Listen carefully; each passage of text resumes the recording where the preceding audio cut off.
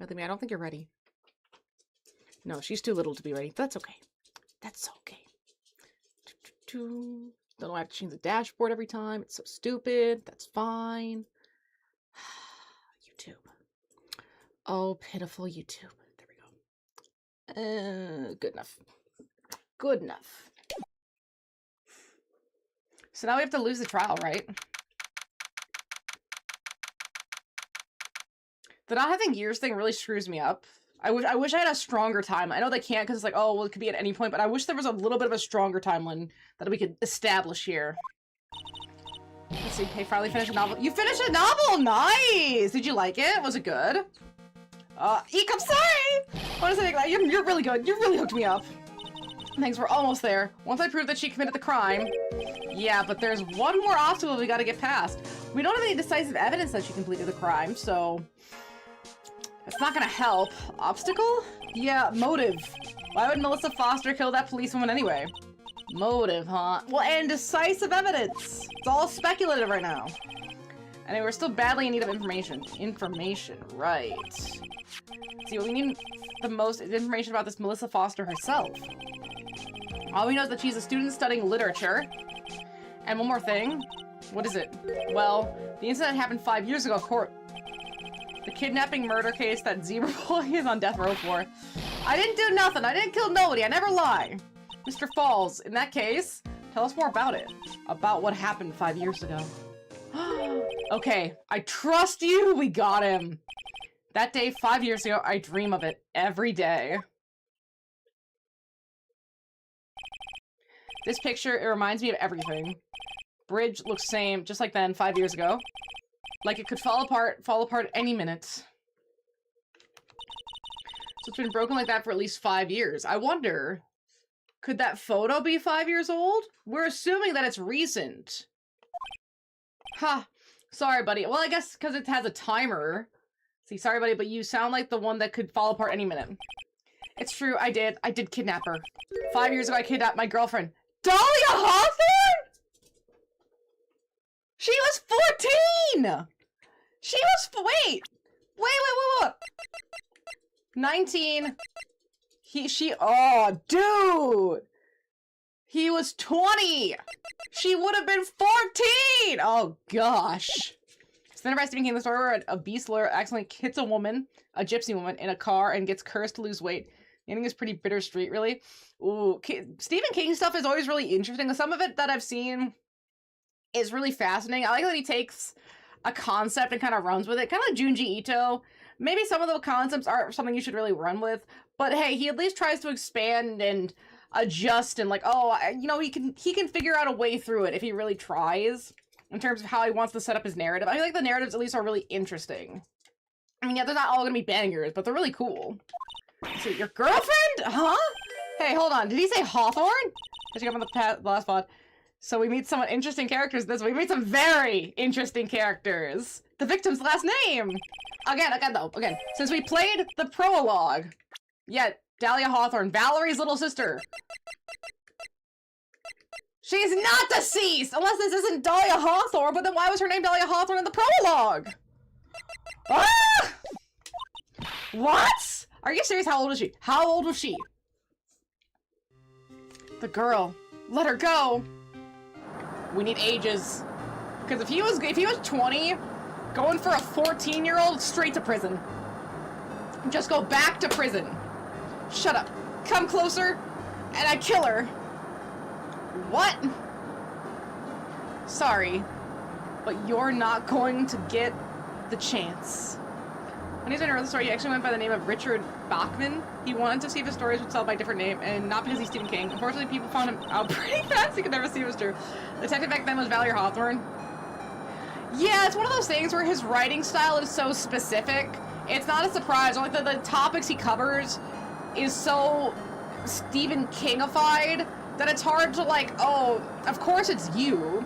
I think Danny Gonzalez, that YouTuber, he does very similar stuff. He'll like go undercover, like, oh, I went undercover on this dating app or this weird music app or whatever. Like, oh, I'll pretend to be someone on Instagram, and people kind of find him out sometimes. Like, hey, is this Danny Gonzalez? Are you him? So it really depends on the person. Like, some people can get away with it, but yeah, Stephen King, he's a little bit too prolific, and his style is a little bit too specific to really go undercover that well. The detective back then was Valerie Hawthorne. First I thought shooting someone for a kidnapping was crossing the line, but if it was to protect her little sister, I could understand why she did it. Wrong. No, protect sister. Valerie betrayed me. Betray us? What do you mean she betrayed you? Everything. All lies. All make-believe. Kidnapping too. Make-believe kidnapping? Dahlia, my girlfriend. My love. My teen angel. 5 years ago. 14 and 20. Maybe there's a reason he should be in prison. Did he actually say my teen angel? He's seen too many soap operas. I do anything she says, anything Dahlia says. Anything Dahlia says? Hold on a minute. What you're saying is that the kidnapping 5 years ago was planned by, yeah, me and Dahlia! And Valerie too! He did see that thinner sold quite well, quite a bit, but once it was known King wrote it, it's sold 5 times more. Yeah, that makes sense. Anyway, I mean, if it's a good story, it's not crazy that it would sell well. But then, yeah, if it's him, it's gonna sell more. I hope he was happy with the results he was able to get, at least. Like, oh, it was selling pretty well. People liked it no matter what, so they just like his style and not him. I was trying to, like, take his little tag and flip it over and see if it said anything. Because that looks really suspicious. 073D? But then if you flip it over, it's like Dello, so that's nothing. Let's see, Valerie is in on it. Dahlia's family's rich. Jewelry business. We get 1 jewel, that's what we thought. Me and Dahlia wrote kidnap note we send to her dad. Why is he talking like a weird Tarzan? Ask for $2 million. Ask for a $2 million diamond. Tell him make exchange on Dusty Bridge. Has he always talked like Tarzan? We tell him Valerie make transfer because she knew detective. Having a police detective in your pocket is a useful thing, alright. In the end, you were planning to split the 2 million 3 ways, huh? Yeah, but that woman! Stop biting your teeth on the ball. You're gonna break more than you have. That woman, Valerie, she'd do it for real. She shoot me for real. Me and Dahlia. Bang. Bye, Dahlia. And stay gone. I was shot in arm, and Dahlia, she jump in rip. She jumped? Again, 14. Jump? You didn't mean she jumped on purpose, do you? I couldn't do it. I could never push her. Anyway, I blacked out. Wake up with police all over. And that's when they decided to give you the death sentence? Seems a little bit strange, doesn't it? I couldn't believe it. That woman, she betrayed me. I guess if she didn't tell this story, she was going down too. She probably got told by the prosecutors what to say. That man, Terry Falls, he killed her. He threw her off the bridge. He threw my beloved sister into the roaring river 40 feet below. Well, beloved is a... It's doing a lot of heavy lifting here, isn't it? These 5 years, all I wonder is why? Why did she lie? That's all I want to know. I've been meaning to read some Stephen King. I've just seen the stuff in the movies, like, most of The Shining, It, and maybe a couple others. I wanted to see that Long Road one. That looked really interesting. But my mind keeps going to something else that I really want to read, which is, Silence of the Lambs. I just want to read more about Hannibal Lecter stuff. Hannibal Lecter's cool. He's a cool dude. Mostly, Anthony Hopkins' Hannibal Lecter is really good. But I just absolutely fell in love with Mads Mikkelsen's Hannibal Lecter. It was so good, man. I loved that Hannibal Lecter. Hardcore Hannibal Lecter. You know, the whole artistry of it. Like, the show's a little bit too blue-filtered in retrospect. I guess it's a drama, so it's what it's supposed to be, but overall, loved Mads Mikkelsen in that. And then, of course, Death Stranding 1, man. Oh, Death Stranding 1. After watching Hannibal and The Walking Dead, Death Stranding 1 was the perfect storm to worm its way into my heart, truly. So that's why you called her. You wanted to hear the truth from Valerie herself? Yes, but I forget what she looked like, so I tell her to wear scarf. I don't want to hurt her. Just ask why. Why? Why did you lie? Why did you betray me? I just want to hear answer from her own mouth. That's all. So that's why. That's why you made a crazy escape like that. Just one thing, zebra boy. My senses are tailing all over. Tell me, Mr. Falls, where is it? The diamond? Huh? Where what? Come on now, kitten. The ransom. The $2 million diamond. Jaina, do you want a $2 million ransom? What can you do with $2 million, Jaina? You couldn't do nothing because you're a puppy. Good girl. Let's see, remember that now? Did you give it back to Pops? Did the police take it? I don't know. Huh? You don't know? No, really, I don't know. It's gone. With Dahlia. With Dahlia. Oh, she's looking at her foot. Oh.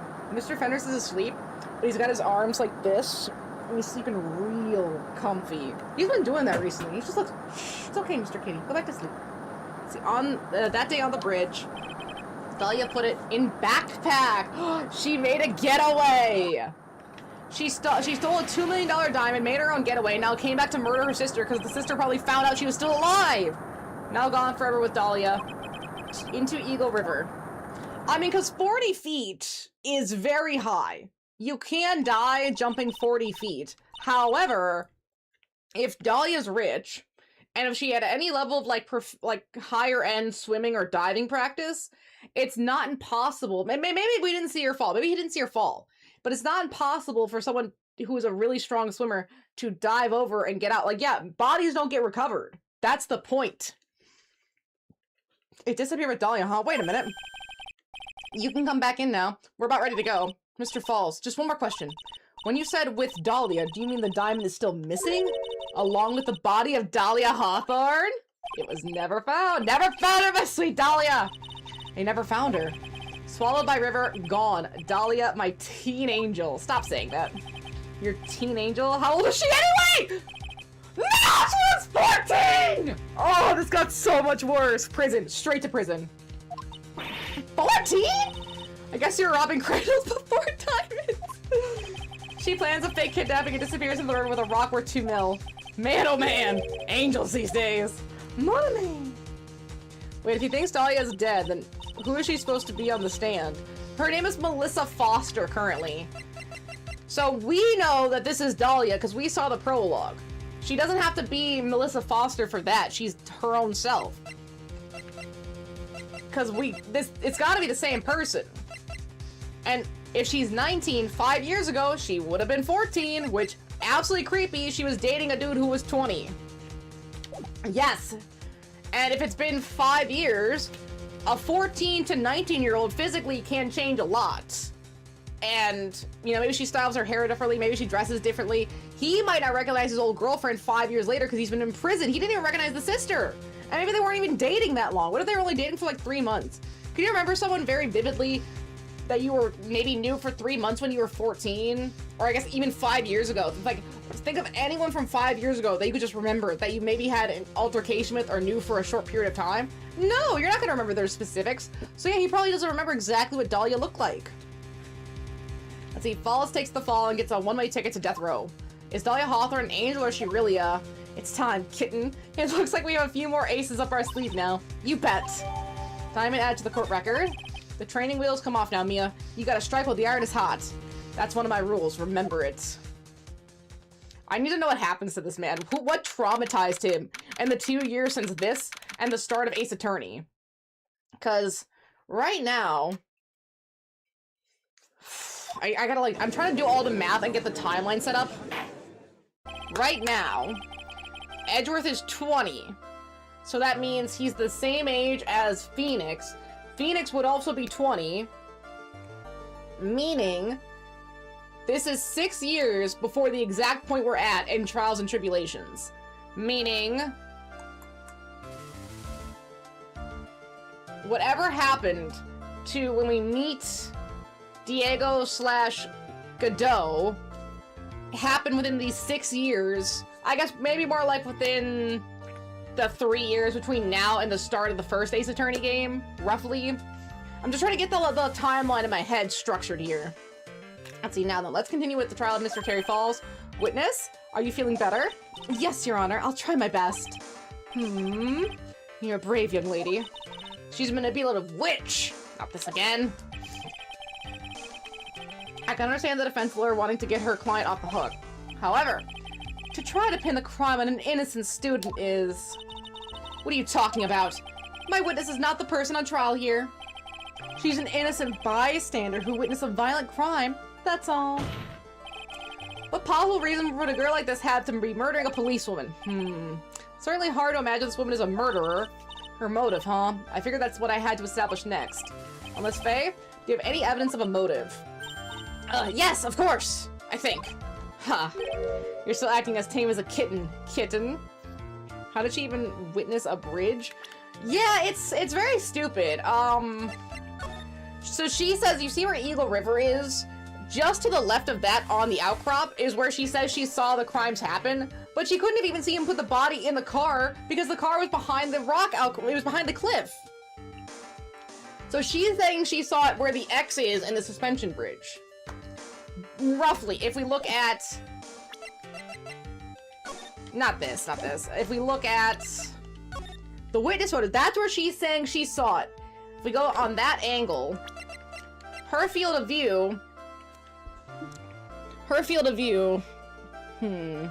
I wish I could have a mouse in the stream overlay. I'm sure there's a way, but I wish I could, like, you know, get a laser pointer and be like, okay, this is where it's hit. Here it is. Here it is.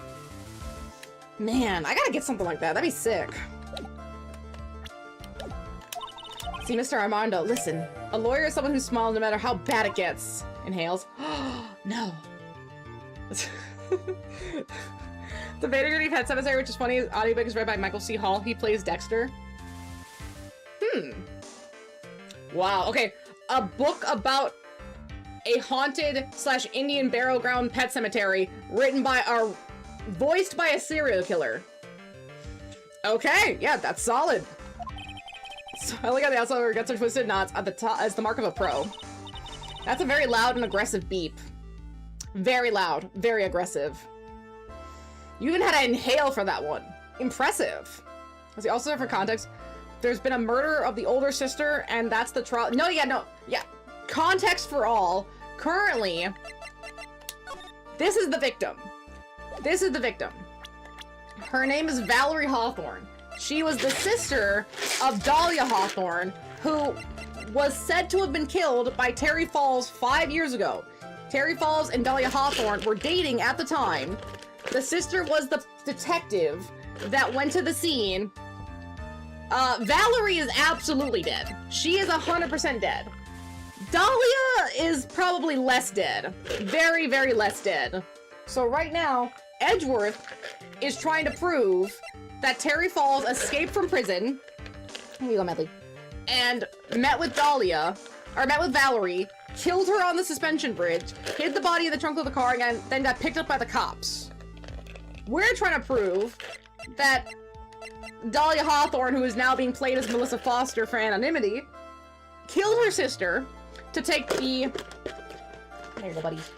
She killed her sister to take the $2 million diamond all for herself, and then stage the crime of her sister here. That's what we're trying to prove as the defense. I struggle to say it above 50K the pets need treats. They do need their treats. They're very small and little. Oh, and an update on the fishies. No one has died yet. So we've only lost 4 of the rummy noses. No one else has died. There is one of the Congos who looks really, really sick. I'm pulling for the little buddy, but we'll see. Everyone is looking better now that the medicine's been circling, and my dad got me an aqua stone, which puts air into the tank, so now they can breathe better. And he was even sending me pictures. He's got a quarantine tank now, because that's what you really should be doing. If you're really gonna be serious about the hobby, you get a quarantine tank, put them in there for 2 weeks roughly, make sure they're all healthy, nothing's gonna die, no one's sick, and then you can put them into your main tank. And then he also got me some panda corridora, so like panda catfish, which are different than the super red pleco. The pleco you only need one of because they're a bit territorial and they're more of like a wall sucker, which is still, they're kind of catfish. However, the corridors are more along the catfish line, and they're just a bottom feeder generally, so they don't stick to the wall, they just kind of swim around, and they're schooling, so you need a couple of them. It is so weird how that desynced. You guys were neck and neck. It was like, I think the streak started on the same day because that's when Twitch implemented it. And you guys were right there. And it's so stupid that it's now desynced. That is true bullshit. True bullshit. Okay, Jaina, wait. Jaina. Oh, you just stay there, Jaina. Let's see, maybe so, but I wish you would quit grinning at me like that. It does! You're owed a lot of restitution. This is ridiculous. If I could give you more points, if I could just like go like, oh, I click on your name, right? Oh, gift points, get gift bits. I can't do that. That sucks that I can't do. I wish I could do that. They won't let me. The fact that I, as the streamer, cannot distribute points as I see fit feels bad. That, again, it's not money, it's just all like imaginary currency, so it doesn't matter if I, you know, flood the market with it or anything. I should be able to do that. Let's see, of course, Mr. Judge is ready anytime you like. I'd like to say something.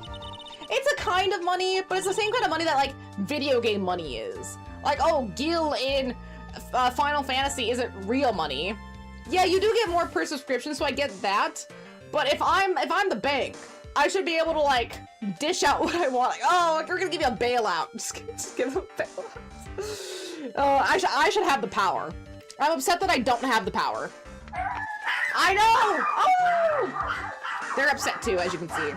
See, some people here are suspicious of me, right? That's why I at least want you, Mr. Judge, to know that it's not true. I see. You're such an honest and upstanding young lady. It looks like this witness is a real professional. What do you mean? Look at the 100-watt smile. Just when things are darkest for a click, she lights right up. There may be a way to use gambling to destroy the economy. Very well then, let's hear what the witness has to say. See, that makes sense, because if everyone's gambling, they have no money, it means they go into debt to pay their gambling debts, and then they get repoed, and then the bank owns all their stuff. See? It's all coming together. I was out of the country until the year before last. Until I entered college, I had never been to Eagle Mountain before, and I certainly don't have any reason for wanting to hurt a police officer. Holding a grudge and killing the officer who testified against you 5 years ago, or kidnapping a poor girl, I just think the defendant is a terrible, horrible monster. Out of the country, eh? That could be proven! Precisely, further, she has no possible motive for committing the murder. Indeed. You're up to bat, kitten. Sharpen those claws and put on your best smile. You bet. Somehow I have to tie her to this case. How could we prove that this is Dahlia Hawthorne? I guess we failed though, right? Because this is the case that Edgeworth wins, because he had never lost a case until Phoenix. So somehow Mia loses. So what country are you living in then? You're all living abroad, but after my parents were killed, it was a brutal civil war. She had to try to make her own way back home alone. I lost everything. I didn't even have any personal identification. Of course you didn't. Of course you did. What kind of sob story is this? What do I do? Should I press her for details? Yeah. Witness, answer my question. I'll even repeat it for you. What country were you in?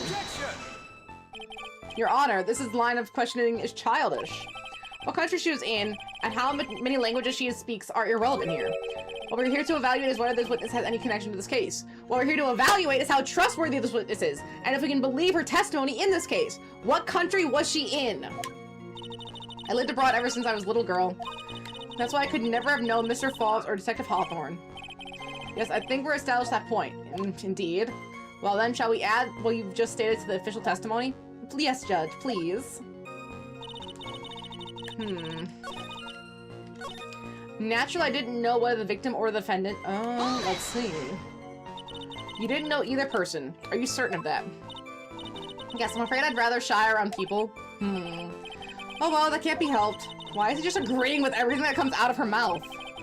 First time you saw either of them was when they were on the bridge, correct? Yes, it really was a coincidence. Till I entered college, I'd never even been to Eagle Mountain before. So when you decided to go to Eagle Mountain anyway? I just love being outdoors, picnics, hiking, you know, that sort of thing. You know, you don't look like much of a hiker to me, but you do sort of look like a digger of sorts. But Eagle Mountain is a 2-hour drive from here, and no trains run through there. There are plenty of mountains that are closer and easier to get to. Well, I went there once with the college hiking club. I fell in love with the stark, desolate beauty and its cold yet romantic gloominess. Didn't know you were such a goth. By the way, what's the name of your college? See, anything about her. What country she was in. What's her college? No, we need to know. We need to know who this is. What if we want to do follow-up? Right, Jaina? Come on. Yeah, Jaina, go do your follow-up. Prosecution objects to any questions that involve witnesses' private life. Can they object to that? I guess they can, but you shouldn't. All that matters is that she is material witness to a crime. See, this is the big Karma Edgeworth, you can tell. Actually, they changed his face or his style, not just his shirt. But, like, I think his hair was is longer. Right? Like, his hair is kind of like to here. I think it's more like to here when he's more of an adult. So, 20-year-old Edgeworth had shorter hair. Thank you. She's really gone too far. Miss Faye, you're treading on thin ice here. Hardly said anything. Talk about sensitive. I certainly didn't have any reason for wanting to hurt a police officer.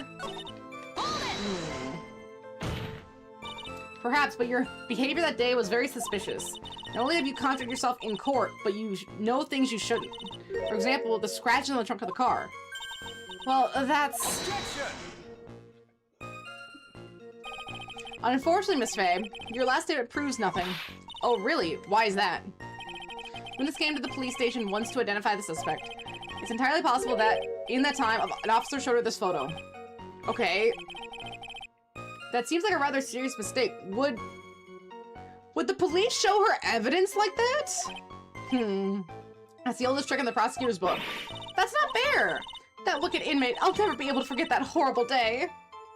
I know, Edgeworth, relax. See, again, this is like pre-mentally evolved Edgeworth. He hasn't gone on his soul-searching journey for like a year when Phoenix gets really depressed that he leaves.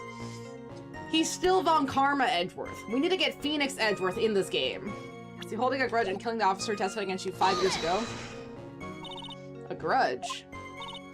Well, the policewoman's testimony was crucial, wasn't it? Crucial in getting the defendant sentenced to death. Yes, and that's precisely why he harbored such a deep anger against her.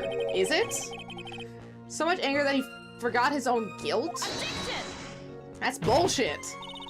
The client has always maintained that he's innocent of those charges. He seems rather forgetful, your client, I mean.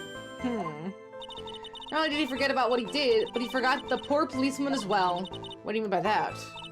Your client? He forgot what the detective looked like, right? It's too bad for her that he didn't forget about her testimony as well. Well, she's right about that. Mr. Falls is kind of forgetful. Press harder. You said he forgot what the detective looked like. What do you mean by that? Well, he couldn't tell who she was without some kind of identification, right? Quite right. That's why the victim was wearing a scarf as identification. Well, if I had been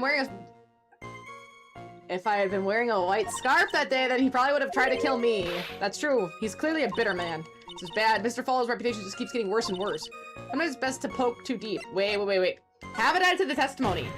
Because she said white scarf. How would she know? Your Honor, the witness said what just now is tremendously important. I'd like to add it to the official testimony. Prosecution has no objection. Of course you don't. After all, the defendant is a killer and a mentally unbalanced one at that. Testimony only helps to further prove the point. No, that's not why No, it's good! Enough, witness, if you would. My pleasure, Mr. Judge. It's because she's a dumb bitch and she slipped! Verify. What do you mean by lucky? Well, it's February now. Everyone is wearing scarves. If I had accidentally worn a white scarf like he said, then you yourself might have been a killer. It would have been a terrible loss for the world. Looks like you pressed too hard this time, kitten. Mr. Armando. Keep looking around, you're going to lose sight of the finish line. Justice is blind, but she's not deaf. Sometimes you have to know when not to talk. Shut up. I think I have a plan. Objection! Yeah, I do. Witness, I want you to look at this photo you took. It's hard to see in the photo, but look at the scarf the victim wore as identification. Ah, you were talking about the scarf here, right? Yes, that's it. The scarf the policewoman is wearing. I've got her now. Just don't mess up. But that's strange. In your testimony, you said the following. I guess I'm lucky I wasn't wearing a white scarf. White? This is the scarf you identified as belonging to the victim. But it clearly doesn't look white to me! Oh! Well, it was foggy that day, and it was raining as well. I'm not surprised. It's not surprising that she mistook it for white. But how would she know it's white? Sorry, but not this time. When it's just confirmed, That this was the victim's scarf. Yes, but what's the significance? It's true that the scarf doesn't look white, but there's only one explanation for this mix-up. The reason why the witness thought the scarf was white is...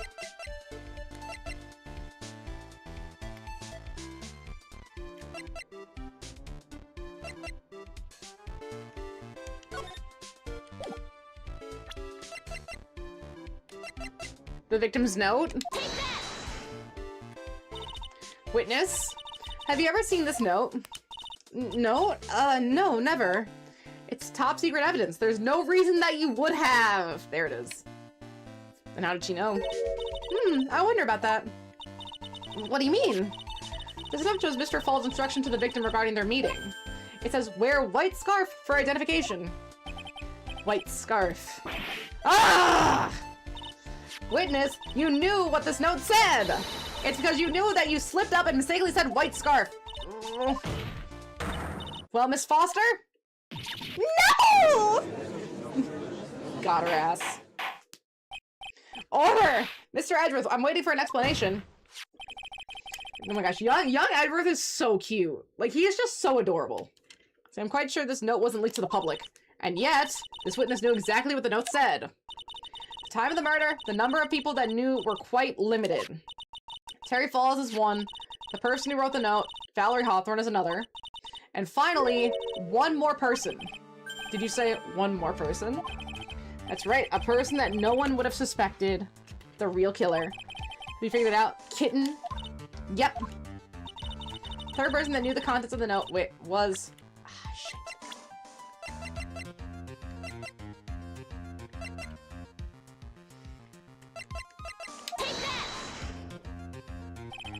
Hang on there, kitten. What is it? Don't be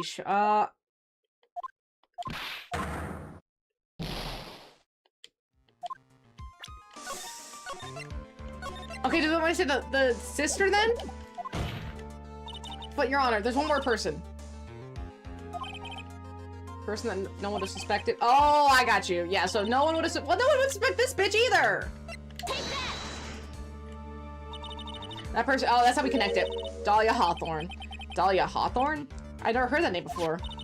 Look at the victim's note. This is what it says. Talk to Dahlia. Oh, there it is. Tell her the time. There is her name right there. What is this? Who is this person? This Dahlia Hawthorne. Miss Faye must be desperate if she's trying to bring the dead back to life. Dead? Dahlia Hawthorne was the victim's deceased younger sister. She was killed in a crime 5 years ago. Killed in a crime? You don't mean... Yes, she was kidnapped and killed by Terry Falls.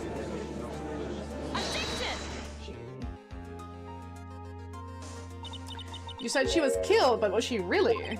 What are you implying?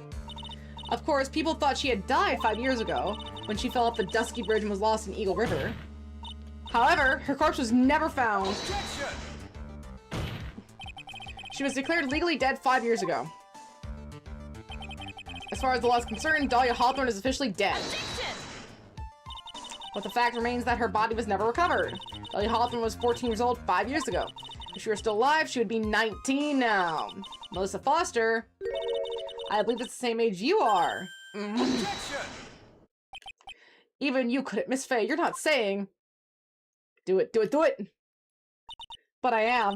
That's precisely what I'm saying.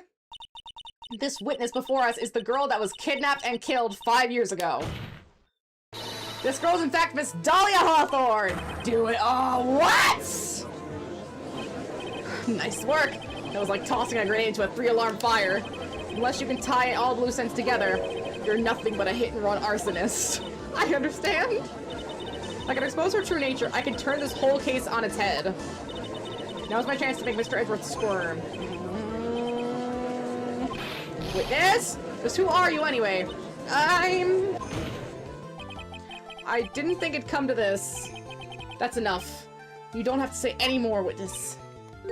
Yes, I understand. What? Mr. Edgeworth, explain yourself. Your Honor, I have an admission to make. I honestly never thought the defense would pursue the matter this far. You don't mean... Yes, the prosecutor's office isn't filled with fools, you know. Naturally, we conducted full background checks on all of our witnesses. What did he say? It looks like the kid knew. He knew her true identity from the get-go! No, but then why? If you hadn't revealed her secret, he wasn't going to say anything about it. All he wanted was her testimony, so he made a little trade. Then we need to introduce you to the victim's younger sister, Miss Dahlia Hawthorne. But I thought she died 5 years ago. We thought so as well. But, well, as you can see...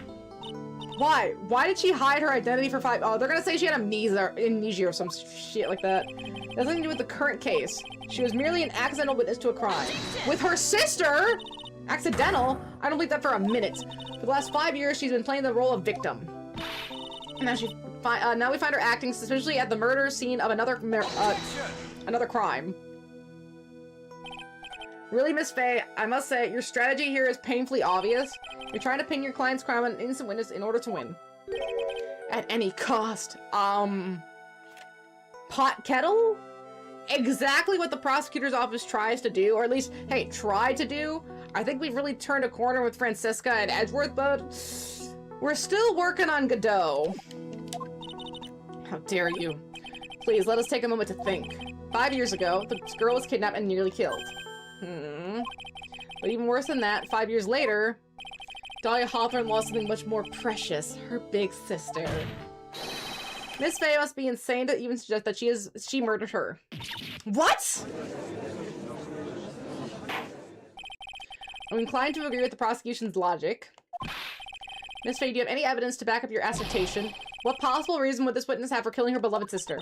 Well, you see, thought I was winning, but somehow he's turned it around on me. Huh. I think you need a little push in the right direction, kitten. The defense is prepared to present evidence supporting our claim.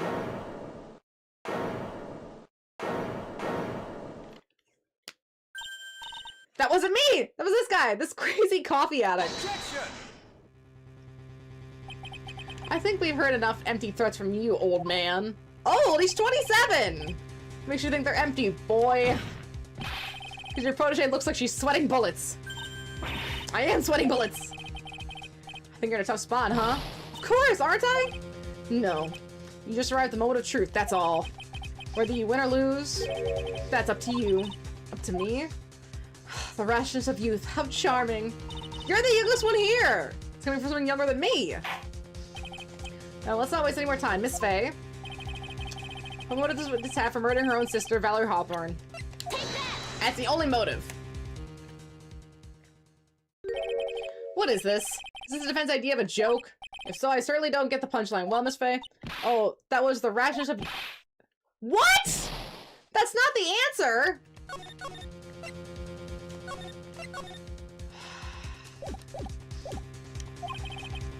Stayed hidden for 5 years. There must be a good reason for that. And somehow it was involved Valerie Hawthorne. Okay. Right?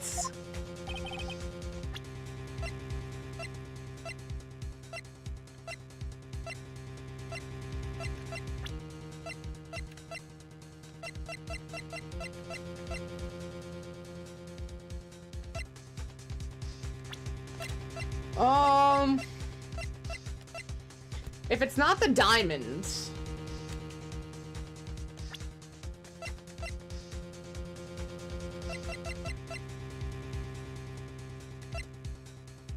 Was it to keep Terry in prison?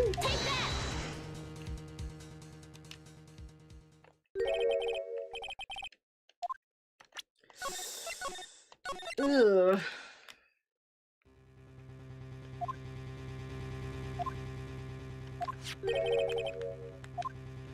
Okay, how could this involve Valerie Hawthorne? Now then, let's not waste any more time, Miss Faye. What motive would this witness have for murdering her own sister, Valerie Hawthorne?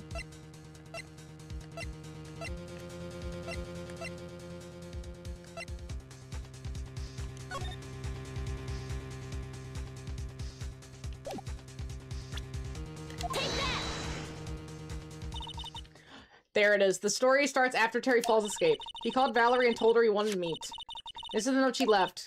It says, talk to Dahlia, tell her this time the whole truth must come out. I was on the right track, but it's the victim's note. Valerie Hawthorne gave Dahlia a warning.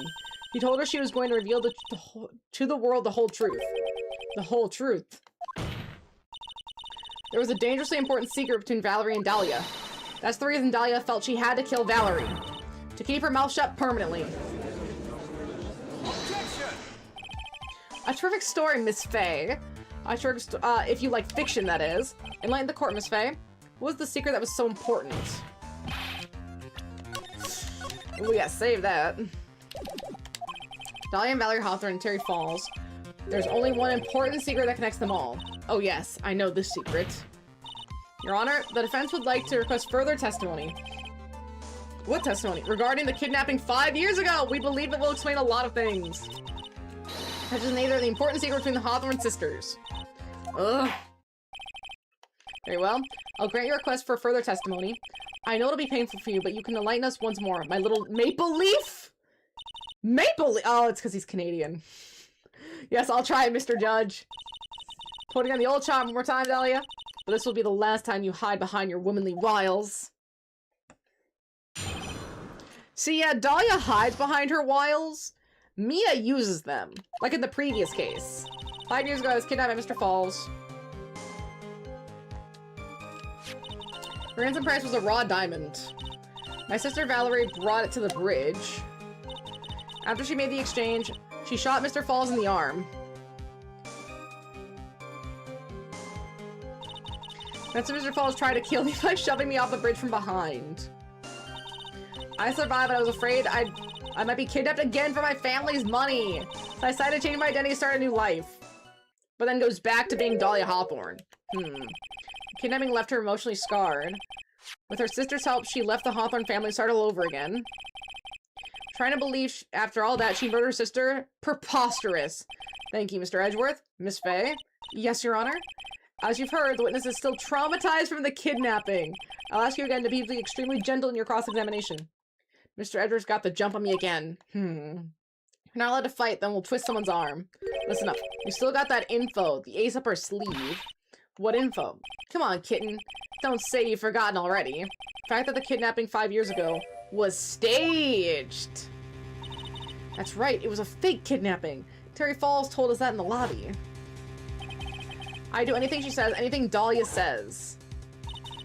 What you're saying is that the kidnapping 5 years ago was planned by, yeah, me and Dahlia. And Valerie, too. I'm gonna get her ass. I'm gonna get her ass so good. And the fake kidnapping is your best shot, Mia. That's her secret.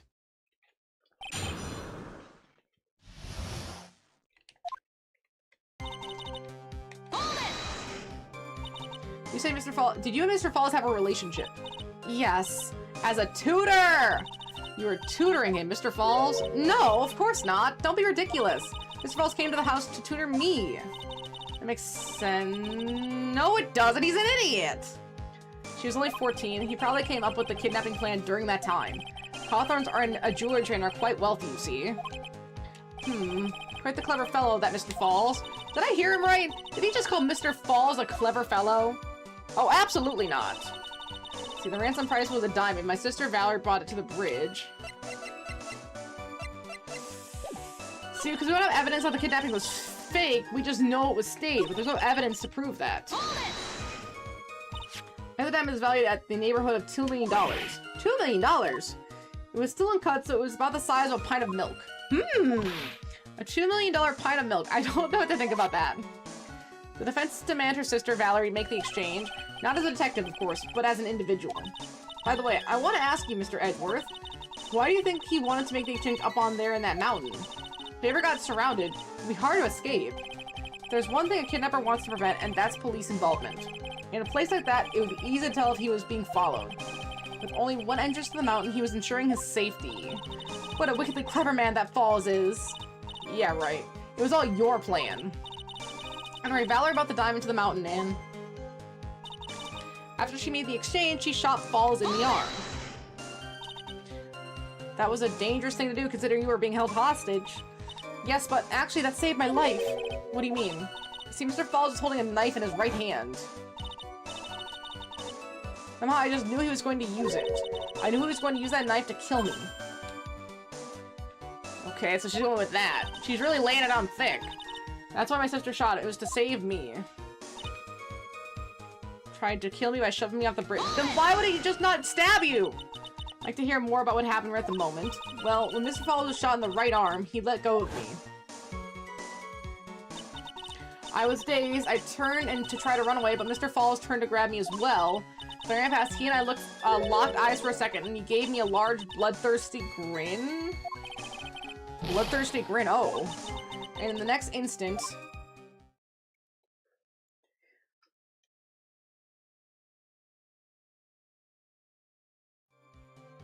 That doesn't sound right structurally.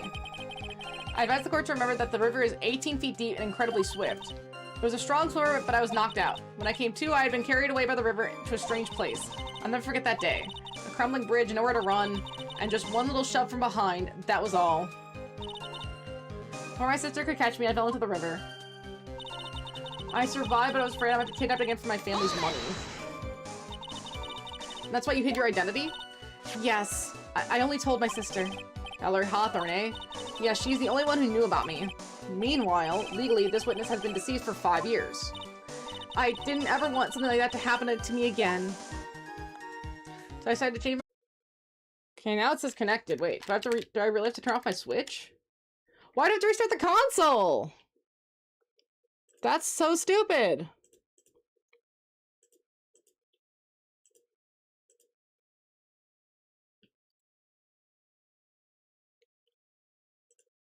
Huh.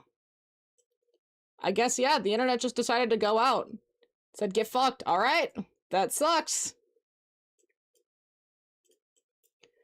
And now I have to fix... It says, please press the power button to restart the console. Why do I have to restart the console? Yeah, internet and the game crashed. I don't know why. That's some horrible luck. That is some absolutely horrible luck. God, I'm telling you, this has just been a bad week. I don't know why I'm so unlucky this week. It's been brutal. Are you good? Are you good? Guess we'll have to see. I really wish Nintendo would just drop an actual console again. Like, the portable is fine. Portable is great, but man, at some point, I don't want portable. Yeah, she did. Somehow she hacked into the servers, got 100k redeem, and dropped my whole stream because I was talking shit about her. Good thing I've been saving real well. Where's my evidence?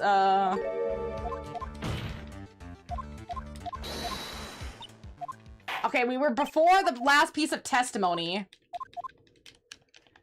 So we're just gonna skip through until I can save again. I think it was like... I think I had pressed all of her pieces of testimony. So it's a little bit far back, but not crazy. Hey, at least it came back really quick. Yeah, but the whole thing just crashed. I got an email. It was an email about how... I think it's the router. For some reason, they're not going to be offering support for my router anymore very soon, and it's going to open me up to, like, security problems and slowdowns. I now have to buy a new router. And you know, oh, they're so gracious. They gave me a 20% coupon. Fucking assholes.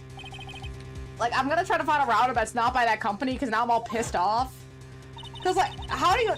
You're basically saying, yeah, we're just not going to support our products, so you'll have to buy a new one. That's not even planned obsolescence, that's forced obsolescence. It still works fine.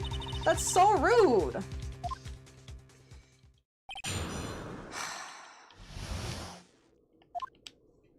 I wonder if it disconnected because this is a digital download, but that wouldn't make any sense. Okay, let's see. We gotta press all this.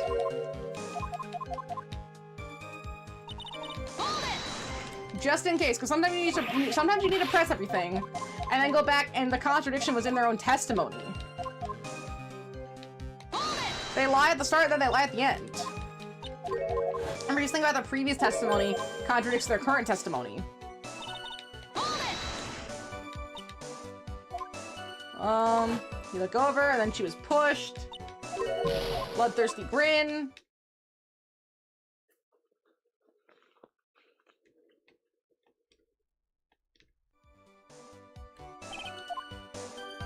Wait, we're saying this is the past. We're about 6 years in the past right now, I think.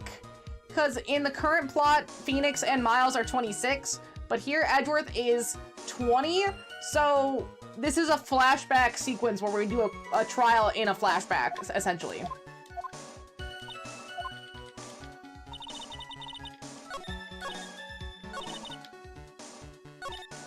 I don't know if Phoenix could fit in a hospital bed. His spiky hair might prevent that. I always thought about that when playing Mass Effect. Like, how do the Turians lay down? Do they only lay on their sides? They all have these cowls that go, like, really far out. So, they can't lay on their backs. It either have to be front sleeping or side sleeping. So, do they culturally sleep on their sides? Are their beds specifically for side sleeping? Right, it makes you game your intro, you want to know! I wish they'd expanded the lore a bit more like that. Wouldn't that be so interesting? Oh, Turian-specific beds. Oh, a Turian bed. It actually is a, we actually sleep right on the edge so our cowls can, like, hang over or something, right? You know, something like that. It's got, like, a dip in it or, I don't know, anything? See, once the truth about this stage kidnapping comes out, everything in the court will know how much of a Jezebel she really is. We have to prove that kidnapping was a hoax. Now we're gonna save.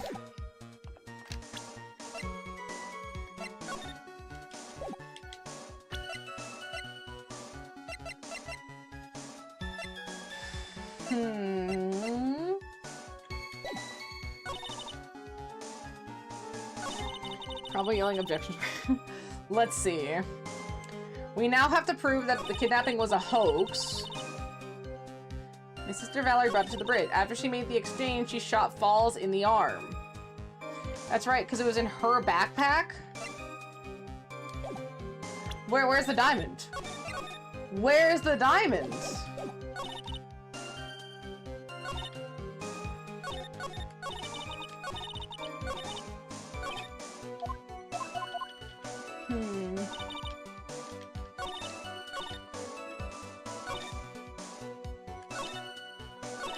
That's when Mr. Falls tried to kill me by shoving me off the bridge.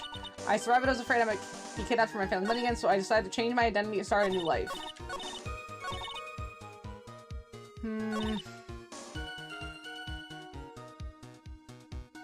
After she made the exchange, she shot Falls in the arm. Isn't that weird? Why would she do that? If he had the diamond, why would he care about killing her anymore?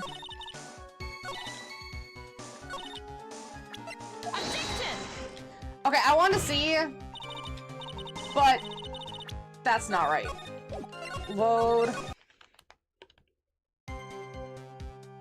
After she made the exchange, she shot Falls in the arm.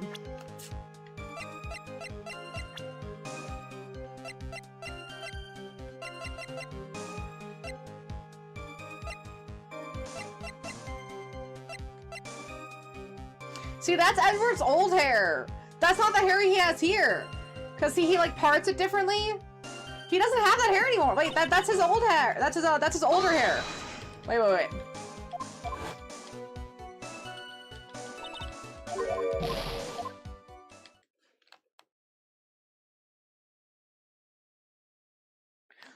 I want to read this again. Oh, but yeah, see, now here he parts it in the middle. See, it's different. And his face is a little bit different too. I think they try to like youngify it a little bit. It's a little bit softer. His expression isn't so... It's the eyes. His eyes look like they shine more here. Here they look so dead. Wait.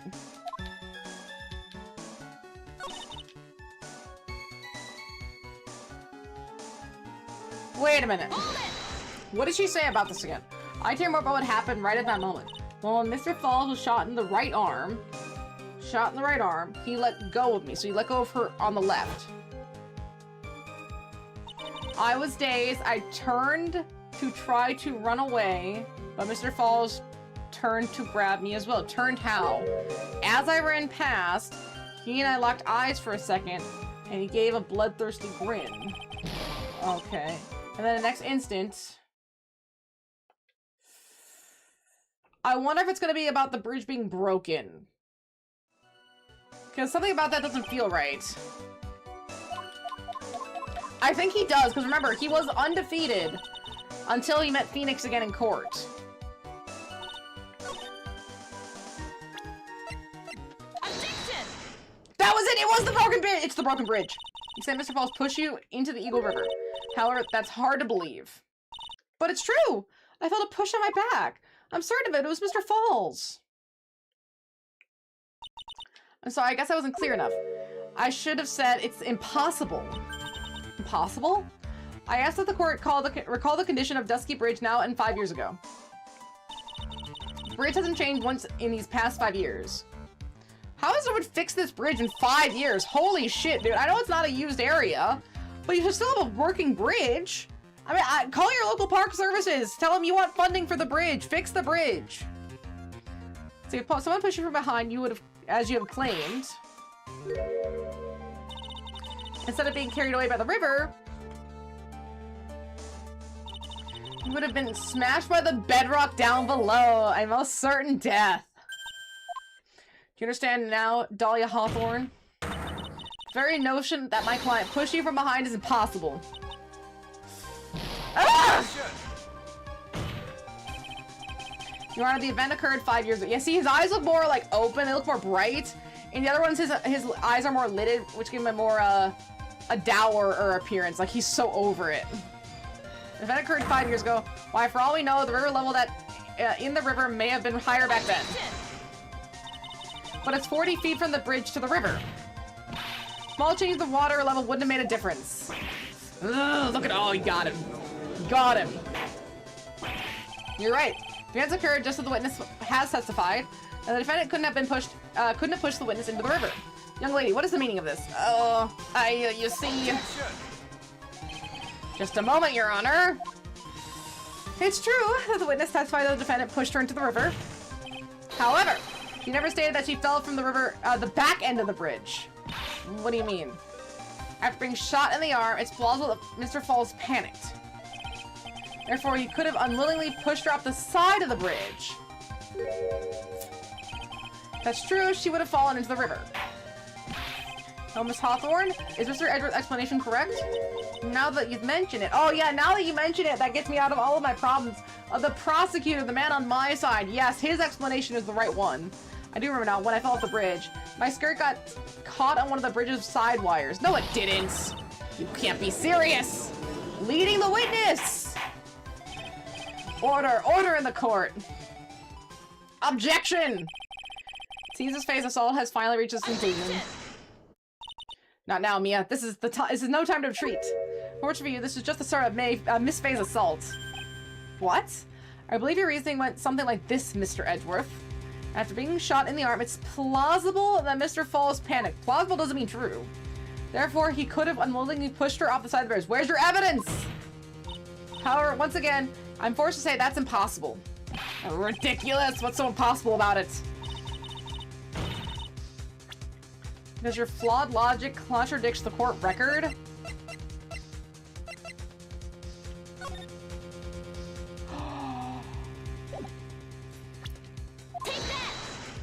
Look at the bridge! Look at the bridge!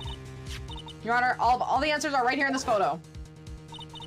Take a look at the wires supporting both sides of the bridge. They extend up to about 5 feet off the ground. It would be impossible to push someone from that far up there. No! See, but we have evidence. That's why we're gonna win. Oh, I wish. But let's remember the size and strength of the defendant. Wires like this would be no problem for him. Could have easily picked up a 14-year-old girl and thrown her over, but he was shot in the arm. So young and already so forgetful, Mr. Edgeworth. Mr. Falls has been shot in the right arm! And more importantly, Valerie Hawthorne had her gun trained on him at point-blank range. So, Mr. Falls throwing the witness off the bridge? That is clearly impossible. It does make it. You could push someone with like one arm. If they're already off balance and you're strong, one arm push is different from a two-arm throw. Let's see, Orda, what is the meaning of this? Dahlia Hawthorne, you jumped into the Eagle River intentionally. What? What is this? Objection! Indeed, what do you mean by such a ridiculous remark? Yeah, it's ridiculous. My sister was there, she helped me. Who was not maintaining this bridge? She had her gun and handcuffs so she could have saved me. Jumping into the raging river like that, it would have been suicide. Perhaps, but still, that's exactly what you did. You're probably confident that you can handle the swift current. But even more so, the witness had a much more compelling reason for jumping into the river. Oh, then what is it? What is so important that she'd want to jump in the river? We got him. We got him. The witness is still alive. The fact alone explains everything. This is why she risked her life by jumping into the river. Gosh.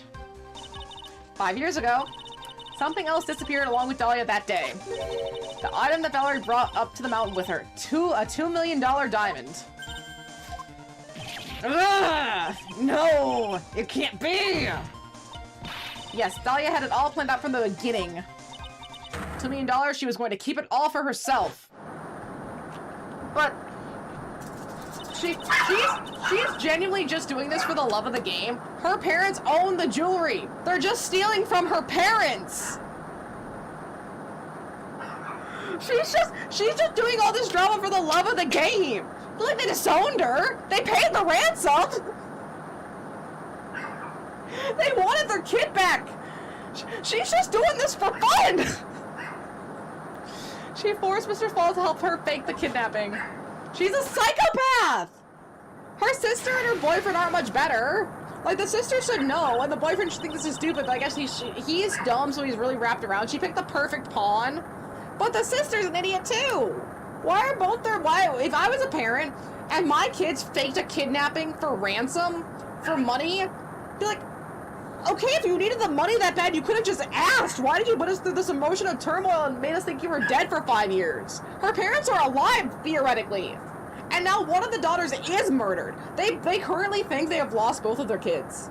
If they didn't tell the parents, like she said they only told the sister, these parents think both of their children have been lost to murder. Fuck their parents' emotional state, I guess. Hopefully they have more kids that aren't this shit. Hopefully, with the ransom tucked safely away in her backpack. Oh, why that's simply ridiculous. She's an idiot. Order! Your Honor, 5 years ago, the witness is only 14 years old. You really think a 14-year-old is capable of such a demonic plan? Yes. This woman is a demon. And there was one more person who helped make a demon out of her. Her sister, Valerie Hawthorne. Ooh, yeah, both the kids were shit. You mean the victim was involved in the kidnapping plot as well? But she was a detective then. We're saying she participated in her sister's kid. They were both in it for the love of the game. They just wanted to rob their parents. They just wanted to rob their parents in the most complicated way possible. I'm sure it was weighed heavily on our conscience for the past 5 years. Were they already written out of the will or something? What would happen? What would cause kids to rob their parents in a murder kidnapping ploy? Putting someone else behind bars to steal from their parents? Could they not have just taken some silver and shoved it in their pockets on the way out? I don't know. Seems like so much more work. This is the sole reason behind the victim's murder. What do you mean by that? On the day of the murder, after receiving the phone call from Mr. Falls, Valerie called her sister Dahlia, and then she told her what she was planning to do. Yeah, right, if everything's good between them and their parents, they're just gonna get it anyway. They just have to wait a while. Or, she's so good at manipulating people, how could she not manipulate her parents into giving her some cash? She could get 2 million. If they just have a diamond for 2 million because they're jewelers, she could get 2 million. They would be very wealthy. I wouldn't be surprised if we're talking like Emerald Mine level of wealthy, right? Like this disgusting. And they're stealing from their parents. She was going to tell the whole truth, as she wrote in her notes. That is what sealed Valerie Hawthorne's fate. That is when you hatched your demonic plan to kill 2 birds with 1 stone. A plan that would ensure neither of your accomplices to the kidnapping would talk. And you know, Terry Falls is on death row. They were totally okay with killing a man in prison through the penal system to get this money. And that is why you killed your sister, Valerie Hawthorne.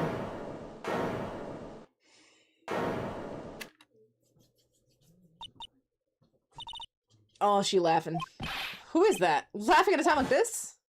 Didn't we already put her away? Forgive me, it's just hilarious. Because she doesn't go.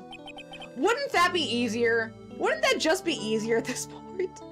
Like, they did so much extra work. Just kill the parents. Witness, is that you? You amuse me, woman. Miss Mia Fey. You can certainly weave an exciting tale. Naturally. You have the evidence to back it up, don't you? Oh, did we not have conclusive evidence? Is this how we lose? Evidence? Evidence that I planned the kidnapping, of course. That I, at 14, plotted with Mr. Falls and my sister. Well, one more thing. What happened to the $2 million diamond? That's what we have to figure out! That's how Mia loses! We have to figure it out as Phoenix! Well, Miss Faye, I don't know. What a joke. You, Miss Faye? Are you stupid or something? Launch an investigation! Why can't the judge say, okay, we're pausing the trial. Dahlia, these are very serious accusations. I think it's enough to enough suspicion to detain you and hold you on suspicion of this crime. We are going to go out and find the evidence. We are going to, yeah, that's Maya's sister, yes. The one that dies in, like, the second episode of the first game. But, just have, Judge, you could just say, okay, we're doing a special injunction or something. We're doing a special case. Dahlia, you are going to jail. Miss Faye, find me the evidence. Search around, figure out what this is. Dig it up. Yeah, you definitely recognize her. How can I prove a fake kidnapping that happened 5 years ago? She pops in Pearl and Maya's bodies frequently. And I will say, it's a lot worse when it's Pearl. I don't believe we have decisive proof for Valerie Hawthorne's murder. Because in Maya's body, the outfit at least is comparable to what a 24-year-old spirit could have been wearing. In Pearl's body, the sizing is a lot smaller. A lot smaller. Shows a lot more of the assets we're working with here. To be honest, the witness behavior does raise certain suspicions. However, I'm forced to reject the assertion made by the defense. What? Hold her in prison! Go get evidence! Of course you are. This is it. Is it really over? The girl's made a fool of me and there's nothing I can do about it. That evidence the trial is over? Who decided that? Mr. Armando! Come on now, kitten. Haven't you figured out that you can make your own rules? For example, even if there's no evidence, there's still testimony. Testimony? On the day in question, Dahlia Hawthorne murdered her sister, Valerie Hawthorne. She hid her body in the trunk of Mr. Fall's stolen car and then went to meet with him. Disguised as her sister, Valerie Hawthorne. That's what you think, right? Yes, that's right. In that case, there's only one answer, right? There's only one person left who can testify about Valerie Hawthorne's murder. The defendant! Since there's no proof, there's only one thing left to do. Who is the one person who can testify to that demon woman's crimes? Take that! Your Honor, the defense wishes to call a new witness. A new witness. Yes, we would like to hear the testimony of Terry Falls. The defendant. There's only one person that can shed any further light on the situation. Only one person that knows what Dahlia's role in the kidnapping was. Only one person that can say whether the person in the photo is Dahlia Hawthorne, or whether it's the fact that her younger sister Dahlia disguises herself. There's only one person who can solve this riddle once and for all. And that person is Terry Falls. Yeah, that's a lot of the second game because Maya's off at training and she's really going through it. We've had Maya back now, but the second game has a lot of Pearl channeling assets. Why not? Prosecution has no objection. Very well. Bailiff, bring the witness to the defendant's stand. Let's do it, let's do it. This is my last chance, Mr. Falls. My last chance to establish Dahlia's guilt. You're all I have left. It's not gonna work. I feel like we're gonna lose. Defendant, you've heard everything that's been said up to this point, yes? I don't believe it, no way. Dahlia died 5 years ago. Valerie betrayed me. Mr. Falls, I don't like watching him try to chew on that iron ball. Seeing that makes it look like his teeth are about to crack. I hate it so much. I wish he, like, swung it around instead or some shit. So I don't know what she said to you 5 years ago, but one thing is clear. Dahlia is very much alive, and you were used for $2 million. That's not true. Mr. Falls, there's only one question I want to ask you. 2 days ago on Dusky Bridge, who did you meet? Was it Valia Hawthorne or was it Delilah Hawthorne? Delilah? Did you betray me? 5 years ago, she promised never ever betray each other. Terry, Dahlia, it's true. It's true, you are alive!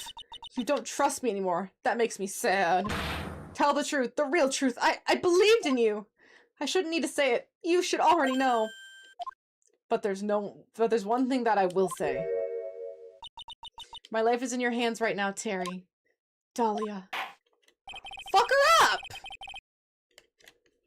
She has to lose because we know Edgeworth is undefeated before meeting Phoenix. Exactly! We're definitely, because Phoenix has to come in and sweep up and clean up this case. See, I will allow Mr. Falls to testify once and once only. Well then, Mr. Falls, yours will be the final testimony in this trial. Medley! Witness? Ah! Yeah, sorry, I apologize. Water, please, water! I can't talk. Need water. Oh well, I guess I'll have to be my coffee instead.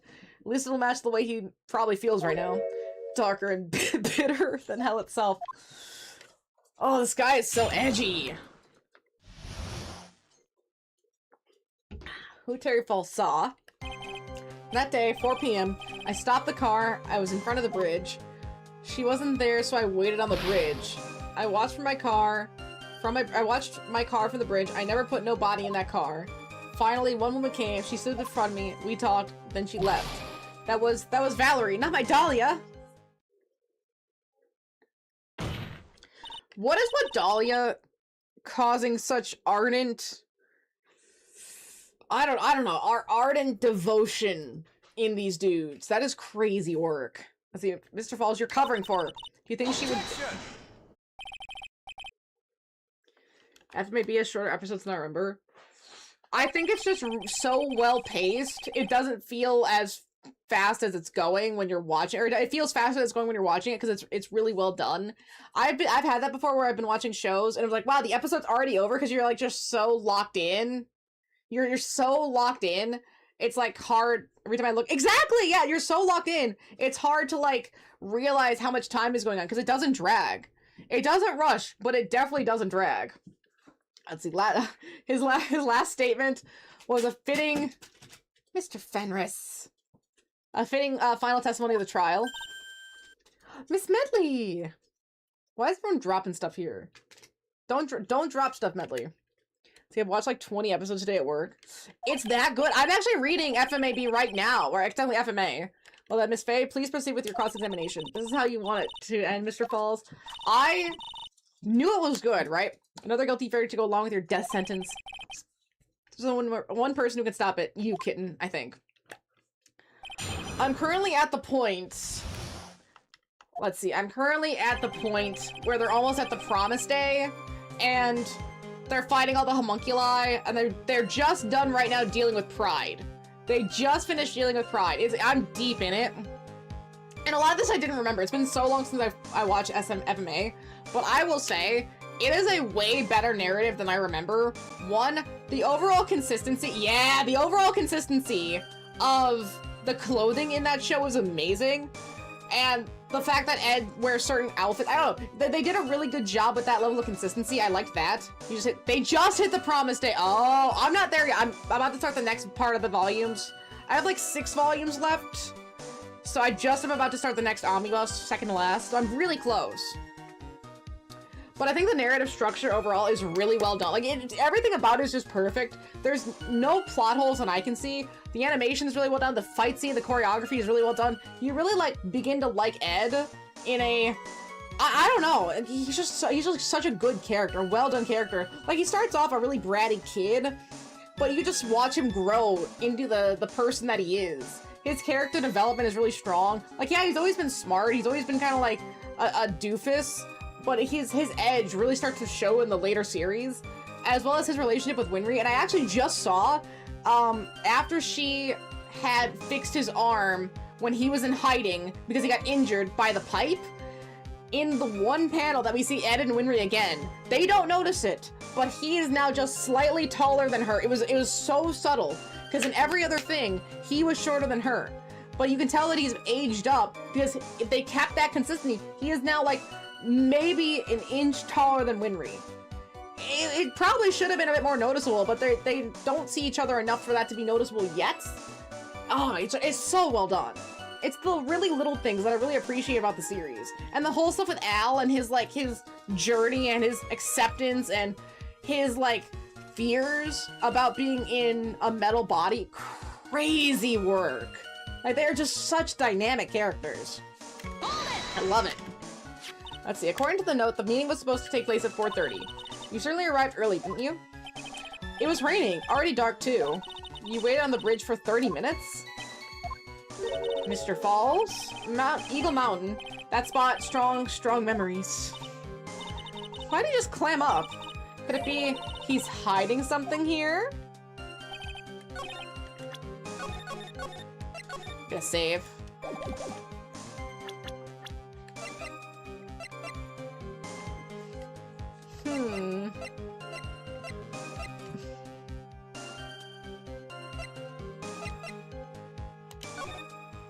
There's no timestamp on this photo.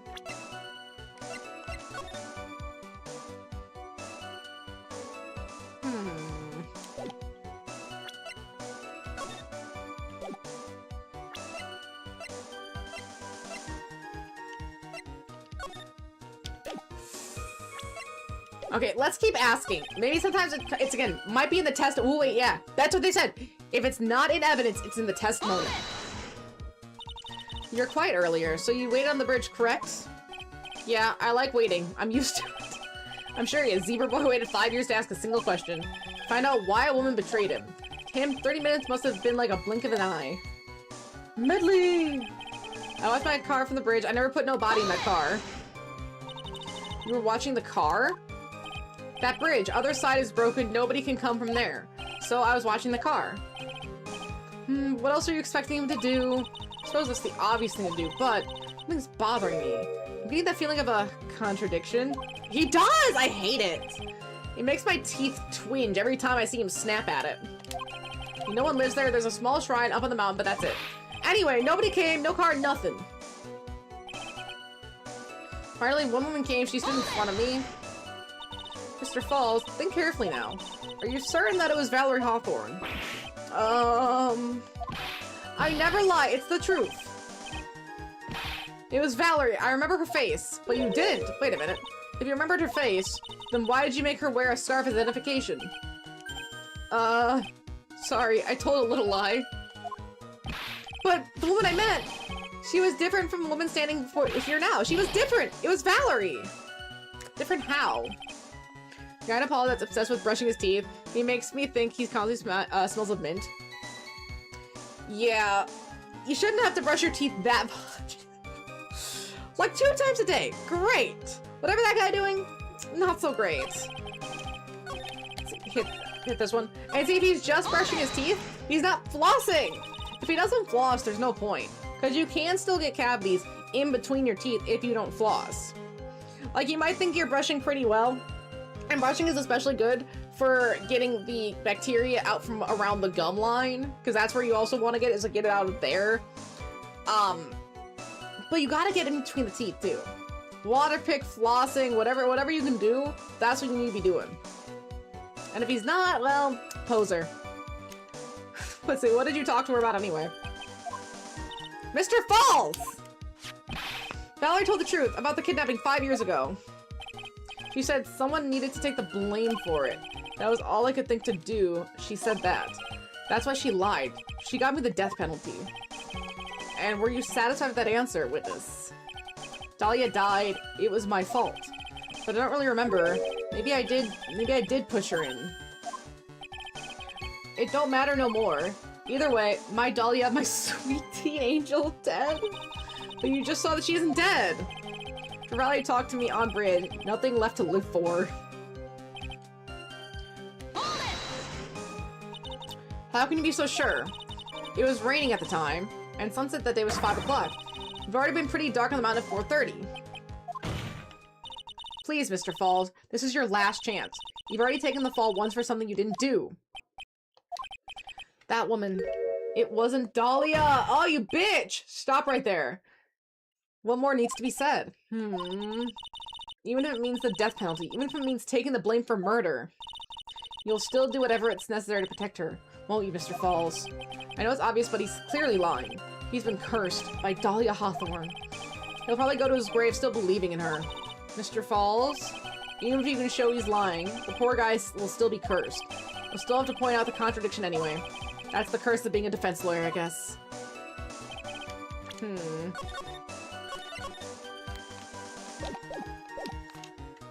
So I stopped the car. I was in front of the bridge. She wasn't there, so I waited on the bridge. I watched my car from the bridge. I never put no body in the car. Finally, the woman came. She stood in front of me. We talked, then she left.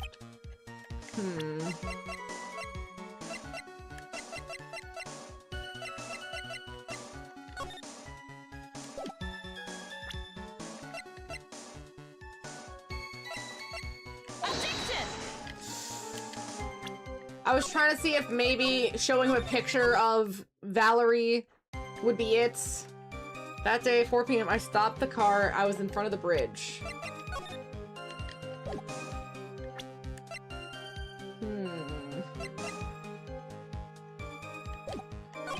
She wasn't there, so I waited on the bridge.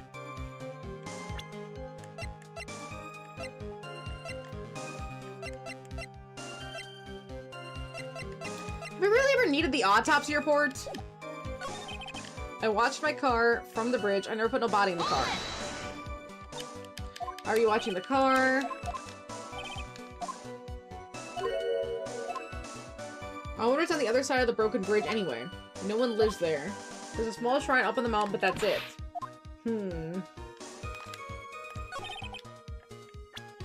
I never put no body in that car.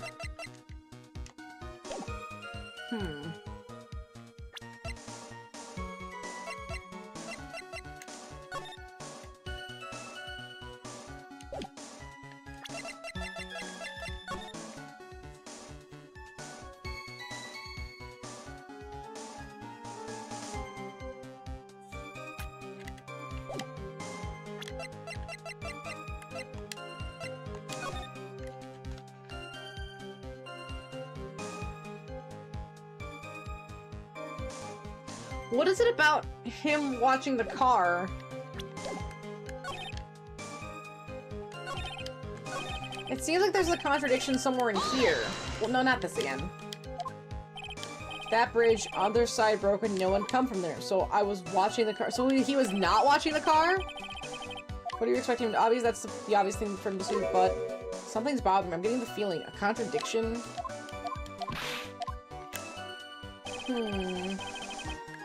Okay, so something about I watched my car from the bridge. I never put no body in there. She wasn't there, so I would stop the car. I was in front of it. Wait. According to the notes. Wait, Mr. Falls. Wait.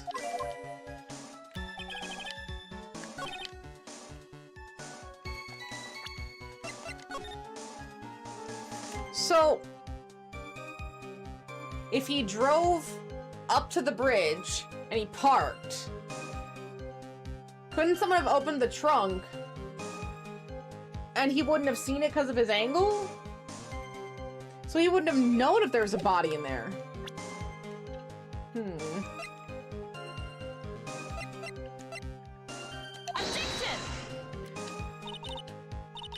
No, okay, I thought that maybe that was it.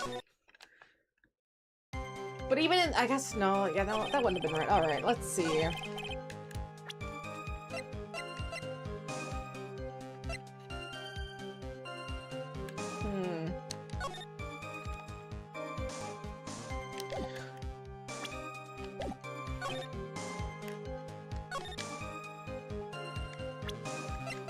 Is it the witness photo? Because it looks like she's on the bridge.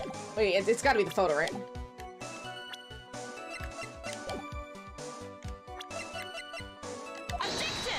That's it, I got it.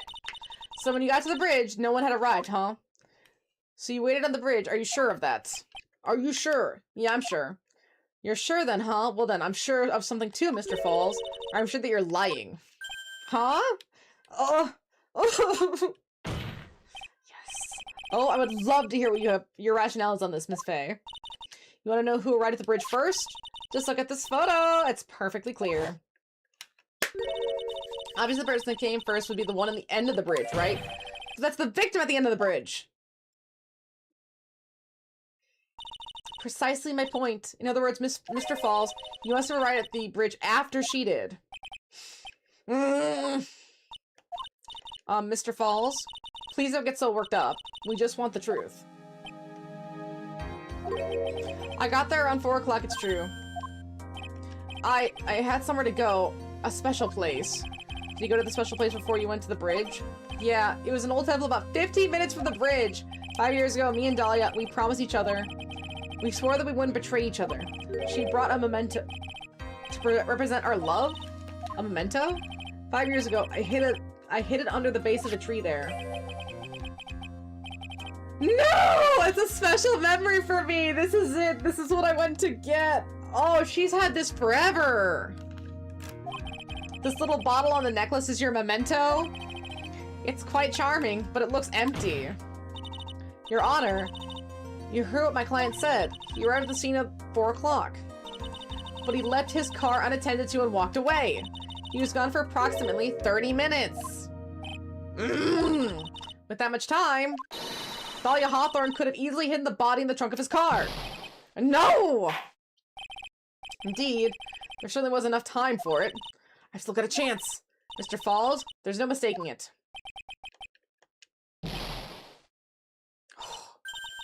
Mr. Falls? Oh.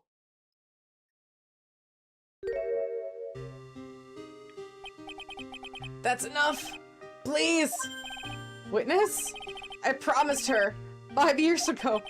If it ever happens that we can't trust each other no more, then we're supposed to drink bottle. No! Stop the trial! Your Honor, we need a recess! It was stupid. I couldn't keep promise.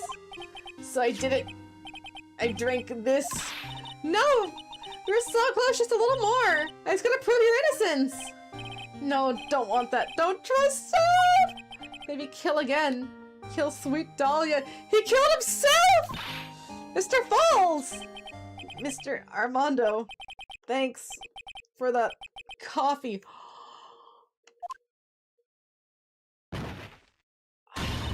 Mr. Falls!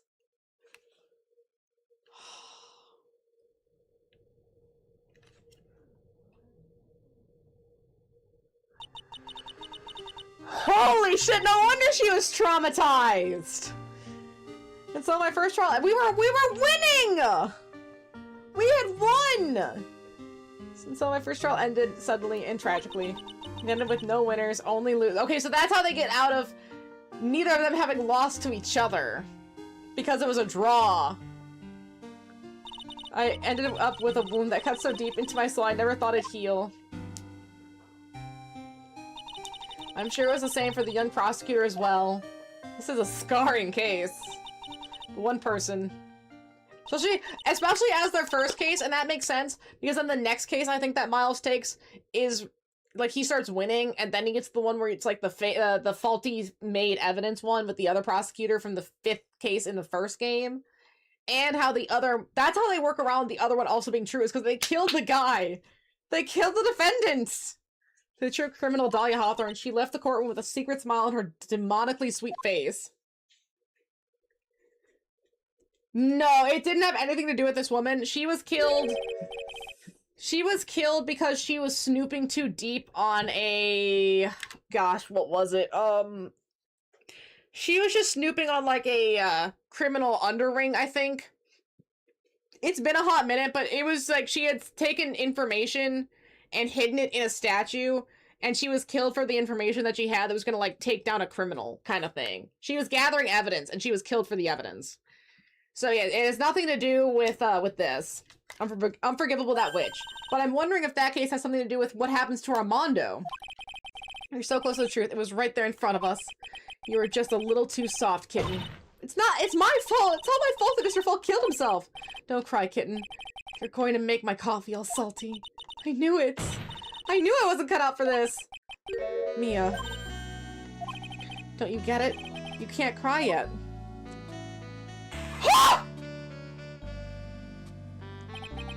Damn! The only time a lawyer can cry is when it's all over. Holy shit, dude!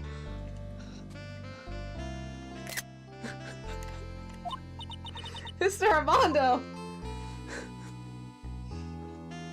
Wait, that's so hardcore. No matter how tough the case, no matter how bitter the memories, they always fade over time. Then you file them away and eventually forget. Holy shit.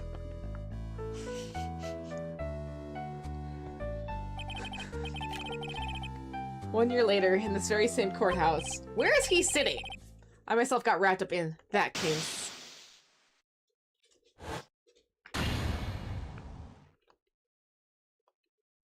But Dahlia's in prison now, right?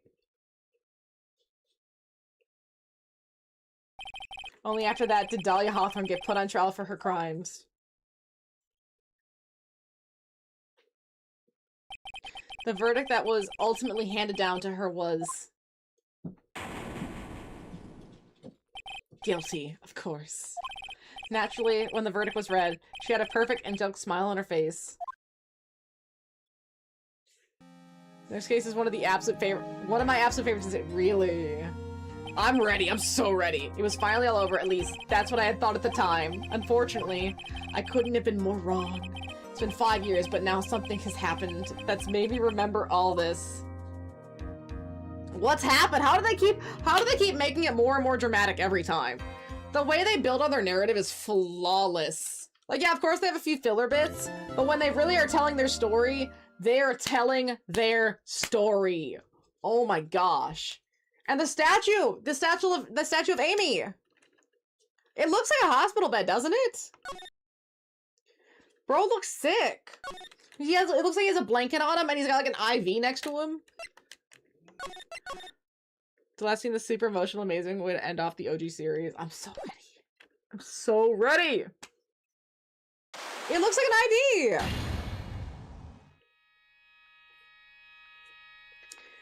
Shichi Shito, the Treasure Kirin village heirloom, whose name means 7-branch sword.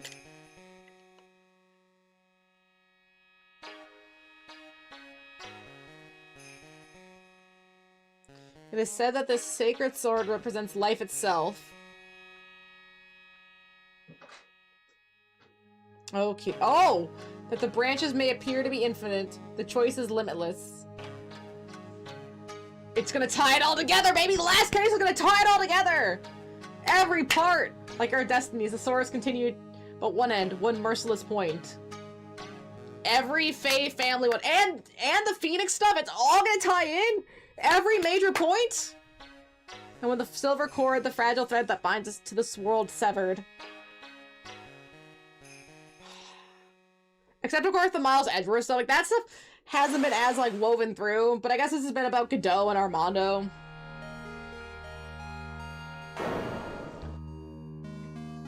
The illusion is revealed and the implacability of fate is finally laid bare.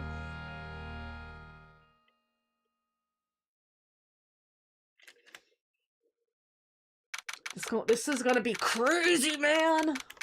How- isn't she in prison? Isn't she guilty? How is she out? Hey, Nick. Yeah, what is it? You know I've got a spiritual powers, unlike you?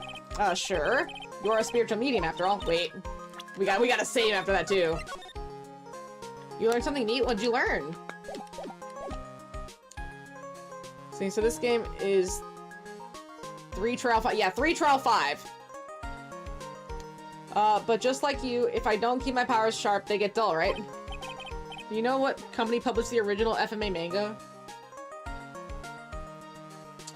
I want to say it's Viz, but I don't know off the top of my head.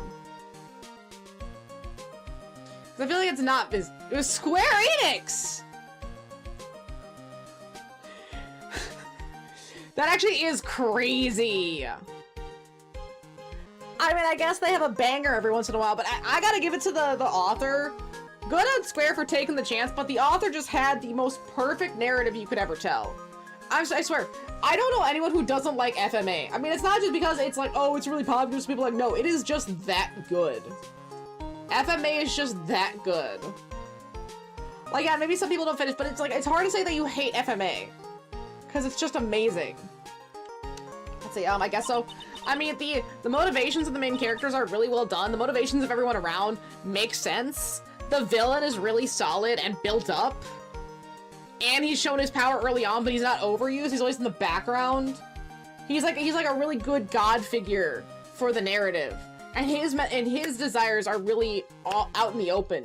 You kind of know what he wants. You understand it in a degree, but then this whole plan gets revealed. Like, it's so well done. So yeah, glad you agree. Okay, Pearly, you're up. Pearls. So that's why we need to go on a special spiritual hotspot tour, Mr. Nick. Spiritual hotspot tour? Huh? I'm lost. What's this magazine you're shoving in my face? It's a New Year's issue of Occult Winter Spiritual Location Special. The game is amazing, one of my favorites. 2 out of some cases, and one is supposed to establish more about the characters. Yeah.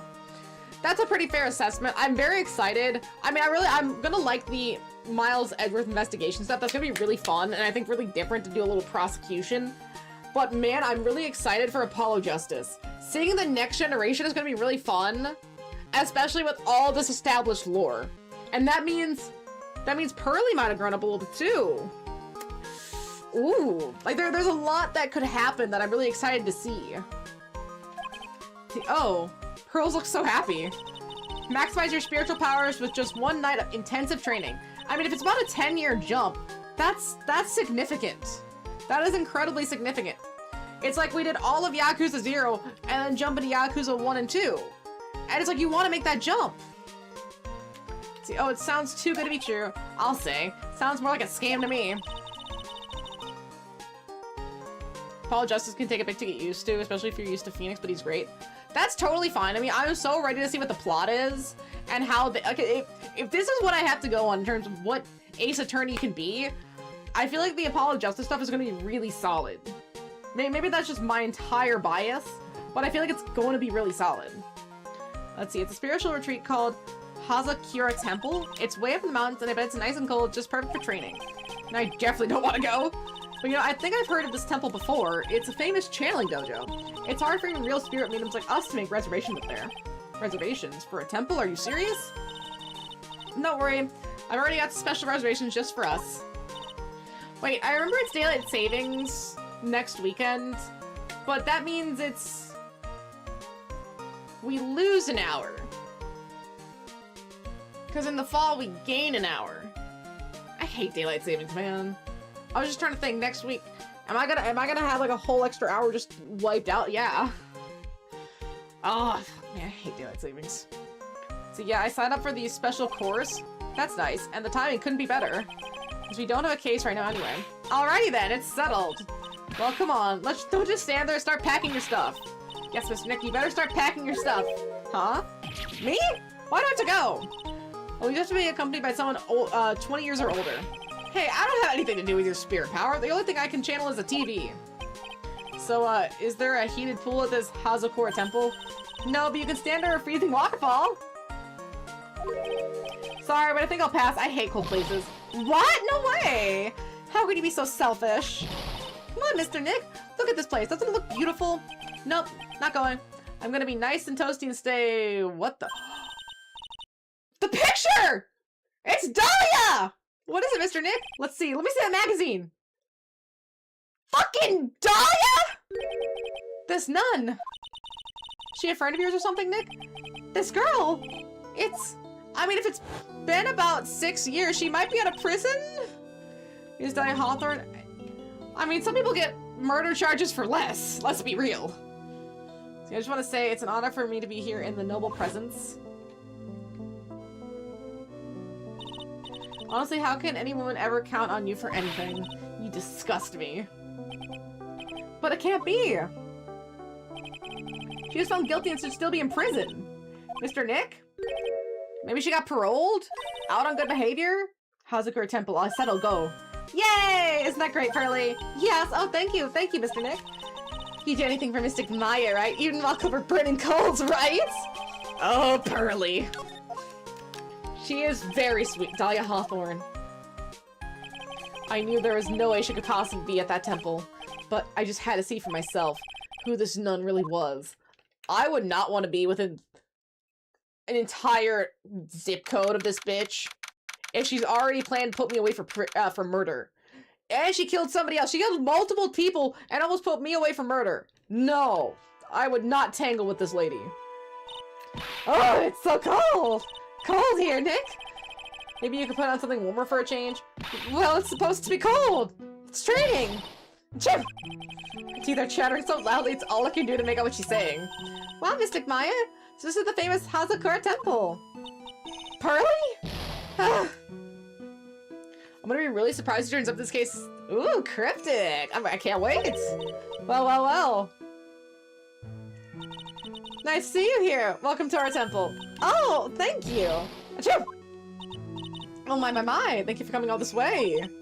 Come now. You must have been cold. What's with the past tense? We're freezing. Oh! Well, we're high up in the mountains after all. In any case, we shouldn't speak here. Please follow me inside. Oh, yes.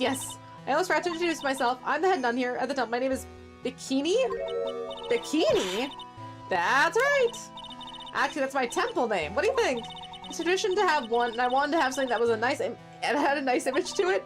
I thought, why not choose a bikini? Besides, it makes me seem younger. No, it makes us imagine you in a bikini, and I don't like that thought. It certainly does, so I signed up for your special course. Well, my. Quite brave of you, considering how cold it is.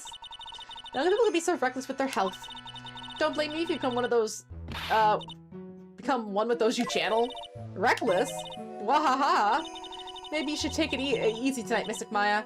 We can come back another day. But you went through all the trouble to get reservations for— Yes, that's right. You come all this way, so please enjoy yourselves. It's still time before supper, so why don't you look around? Oh, this lady is a lot. This lady is a whole lot.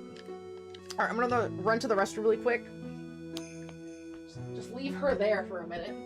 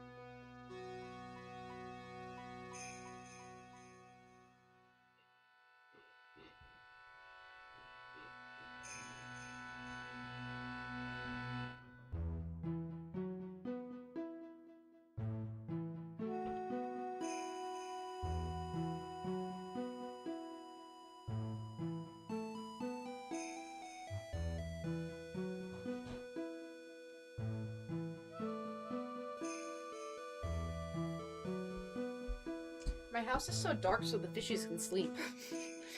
I have these little lights up so I can see where I'm going, and they're down right now so the fishies can sleep, and it is dark! It's so dark, man. I looked up this show. Oh my god, it's a bear! A bear with a mohawk! That's a good dub. I swear, sometimes the dubs are a little bit better. They're just a little bit stupider.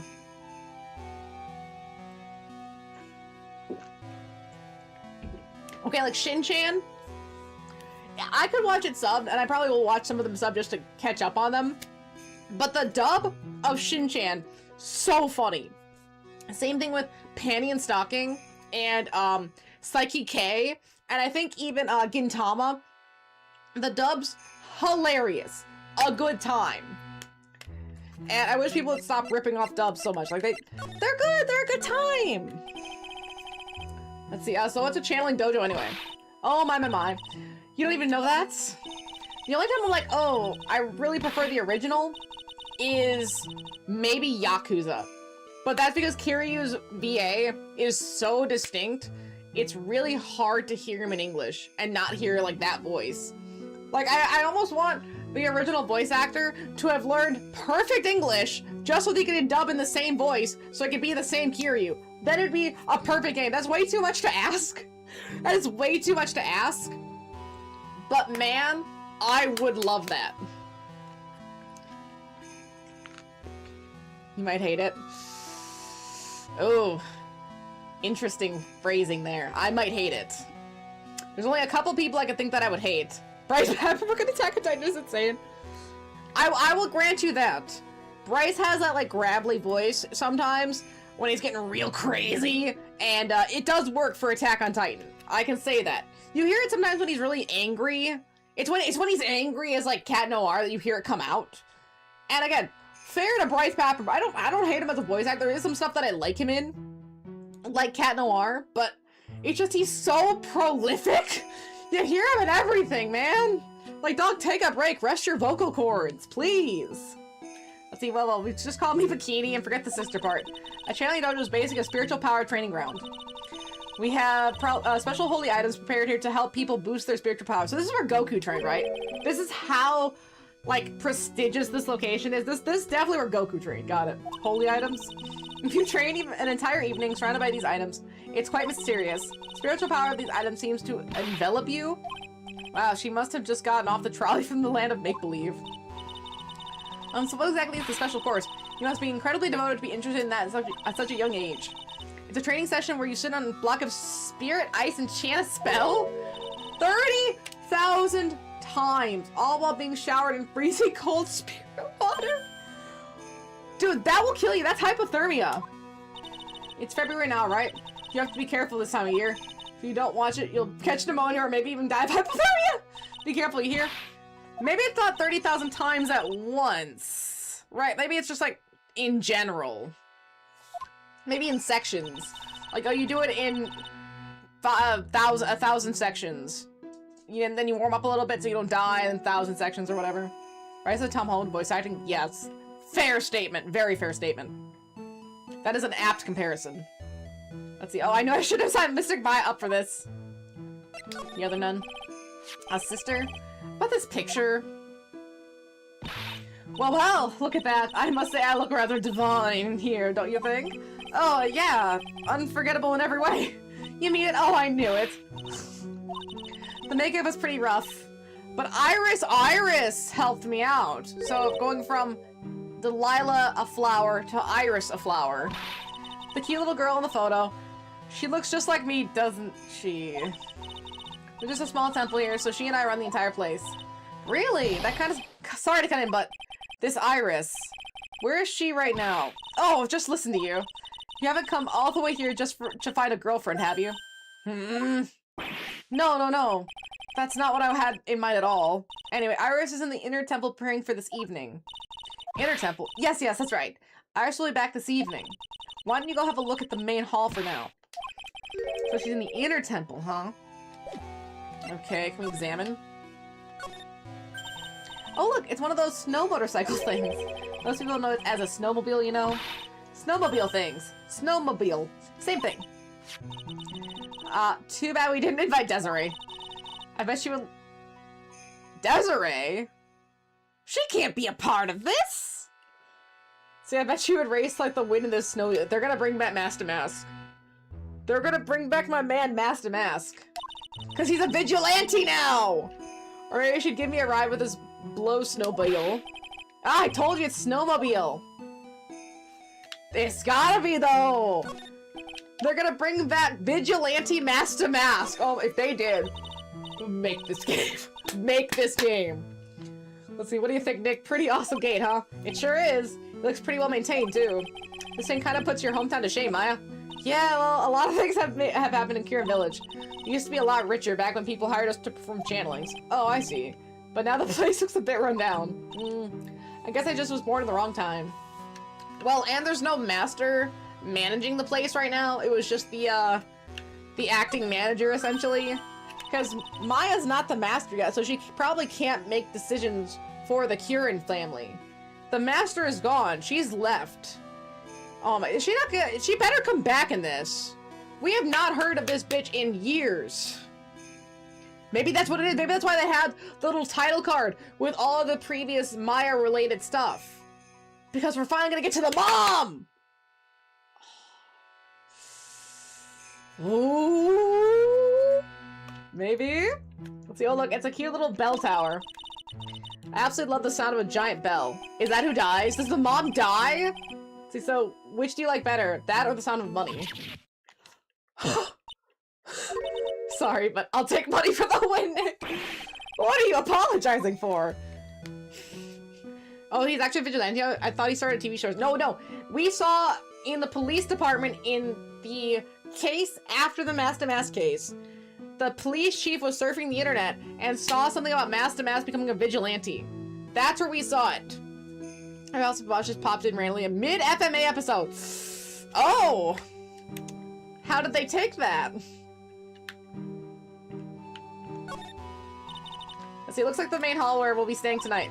He complimented the choice of it. I told you. No one hates FMA. You can't hate FMA. It's like impossible. Either you absolutely love it, or you just think it's a fine show. It's whatever. There's very few people who can hate FMA. It's just, it's a part of their brain structure. Anyone who sees or knows FMA can't hate FMA. Let's see. From here, it looks like one of those ice hotels you always hear about.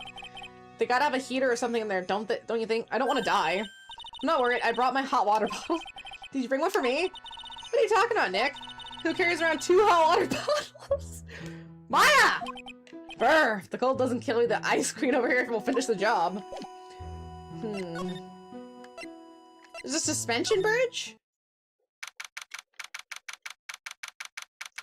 Man, this place is run down too! The main hall. I think it's getting colder in here. Mr. Nick, do you smell that? It smells like meat and gravy. Yeah, you're right. I guess it's pot roast for dinner. Yum. Weird. I thought they would serve something like, well, more traditional. What are you talking about, Nick? You think monks and nuns just sit around eating rice gruel all the time? Kind of. Mr. Vaz, right. Oh, I hope there's mashed potatoes too. I love mashed potatoes. Same. What a cute little acolyte. Oh. Nah, this is the lady who dies. Greetings, all of you. Oh, hello. Oh, this lady makes mine look like 6.8 out of 10 on the weirdness scale. Your outfit. Did you come here for the special course too? Unfortunately, no. Actually, I'm... Ah! You're Miss Elise Denium. Yes, that's right. You know of me? My name is Pearl Faye. I'm your biggest fan. Oh, she's a fan. Who is she, Nick? How would I know? I see it now, Savari, a fortune teller? Donim? Donim. I've got all your books, Miss Donim. What a sweet thing to say, and please call me Elise. Books? Mr. Nick, you don't know anything? Don't you even know who this is? Well, an author, maybe? Yes, and an illustrator of picture books. Of medley books, come here! Medleys! Oh, that's so tender. Hi. Can I kiss? No? Okay. Move your butt. I had so much trouble saying that until I looked it up. This time. Yeah, that's not a it's the French. It's the French part of it. It makes it really hard to see what's actually supposed to be pronounced or not. Picture books, huh? Oh, I get it. Do you, Maya? Oh, hi, sweet girl. Let's see. Oh, I'm sorry I didn't know who you were. I don't get a lot of chances to really enjoy picture books. It's alright. I take no offense to that. My books are nothing but simple short stories for children. And really beautiful pictures too, Miss Elise. Your books always make me feel as if my heart is being purified. With a game with no voice acting, sometimes it can be rough. Yes! Oh, yes. That's how it feels reading some books where people choose like really creative names for their characters. It's like, dog, I'm not gonna be able to pronounce that. I'm so sorry. And you're sitting there like, trying to like figure out, you really gotta like scrutinize that shit. Cause it's like, in your head, like this is how it should sound. But then you keep forgetting how it should sound because it's so outside of your lexicon. It's exhausting. Let's see, it makes me feel very happy to hear you say that. I do have to admit, she certainly seems like a kind, sensitive lady. This at least won an award last year for her book, The Magic Bottle. Yes, a friend of mine secretly submitted a story I had written to be a publisher. They liked it so much that they asked it was alright to make it into a book. Wow, it must have been a really great story. Maybe I should try to write a children's book, too. If I do, I can secretly send it to a publisher for me, Nick. Recently, I've accepted a sort of apprentice, you might say.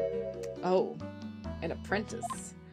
He calls himself Lawrence Donim. I believe he's off doing some landscaping sketches now. On Lawrence's behalf as well, I'd like to thank you for your support. Of course, Miss Elise, anything for you. Why come here? Why did you come to Hazakuri Temple, Miss Elise? Are you here to do some spiritual training? No, that's not it. Wait, so she's not a spirit medium? She's just an author? Dressed like that? I'm actually here to gather materials for a new book I'm working on. Wow! I can't wait to read it! Pearls is completely taken with her. I want to do a book with a more Japanese feel to it this time. Alright, I guess technically we are in a Japanese spiritual temple in California. Yeah. So this is why you're dressed like you are? Children have a certain image of me in their mind.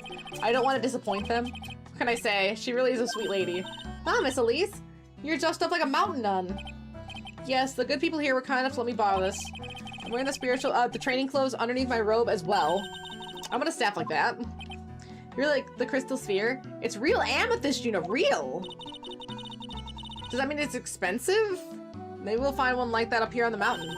Good luck, Nick. I know you'll find one. Well, you'll have to excuse me now. I have to go help with the dinner preparations. Wow, you mean you're cooking dinner tonight? That's right. Would you like to help too, Pearl? Yes, yes! I want to help with whatever I can. Pearls looks like she just won the lottery. Oh, I'll help too then. No, it's fine. Please don't worry about it. Feel free to relax and explore the area with your friend. Huh? But... Oh, yes. Please take this. I think it'll be of help to you. Oh, another map. And a working suspension bridge.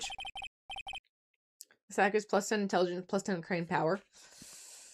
The staff is actually just a giant pen, and that's how she's writing her new story. I got it, I know. And no one else could have believed it. The counterweight on it is insane, but she's getting it done. I don't know how, but she's getting it done. Let's see, it's a map of the area. We wouldn't want you to get lost now, would we? The inner temple. There it is, on the other side of the bridge.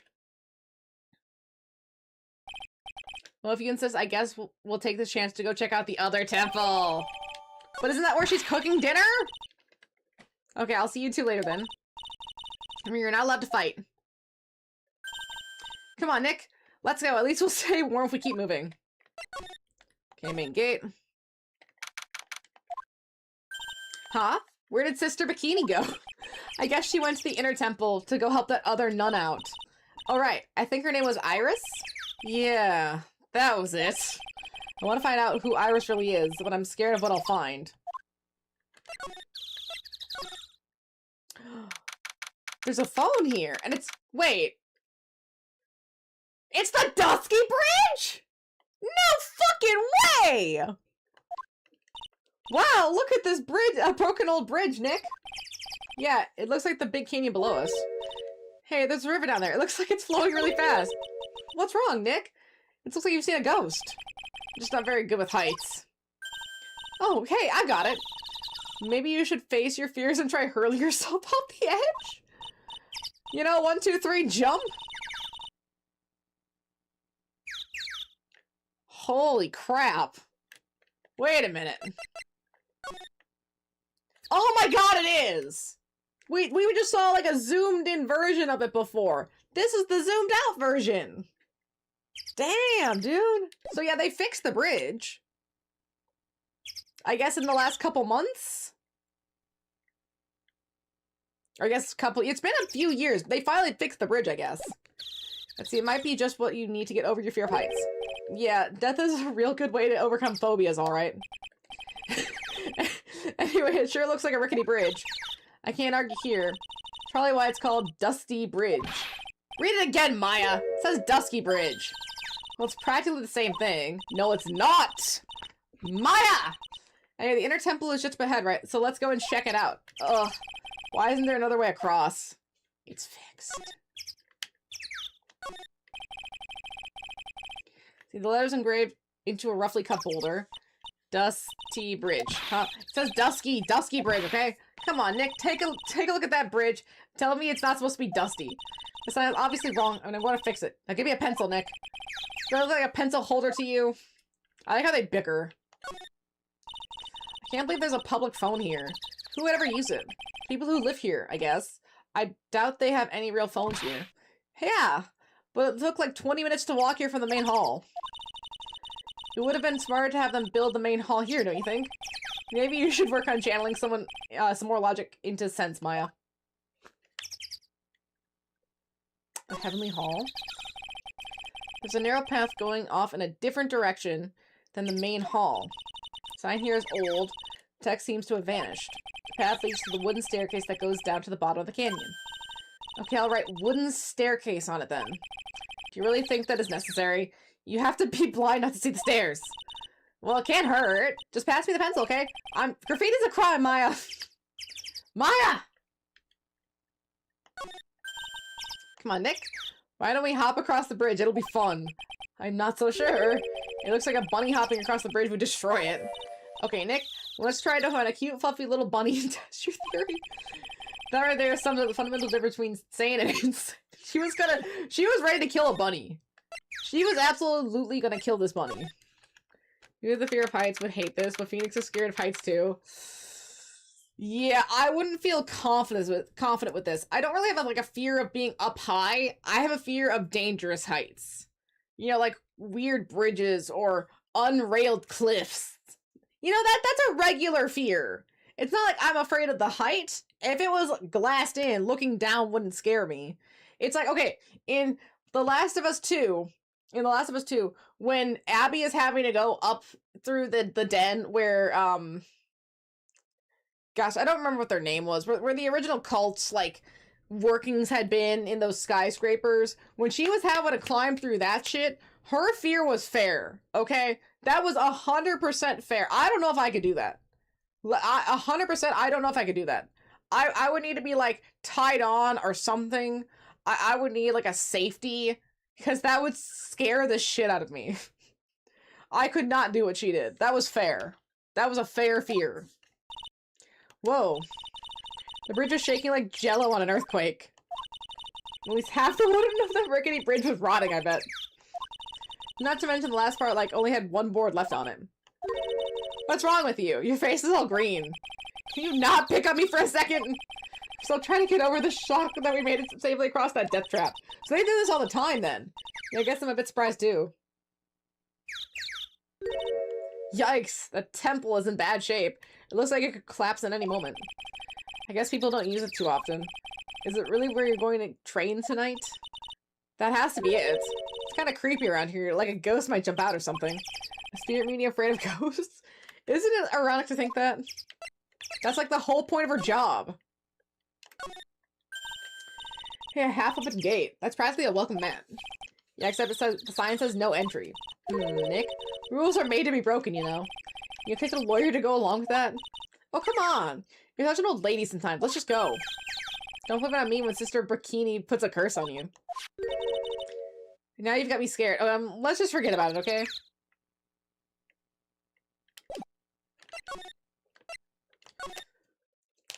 Ooh. The rope bridge is one thing, but climbing up old, destroyed, rusted stuff, definitely not. Yeah, this rope bridge at least has the illusion of safety. The rusted old stuff put together hastily and with just like open glass hanging everywhere. Horrifying. And you are up hundreds of feet. This is 40 feet. You can at least still see the bottom. They were up so high, they were in the clouds. It was a foggy day. You could not see down. They were that high up. Absolutely not. Man, look at this place. It's just a tiny, freezing cold room. So this is where you'll both be training, huh? What do you think both? I'm the only one. Really? But I thought Pearlie's just a little kid. She couldn't handle this kind of intense training.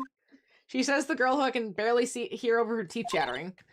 Anyway, the real training room must be behind that door there. Really? Yeah, definitely getting the feeling it's back there. Yeah, I can see that there's something spiritual about the cavern behind the door.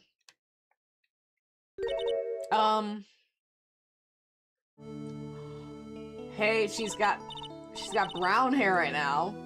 Excuse me, but who are you? Oh, you're... Hi there, we're just looking around since we're going to be staying here tonight. Is something wrong? No, it's... She's hesitating. It's nothing. I wonder why she's spaced out like that. Don't you think, Nick? Did you say something, Maya? Not you too, Nick. My name is Iris. I'm one of the nuns here at this temple. It's gotta be her! I'm Maya Fey. It's a pleasure to meet you. Pleasure's mine. Oh, please excuse me. I have, some chores to attend to. Yeah, this training would kill people. If it was real, this specific kind of training, it would definitely kill someone. Let's see, she sure is beautiful. A bit spacey, I guess. I guess she's just not used to talking with urban sophisticates like us. Nick? That girl. It can't be, but... Oh, man, it's gotta be her.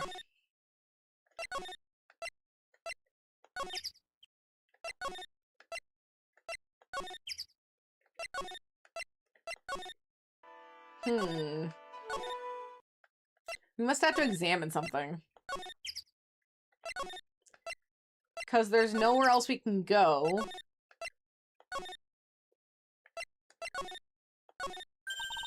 The actual training area must be on the other side of this door. I wonder what it's like. Phooey, it's locked. Come on, Nick. You know you want to open it for me. I can't. You've been in kind of a bad mood lately, haven't you, Nick? Safari! I know what it is. I-R-I-S. Iris and Nick sitting in a tree. Oh, Maya. If only she knew. Oh.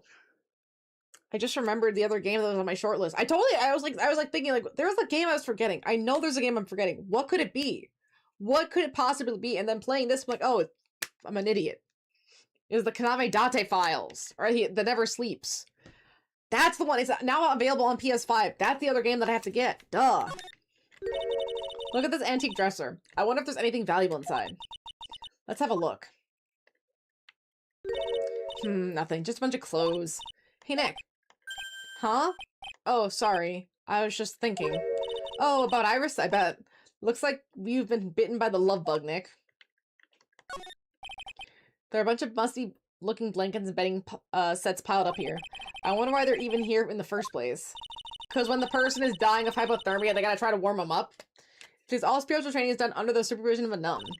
I wonder if Sister Bikini is planning to sleep in here while I train. If they sleep, what's the point of having them in here in the first place?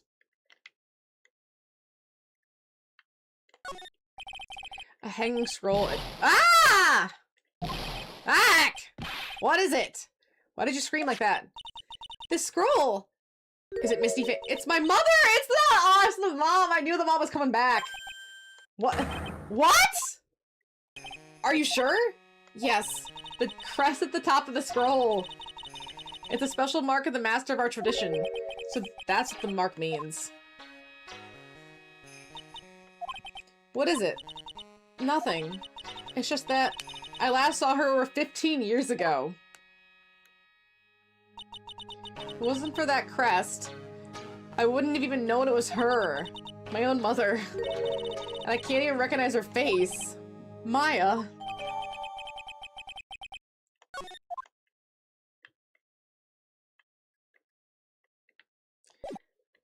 That must have been it. Let's leave.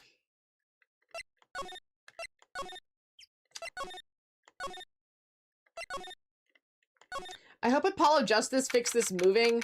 The way this moves is so bad. It just feels bad. We managed to make it across the dusty bridge. Nick, you look green. Are you feeling alright? Hey, what's wrong with you? Ever since we met Sister Iris at the training hall, you've been really quiet. Huh? Oh, I'm sorry. Hey, you! Wait up! You think he's yelling at us? He must be. There's no one else around. Would you mind moving? You're standing right in my way.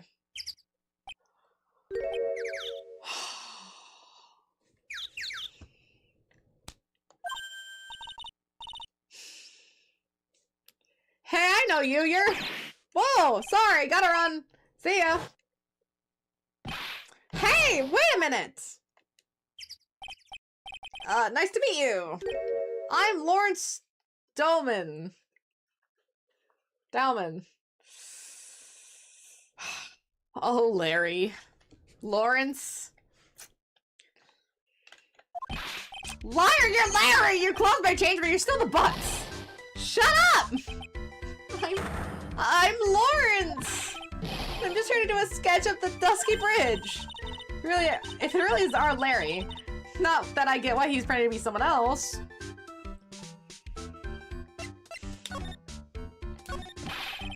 Somebody with the last name is Doman.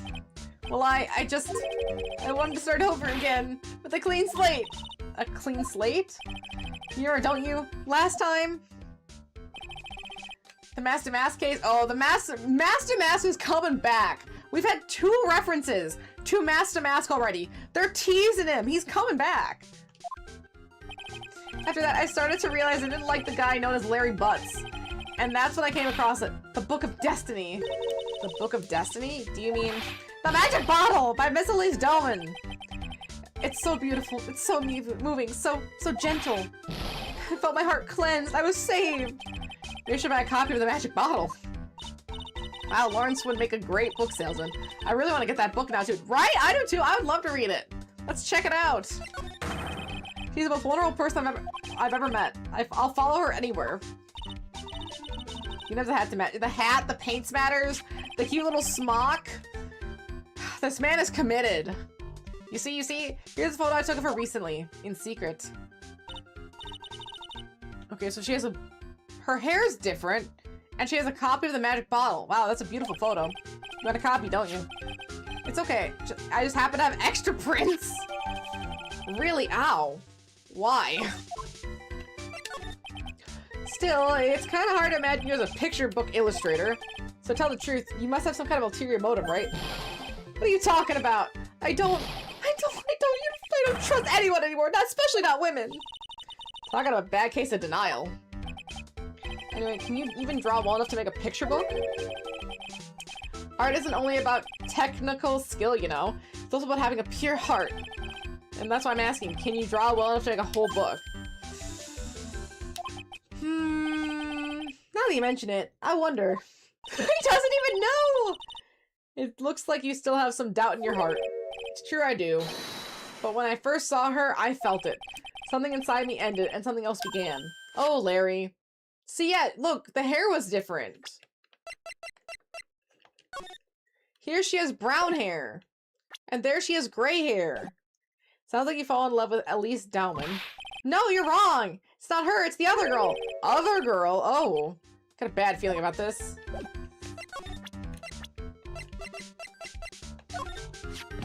Ooh, yeah, her! My little Iris. She's really pretty. This girl, she's perfect. She's exactly my type. I wonder if she would model for me. I want to draw a portrait of her. Yeah, you always like those model types, don't you, Larry? Hey, wait a second. Didn't you say you were swearing off women? Huh? Yeah, that's right, of course I have. I have basically, but Iris is different. I feel like I still have one chance left at a dream. So I will never change. Everyone? Imagine him asking Francisco to model for him. Oh, the whip smacks would be for days. Yeah. Hey, Pearly. I'm just imagining in my head. Larry would die. Larry would absolutely die. Let's see, dinner preparations are complete. Please come quickly to the main hall. Alright. I can't wait to dig in, Pearly. I'm going to join the Inner Temple woman and call Sister Iris. We also want to look at where Mystic Maya is going to be training. I love that Pearly has a giant, cute little side bow. She's adorable. Like, it's because she's a little kid. She probably puts it on herself, and she can't tie it. So, well, yeah, because her mom's in prison. She doesn't have any. She can't tie it behind her because she just isn't that skilled. But so she ties it to the side. Pearly's tying her own little dress. That's so cute. I guess Maya does too. Well, no, it looks more in the back. I know. I guess maybe that's just what they do. Dang, I thought it was gonna be so cute. this kind of training is a battle of endurance. Mystic Maya, please don't do anything you might put your health at risk. No pain, no gain, I guess. I still worry about you. Well, let's not dilly-dally, shilly-shally. You must get ready for tonight. Good luck, Maya. Alright, here I go. I'll see y'all tomorrow, I guess. Iris, please ring the bell at 10 p.m. for lights out, alright? Yes, Sister Bikini. And then after you ring the bell, I want you to come join us at the training hall. I understand, Sister Bikini. Maya and Bikini really seem excited about this training thing tonight. Well, Pearl, what are you gonna do tonight? Well, if you'd like, you can come to my room. Perhaps we can read some books together. Really? I'd love to. I'm not very good at reading or spelling. Well then, would you like to practice reading with me? Ah, I'd love to! Rose is absolutely smitten with Miss Doman. Doman, yes. So Larry, what are you going to do? Me? Well, I'm just gonna hang out in my room. I can't stand the cold at all. I totally hear you there. Miss Elise? Oh, everyone's getting their alibis established. We gotta remember where everyone went. Miss Elise, so for example, how did you read this? It says gravely. That's kind of a tough word. Oh, okay. And what about this word? That's another tough one. It says roast. What kind of book is she reading anyway? Well, I'm going to go wash the dishes and help clean up. I'll go visit you when I'm done, Miss Elise. She's so cute. Well, not much to do except head to my room and huddle under the covers, I guess. Ooh, 9:12 p.m. at the temple main hall. Ugh. It's a whole different type of cold in here in these mountains. Why couldn't I get the nearest bathroom be just a little bit closer to my room? Mr. Wright? Yeah! Oh, Miss Doman. Are you going to use the bathroom too? No, but have you seen Pearl? No, not since after dinner. I thought she said she was going to your room. I know, but she never showed up! I'm going to go look for her. Excuse me. Pearl's missing? Miss Elise Doman. A woman as mysterious in origin as her last name. But the really mysterious one is... Oh, Iris, we got her alone! Ah! Sister Iris. Good evening. The really mysterious one is this girl. Are you on your way to the bathroom too, Mr. Wright? I can't let this chance pass me by. I should try to talk with her, and maybe get some answers.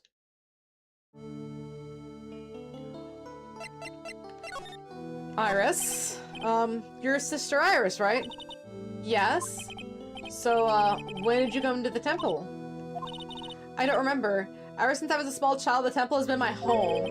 So you've never left. Well, I don't have any family left to take care of me. Sister Bikini, I've come to think of her as my real mother, as it were. Ah, I see. But you didn't go to college? And maybe enroll in the Ivy University Literature Department? No, I never had an interest in going to a big university like that. My training is all the education I need. I see. But once in a while, when I get the chance, I make a trip to the nearby town. I can use a computer and a cell phone too. It's not exactly something to worth bragging about. But I don't see any psych locks, so I guess that means she's not lying. Please don't stare at me like that. What kind of place is this anyway? I heard it's for training to increase your spiritual power or something like that. See, I must seem awfully crazy to normal people like you. Well, I have to admit, it is a whole different world up here. Hi, baby girl, come here. Medley. Medley. Medley. Medley. Rat. I'm glad to hear you say that. Huh? Talking with dead people. Who does it help anyway? I hate it. Oh. Suspicious. Really? So then why stay at a place like this? Ah! Is something wrong? I didn't realize it was so late. I have to go and ring the bell for lights out. I guess it's almost 10 now, huh? Mr. Wright? Yes? If it's alright with you, I would like that you have this. Why? But this is your hood. It has the power to protect you from evil spirits. Come to think of it, Sister Bikini was wearing one of these too. I pray for your safety on this dark, cold night. I'm sorry, but I must bid you good night. Wait a minute, Sister Iris. Yes? Just now you called me by my name. You said Mr. Wright. How did you know my name? I never introduced myself to you! That's... Mr. Iris, please, tell me the truth. You and I... Have we ever met before? Oh! 5 Cyclops! Iris. Oh, it's almost 10.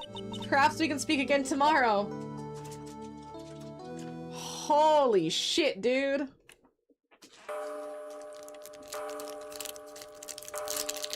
Bro. Okay, bye. Damn, man. So my hunch was correct. She does know me. Ooh, we've made it! I'll have to try to talk with her again tomorrow. Ooh, it's getting saucy here.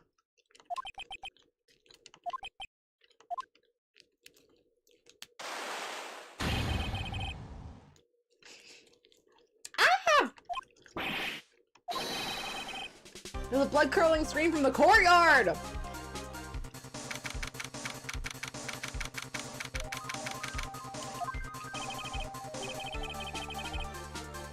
That scream, I'm sure it came from around here. Someone's there!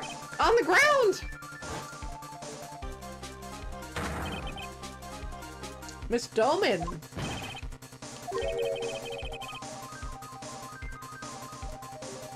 I just stepped on something soft? Hey, don't step on my tummy like that! What are you doing lying in the snow? I was passed out, what do you think? So the blood-curdling scream is you? Forget that and hurry up and call the police! Is there a phone in the main hall? No, but we still get reception up here in the mountains. You must have a cell phone on your right? I didn't bring it. Oh, you're useless! I mean, even Iris has a cell phone. Oh, even Iris has a cell phone, but she's never left here? You've got no choice. You have to use a public phone by Dusky Bridge. Hurry, hurry, hurry! Run as fast as you can. Yes, ma'am. You know, hurry. Iris will... Iris will what?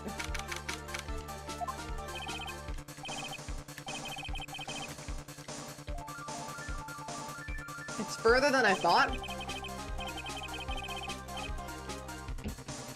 The bridge is just up ahead. I have to go tell Mai what happened too. Ah! The bridge is burning! Dusky Bridge is burning down! What the heck happened? What are you doing here? Ah! What is it? Don't scare me like that. I almost had a heart attack. My name is Larry. It's Lawrence. Larry, hurry up and call the police. I'm going to the inner temple. Don't be stupid. The bridge is nothing but a burning wreck right now. Listen to me. There's been a murder here at Hazakura Temple. What? The murderer might have fled across the bridge. I have to make sure Maya's safe. Call the police. I gotta go. Get out of my way, Larry. It's too dangerous. Nick, wait. I must have been crazy. I knew how dangerous it was, but I still went for it. Crack. Ah! No! Nick! We can even more of the fire. The rickety old bridge plank snapped and gave way, and I was swallowed by the eternal darkness that surrounded me. A final terrified scream rose up to pierce the frozen air of the harrowing night.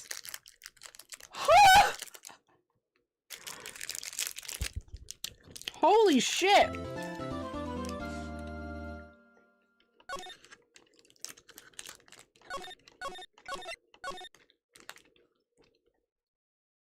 What happened?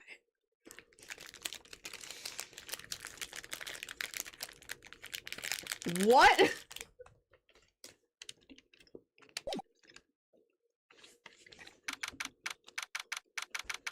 I thought I dropped a gusher. I didn't. I had my phone on me! Who could that be at this time of night? Yes? Andrew! Speaking. Andrew, get up! It's an emergency! Huh? Larry, do you know what time it is? It's not Larry! It's Lauren! Lawrence Doman! This is nothing more than a terrible nightmare. I'll just roll over and... Wait, don't hang up! It's an emergency! It's Nick! He took a really nasty spill! Well, it wouldn't be the first time, so... I'm not joking! His life is in danger! What? Well, what happened? Tell me! Talk about a guy with bad luck. He must already be dead. Anyway, gotta come back. You're the only one that can help. My Iris, my beautiful Iris, she needs help. All right, I don't know what's happening, but I'll be there as soon as... Wait. Does Edgeworth get to be in the defense? Wait. Oh, I'm at the detention center. Please! Hurry! It's been 1 year since I left the country. I thought I wouldn't have to see him again for a while. Sounds like it wouldn't be pretty, it won't be as, pretty reunion as if I expected things to change. Right? He's coming back because Nick got hurt. He's coming back to save Nick. My goodness.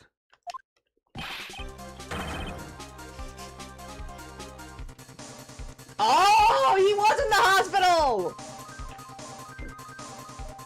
We're correct. You're late, Edgy. What took you so long? I don't want to hear it. I chartered a private jet. He chartered a private jet to come get to us! What a great boyfriend. Well, you should have chartered a faster one.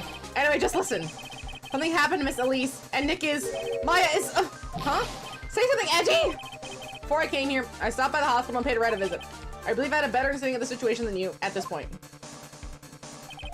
The murder victim was a picture book author, Miss Elise Snowman.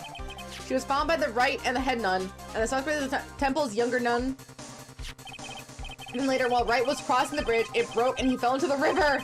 The hospital says he'll need at least 2 days of bed rest. Yes, that's right. You've got it. But they arrested her. 2 days of bed rest? My sweet little Iris. And here I was convinced he was the one the police had arrested. Right, that's what I'm thinking. Like, he definitely got hurt. But maybe he's just kind of bruised up and battered, and they just want to make sure he doesn't have, like, a major concussion. So, like, maybe not a broken bone. Well, he might have, like, broken an arm or something. But it's like he's not dying. I guess Lawrence couldn't have known that when he made the call. However, I still don't understand what these two items are for. What are you talking about? They're things. Wright gave them to me when I was leaving this room. Okay, so is Edgeworth going to have to be a defense attorney? And the prosecutor's gonna be the prosecutor's gonna be Godot? Godot versus Edgeworth? Could you imagine? Is that what this is? I'm very excited. This is the party!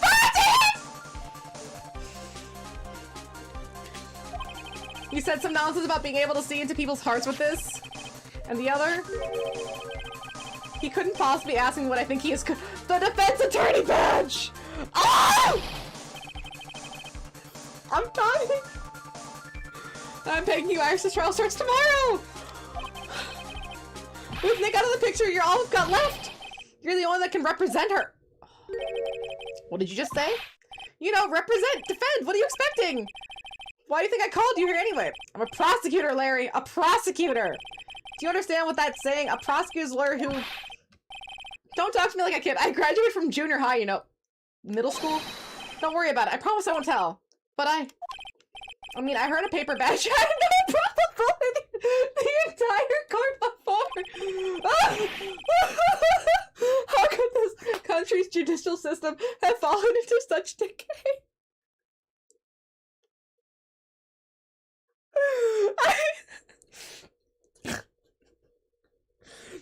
That was the biggest self-burn I've seen in a while.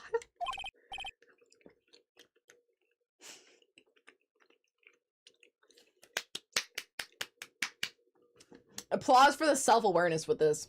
Please, Edgy. At least listen to her. Listen to Iris' side of the story, and for bringing it up. And for commenting on it. Sorry I wasn't joking when he gave me this badge after all. Do it! Coward!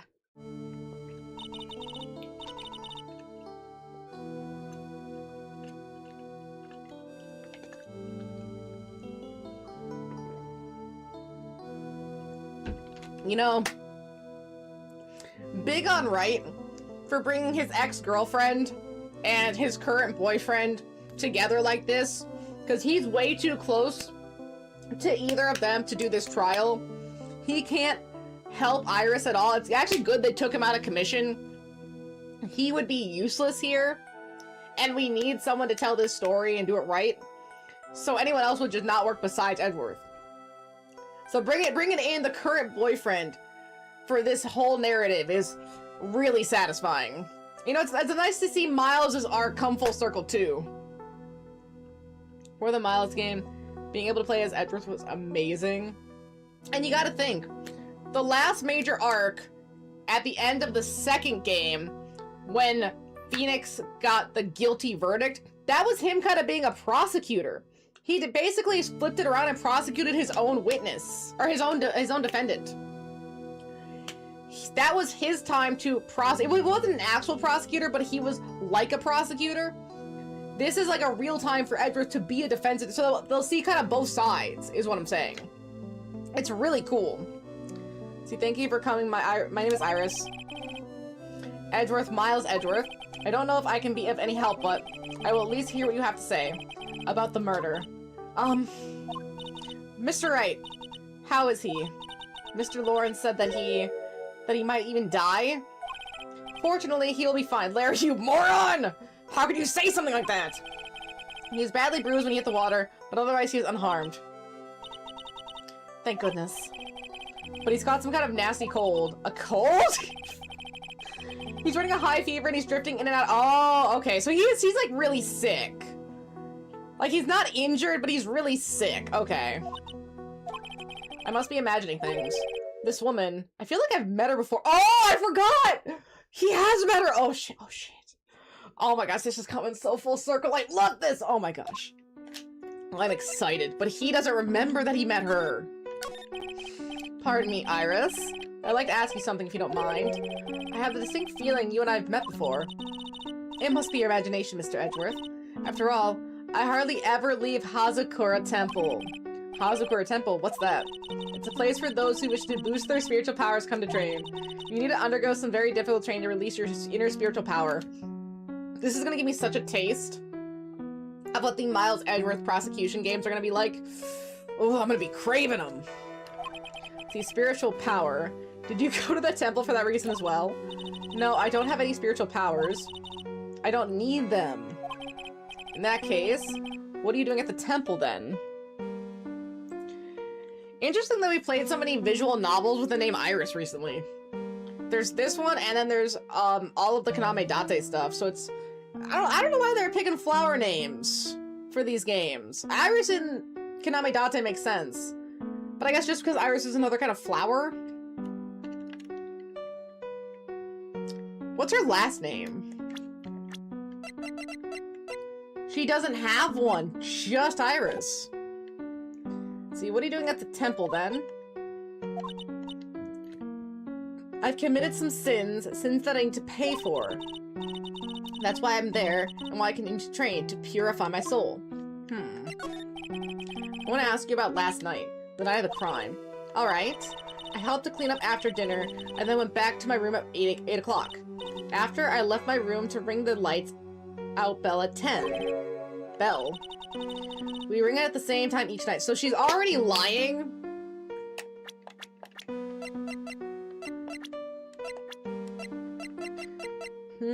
No, I just have rights. Received from Wright. He was serious when he gave this to me, was he? He wasn't serious. Let's see, we ring the same time each night. Okay, but yeah, she was already lying because she met with Phoenix on their way to the bathroom, and we saw the 5 Cyclops.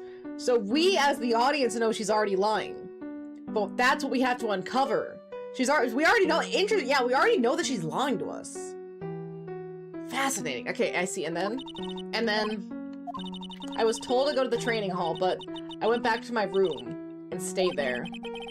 Why didn't you go to the training hall like you were asked? I was frightened. Frightened. So I just stayed in my room and meditated until the murder happened. There's no more to restore. There's more to restore, I know there is. Maybe I should dig a little deeper. You were asked to go to the training hall on the night of the murder. Yes. However, you didn't go. Because you say you were frightened. What exactly were you so frightened of? There it is! We got her! Only 2 Cyclops here, though. What in the world? Is something wrong? I'm sorry, it's nothing. It looks like she's not aware of them herself. These are people Wright was talking about. The Psycho-Locks. I believe he said that I need to present this Magatama item to do something. Any idea? So do you have any idea as to what really occurred last night? Psycholux. I think it was the tremendous spiritual power that was unleashed. Spiritual power? Yes, spiritual training has been caused behind many great tragedies. This incident was just another example. Iris, I'm sorry, but I can't accept that. I'm a man of science. I don't believe in spiritual power. Yes, I understand. Most people don't. And I'm certain that the thing that killed the victim was a human. So please answer me this simple question. Were you the one who killed Elise Dauman? No, I'm not the one who took her life. Those psycho-lock things aren't appearing. I suppose that means I can believe that she's not lying. What's wrong? I can't believe what I'm thinking. And here I just finished saying that I don't believe in spiritual power. If you that's about all I can- that's about all you can tell me. Thank you very much for listening to my story. I visited right at the hospital before coming here. He asked me to take care of you. Me? Yeah, take care of her. Get her ass in prison. Yes, at the trial tomorrow. He asked me to defend you. If Mr. Wright has that much faith in you, Mr. Edgeworth, then I will gladly entrust my fate to your capable hands. Before that, I have one question. Yes? Do you know Wright? Why do you ask that? Whenever you came up to in our conversation, he would begin to act a little strange. Mr. Edgeworth, what is Mr. Wright to you, lovers? He is very dear and indispensable friend. Oh yeah, he's dear. It was 5 years ago. That's when I deceived him. You deceived him? I heard that he was in a lot of pain afterwards because of what happened. I know that I'm a weak person. I am. That's why I thought it was best if he never saw me again. I wanted him to just forget about me without learning the truth. Well, if you ask me, Wright is still suffering, and until he learns the truth, I don't think he will ever be able to truly recover. Iris, it's not too late. You should go to him and tell him the truth. I'll defend you, but only if you agree to do that one condition. All right, Mr. Edgeworth. I promise. Very well, I'll do everything in my power to get you an acquittal. Is she gonna acquit? That's enough information gathering for now. I should head to the crime scene. Let's go.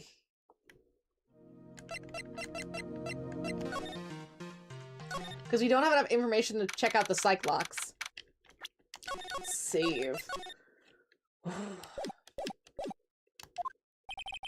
It sure is cold, all right. So this is it, Dusky Bridge. Oh wow, it's you, Mr. Edgeworth. Ha! Gumshoe. Ugh. Detective Gumshoe. Long time no see. It's been about a year, or has been longer. Doesn't matter, Detective. What it does matter is why you're shuffling around up here. Oh, ouch! And there's that sharp left jab.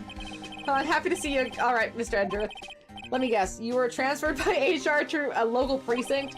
A wise decision. That vast amount of nothing up here should be quite easy to guard. I heard you were back in the country and arranged to come all the way out here. So this was all Gumshoe's idea. I read it was real nice. They even let me take charge of the investigation, sir. Gumshoe indeed. Like gum under a shoe, he's impossible to get rid of. I'm supposed to report on the details of the crime scene, sir. Anyway, here I am, Detective Dick Gumshoe, reporting for duty. Great. Thank you, Detective. I thought Prosecutor Godot was going to get here before me! Oh my god, I need them to meet again. I need to see them. That guy's a real mystery, I tell you. Prosecutor Godot? What happened? I just got back into the country, so I don't really know much about the case. It's simple. Well, simple as a simple does, as they say. Oh, you've got no idea how much I missed that biting sarcasm of yours, sir. But seriously, this one's a piece of cake.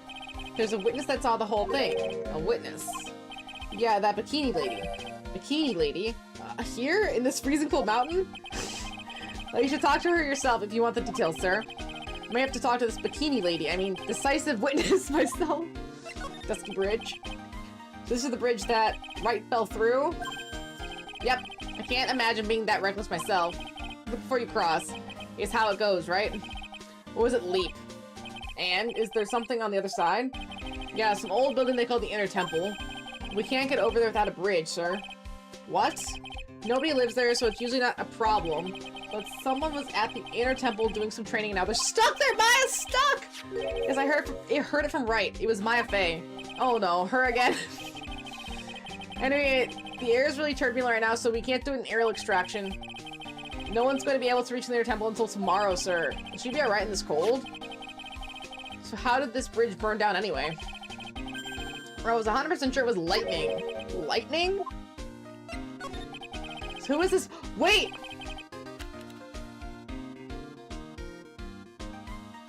Wait! Godot lied!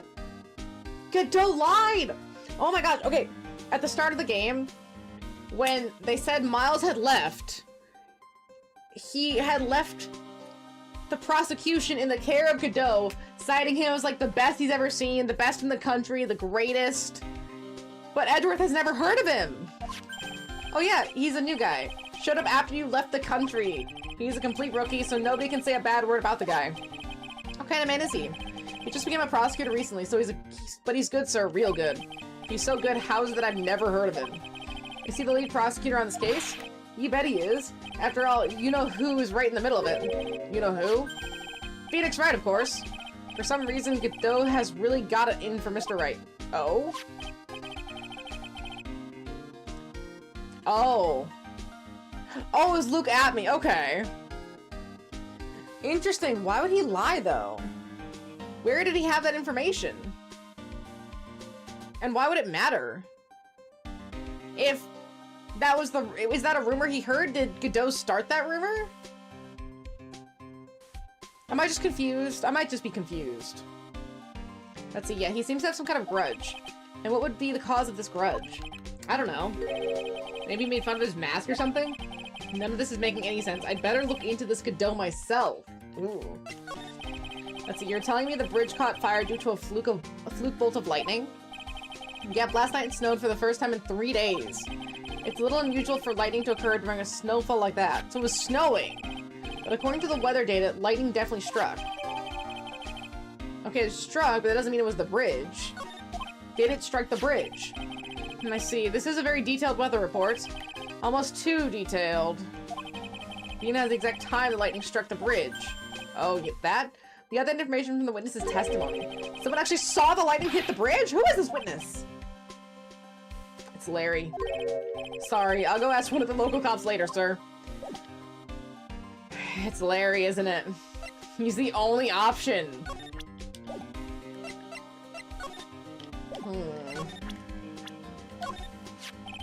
Whenever something happens, this guy always shows up like he hasn't got a care. In fact, you know what? Every time he shows up, I always wanted the same thing. Maybe somehow he's actually the cause of all these incidents. I wonder if Gumshoe has realized it yet. But you could say the exact same thing about him. He's supposed to be Miss Elise Dowman's apprentice or something. I see. Yeah, he drew a nice portrait of me. That's nice. But he made me pay him 50 cents for it? I'm sorry about that. You don't seem very interested in him, Mr. Edgeworth. I really don't want to talk about him, that's why. Okay, let's see. I usually hear about promising young prosecutor candidates while they're still in school. But I've never seen or heard of this person. I gotta admit, he's puzzling alright. He just appeared one day. Big mug of steaming coffee in his hand. And he's met Armando! In the first trial, he's met him! Edgeworth has met everyone here! Oh my gosh. He sounds like an interesting man. Yeah, the whole prosecutor's office is really into the double espresso macchiatos. Oh my gosh. Double espresso macchiatos lately. I feel like I've seen this girl somewhere before. She wasn't from a prior case, was she? Nope, can't be. He was there too! We did a database search with her fingerprints and came up with nothing. Oh!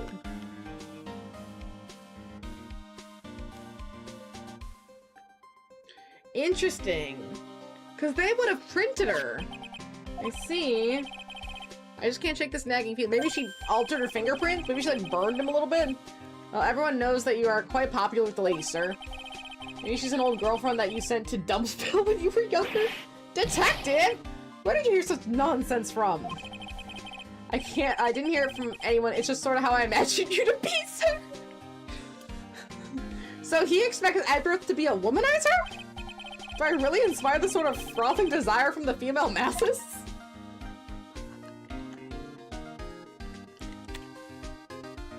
I mean, technically the answer is yes. He unfortunately doesn't realize that, though. See, I don't know. How could you, maybe, how could you have different fingerprints? Frothing desire? Exactly. Exactly, though. Who doesn't have frothing desire? For Edgeworth. Everyone does. Even Windbag. Let's see, there's a lot we don't know about this victim. We don't know her real name, her background, we don't know anything really. That's rather odd. If she was trying to hide her identity, why would she become an author? I'll bet it was just one of those things, you know. She probably never expected to get so popular.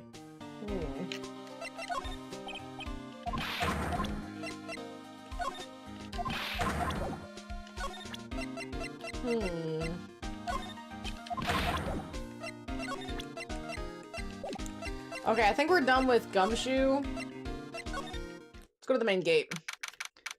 But the frothing female masses. She's currently frothing. Exactly! It's very easy to froth around this man. Oh, shit.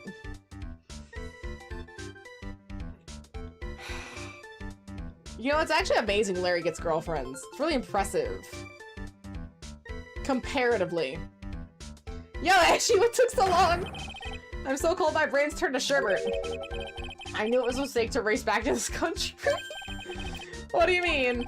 Ryan's going to be fine, and the case itself isn't anything unusual. And I find myself taking a request to defend a woman accused of murder? Hey, wait a second, hold it, objection! What's going on here, Mr. Edgeworth?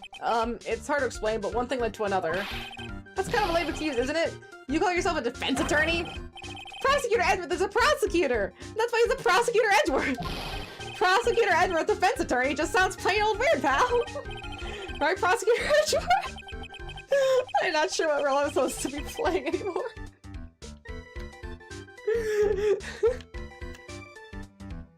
Edgeworth sounds so over all of it. Oh my gosh, dude, Edgy. I don't see you for a couple of years and your heart turns to sherbet? What the fuck is this dialogue, dude? I'd say more like sorbet. It's rather cold here. Iris didn't murder her. Someone else did it. Ooh. I need to make some like sorbet or sherbet or something. I got one of those like ice cream mixers for my stand mixer, and I want to make cream cheese ice cream, but that sounds so good too. Like really fresh and creamy, so it's kind of soft. Oh. Let's see, I just know it, okay? So trust me on this one. Ever the romantic, aren't you, Larry? Nevertheless, I'll do whatever I can to prove her innocence. At least until I pass the baton to Wright, that is. Is it twins? Is that why it's Iris? Because they were twins? Dahlia and Iris were twins? So they did have a third child? And now this third child's involved in- oh my gosh, I know. I got it. I got it. I got it. I got it. That's why she knows Wright, because she knows her sister's case. There might be more, but that's at least as far as I can argue it. Hi, Mona. Mona. Good Mona. Man, I'm telling you, Iris is so cute. Who knows? Who knows? I don't know. I gotta know. This is already so intense with all the context we have. I don't know how much more I can handle.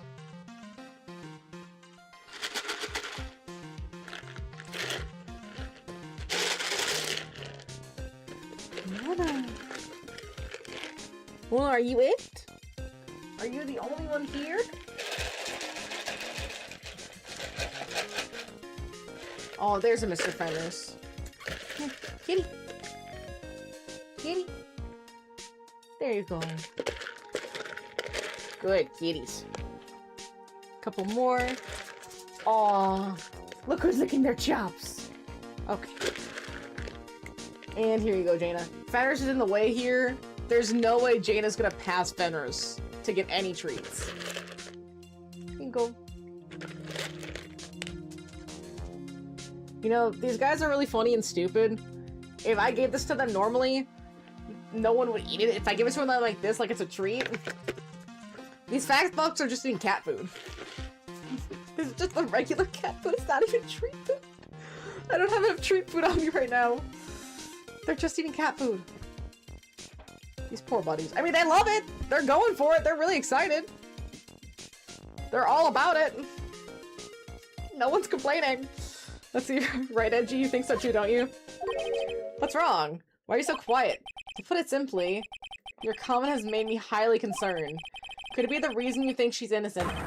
Come on. A girl like you can't possibly be a murderer.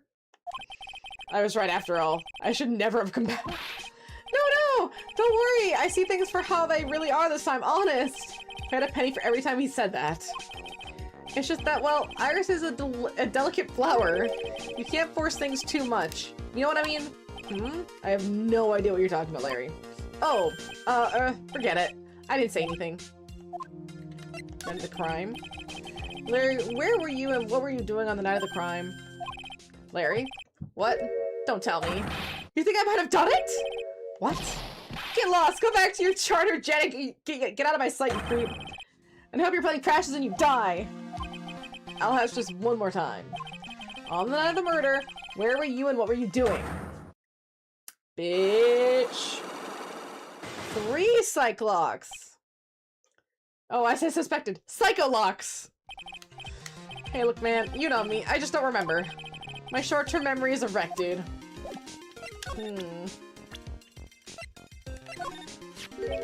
He was a good guy. A real pal to the end. When I look back now, I have nothing but good memories. What is with the past tense? He's not dead, you know. Yeah, you're right. Anyway, that guy owes me after I saved his life.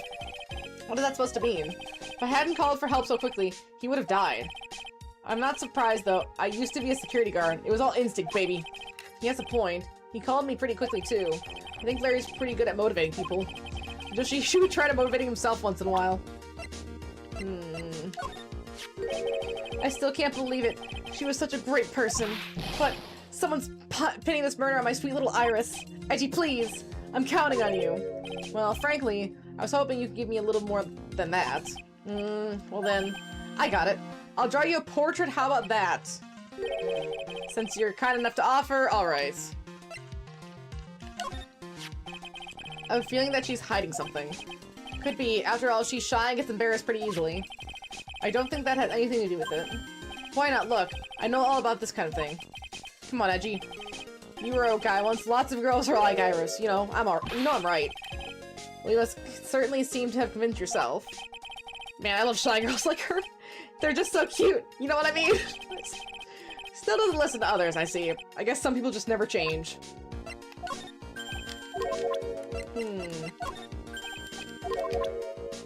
Okay.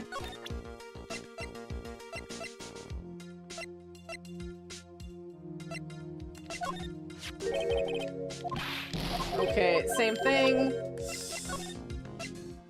We should go to the main hall. What's that on the floor? Hey, hello there. So how are you feeling? Alright, I suppose. Who is this? My name is Miles Edgeworth. My handsome boy such as yourself is always welcome. If circumstances weren't so tragic, I just might... Please don't call me boy. I'm sorry to trouble you, but I'm looking for a woman in a bikini. Well, you have found her. Now, what can I do for you? I'm so sorry, but I don't see any bikinis. If you ask nicely, I might give you a peek, big boy. Mr. Edgeworth? This is the head nun, Sister Bikini. She's the witness. Why didn't you tell me that earlier? This is exactly why your salary keeps getting cut. My stomach's already growling in protest. So, what's the latest about my beloved Iris? Well, first, I want to hear what you know. Whoa. There are more Enza cushions in the corner of the room. What's that white piece of paper sticking out from under the stack? Huh, beats me. Could you mind checking that out for me, Detective Gumshoe? Yes, sir. Here you are. Mr. Edgeworth, it looks like an old manila envelope. Eh! What is it, Detective? This could be it! An ultra-important clue! A super special clue! I suppose I should read it myself, then. It looks like a letter addressed to Sister Iris. Tonight at 10 at Heavenly Hall, unless you want your secret to be exposed, This sounds like a blackmail letter. Ooh! Blackmail letter. Nice going there, Mr. Edgeworth. Why can't I ever find clues like that? You're an ultra-important prosecutor. A super-duper prosecutor. Well, I suppose it takes a super-duper kind of dumb to miss a clue like this. That's so mean. See, the night of the crime. First, I'd like to ask you about last night. Last night, we had an acolyte here for training. After dinner, the two of us went to the training hall in the inner temple. She must be talking about Maya. Approximately what time was that? I suppose it was about 9 when we left here. Training lasts all night long. It's extremely exhausting. The channeling dojo's head nun must be in attendance at all times to keep watch. Wow, you're right. That does sound exhausting. Detective, this is no time for flattery. Sorry. Sometime around 11, you witnessed the incident in the courtyard, but your duty was in the inner temple. Why did you come back here? The way you're staring at me, I'm starting to get goosebumps. I'm starting to get goosebumps myself, but for a decidedly different reason. You get the chills pretty easy, don't you, Mr. Edgeworth? What you saw. Alright then, I'd like to tell me exactly what you saw in the courtyard. It must have been past 11. Oh no! I can't say it, it's too much for my poor heart! Hey, calm down, lady, let go of my tie! I saw 2 people. One of them was lying on the ground. The other was stabbing her from the back with a sword. Did you see this criminal with your own eyes? I didn't want to believe what I was seeing, but it was Iris. It was Iris. You must have been quite shocked. Of course she was. Try putting yourself in her shoes. It'd be like if you were stabbing Mr. Bright smack in the middle of the courtroom. I happen to witness it from the witness stand. We should be shocked too. I know it sounds insane, but that's what I saw. And when I finally realized what I was seeing, I screamed. And then I passed out. Unfortunately for us, her testimony seemed to be pretty solid. However, the idea of Iris doing such a foul act seems unnatural. Unnatural? The girl I know simply isn't capable of this sort of foulness. I wonder what she means by that. Okay, why return? As the head nun, it's your duty to stay with your acolyte at all times, correct? Yes, that's correct. I know I may look strong, but in truth is, I've got a bad lower back. A bad lower back? Yes, it's especially bad in the winter, so bad that I can't even lift a bucket. Do you remember how cold it was last night? My bad back felt as stiff as frozen ice. I just wanted to take a nice hot bath to ease my aching back. That's why I returned to the main hall. So you have to disciple all alone? That'll be ridiculous. I would never do that. That's why I ordered Iris to the inner temple after she had rung the bell for lights out. Yes, but she never went to the inner temple, did she? So did this head nun actually see Iris there? I think I better try to get some more details. Who is this acolyte that was to train in the inner temple? Her name is Maya Fey. I treat her very badly, I'm ashamed to say. And after she went through the trouble of signing up for the special course. Special course? It's a training session where you sit on a block of spirit ice and chant 30,000 times. You don't mean to tell me she's still doing that over in the inner temple, do you? No, of course not! You don't have to worry about that one little bit. Last night we still hadn't started the training session itself. Well, that's good to hear. Oh, dear. There's one thing I forgot to tell you. Uh-oh, I don't think I like the sound of this. You know that small girl? I believe she is Mystic Maya's little sister. She's still missing! Pearl's still missing! Maya's little sister? Oh, you mean Little Pearl. That's Maya Fey's cousin. Little Pearl? I thought she was going to visit Mystic Elise after we finished with dinner cleanup. But I haven't seen her since last night! She's nowhere to be found! Pearl's missing! You mean she... Wait. Could she be with her mother? You mean she was the victim? It's all the fault of the stupid creaky old back. A little girl who was with the victim on the night of the murder is gone? As I say, the plot thickens. Thanks, Gumshoe.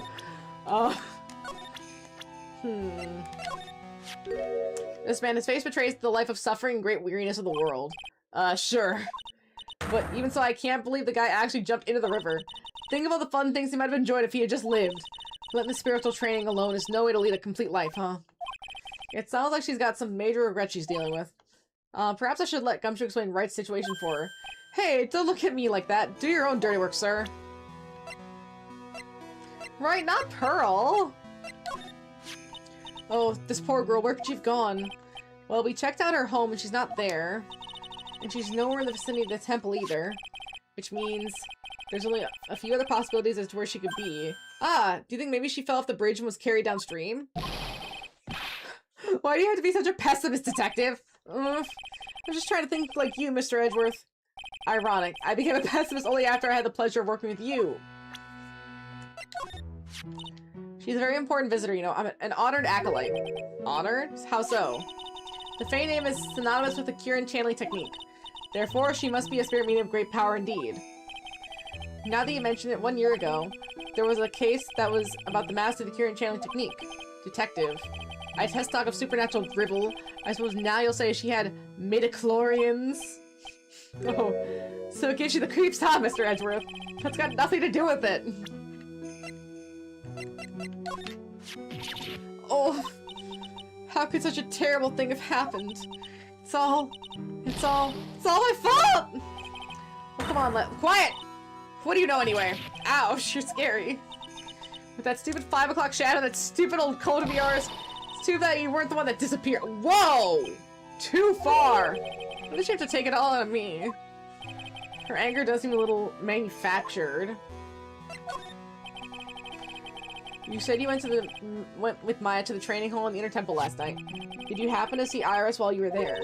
Of course I saw her. I told her to meet us after ringing the 10 bell for lights out. So you're saying Iris came to the Inner Temple then? Of course she did. Iris has always been a good, obedient girl. After that, I had Iris help Mystic Maya begin her training. But that doesn't fit with fit with Iris' story at all.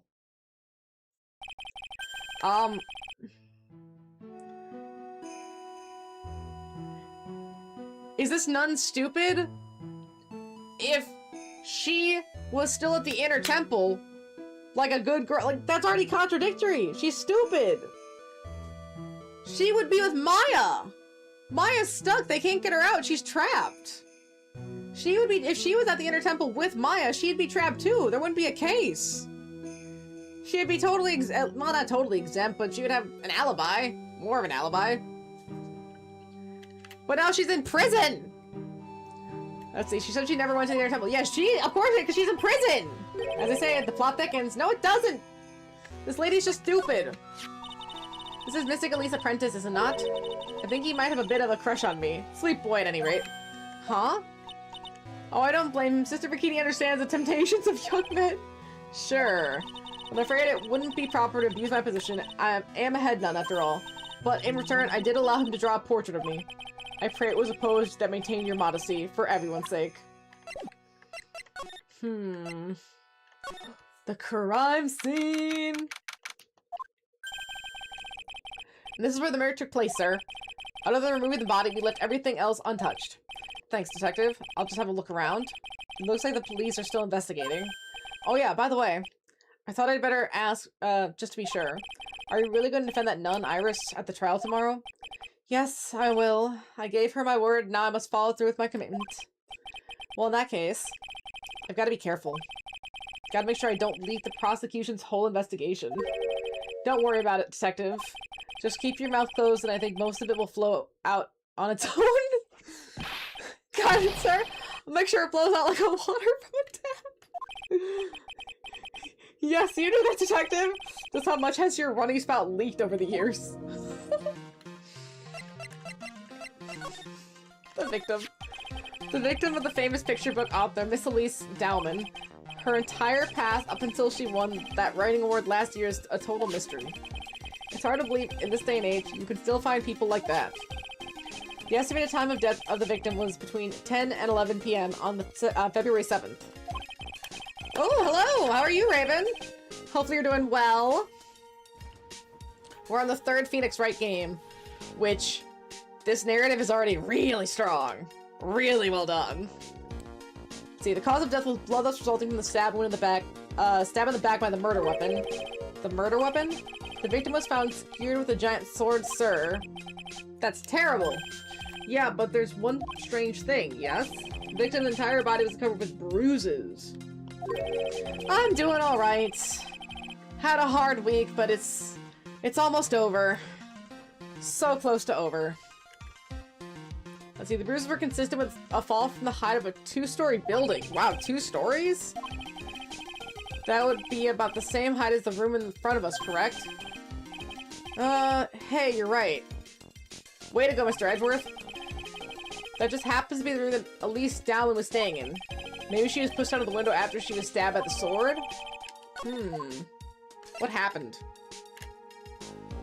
An 8-hour Mech Warrior stream? A Mech Warrior 5 stream? Oh, wow, 8 hours. Dang, you must be tired.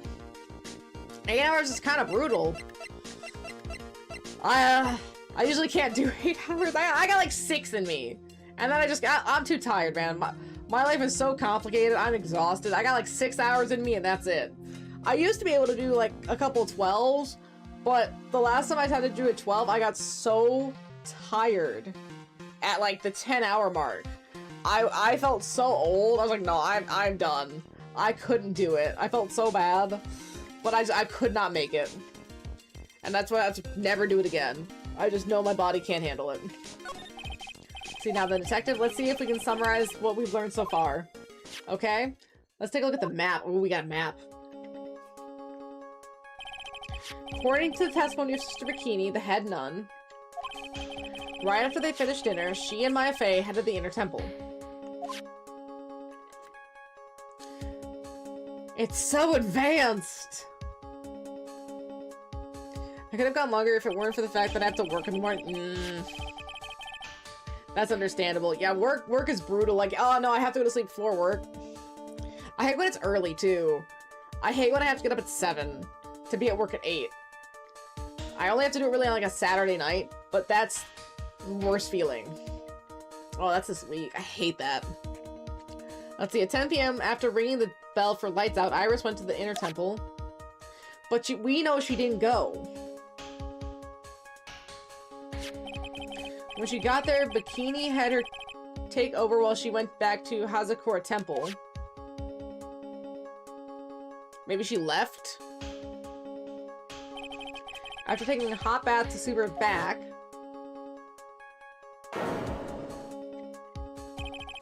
Mr. Bikini witnessed the murder in the courtyard.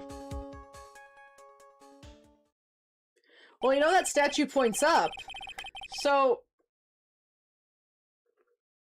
she could have been pushed out the window and landed on the sword, and then it turned, and then the sword was pointed down. So someone did push her, but that doesn't mean they stabbed her in the back. See, if you want more details, you should ask Bikini herself in the main hall. The inner temple, huh? I'd like some more information about that place. Let's see, tomorrow's trial. Trial begins tomorrow, but who's the prosecutor? I'm pretty sure it's that Godot guy, but nobody can get a hold of him, so they're looking for a replacement! A replacement? What do you mean? It's really weird. All of a sudden, no one can reach him! I wonder if the rumors are true. Maybe since Mr. Wright caught a cold and won't be defending, he just lost interest. I intend to appear in court in the role of defense attorney. However, I would be quite unhappy if it came out that I'm actually a prosecutor. Yeah, I can see why, but I'm not the one that you have to worry about. I think the real problem is going to be that judge. Yes, he certainly would remember my face, even after such a long absence. Right, why could no one reach him? See, no, it doesn't have, because then where would the bruising come from? Because it would just be the blunt force trauma from the sword. So there's something that caused her to, like, get the bruising, but we don't know how yet. So that's why I requested the other judge preside. The Canadian judge is back! We've only met each other once. There's a good chance he won't remember me at all! Ah! The Canadian judge. Oh my god. See, yeah, but what about the prosecutor? Everyone in the prosecutor's office must know you.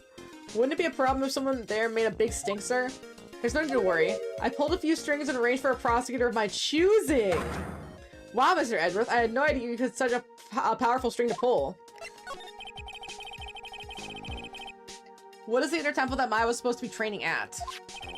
According to Bikini, it's an old building they use for training with the acolytes. It's on the other side of the Dusky Bridge. The bridge that burned down, huh? Is there anything else on the other side of the bridge besides the inner temple? Nope, not a thing. Nothing. The other side is surrounded by cliff on all sides. In a way, it's kind of like a little island up there. So the only thing there is the inner temple. I hear it's not the kind of place a person could survive in. Please be alright, Maya. There's no way it's the prosecutor I'm thinking of. Now I can't wait. There might be one prosecutor who wouldn't make a stink. I'm interested to see if that's the person they choose.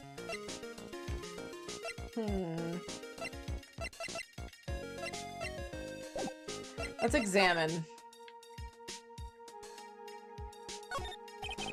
Wait, the amethyst is gone. What's this? It's like a wizard staff? That belonged to the victim, Miss Elise Dowman. There's nothing strange or magical about it. Oh yeah. Listen, this is just between us, okay, sir? This... what? This is top secret stuff. Don't tell anyone about this. Alright? The truth is, when I was a kid, I wanted to be a wizard.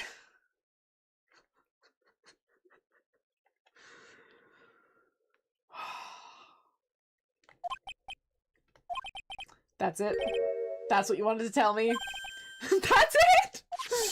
This staff was made from a very strong kind of wood. What about fingerprints? Were there any on it? Just the victims. Oh, we got it.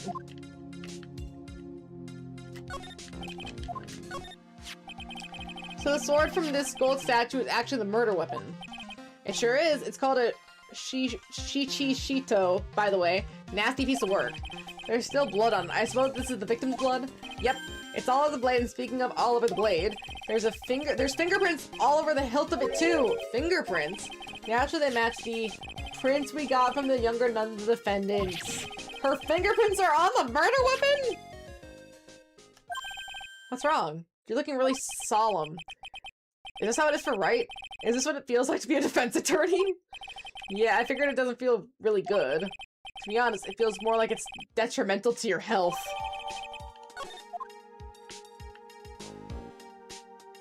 The main gate must be just past that stone wall.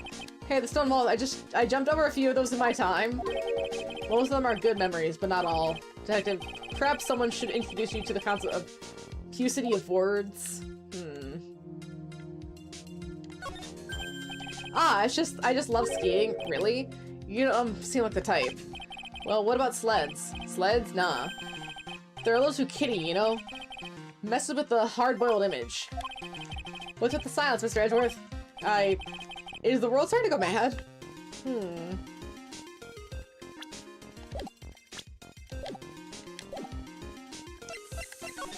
I guess back to the main hall?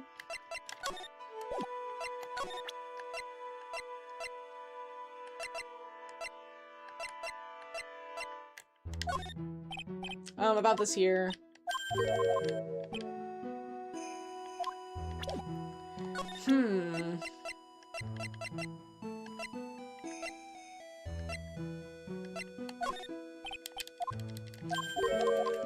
Trying to see if we can get anything off Bikini.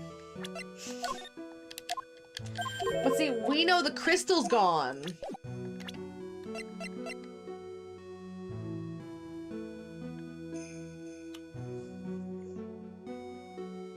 Wait a second.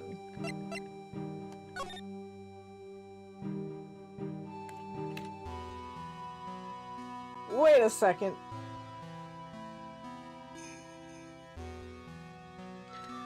That's a giant purple ball.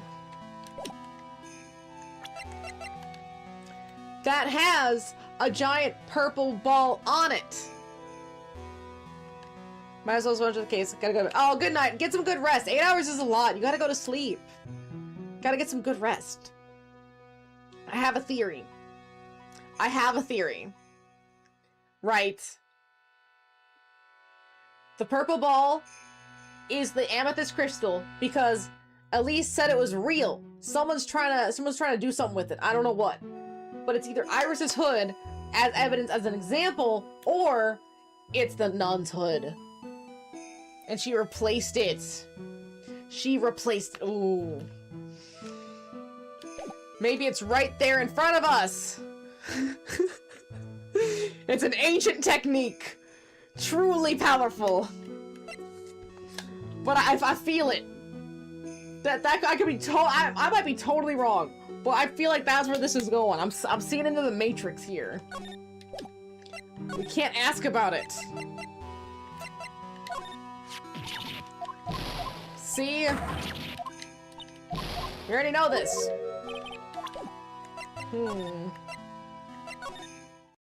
Ooh. Ooh, cryptic. I'm close. I don't see Larry anywhere. Maybe we scared the poor kid away. His heart was shut tight with a number of psych locks. I guess maybe I'll have to look for him now. What a thorn in my side. Hey,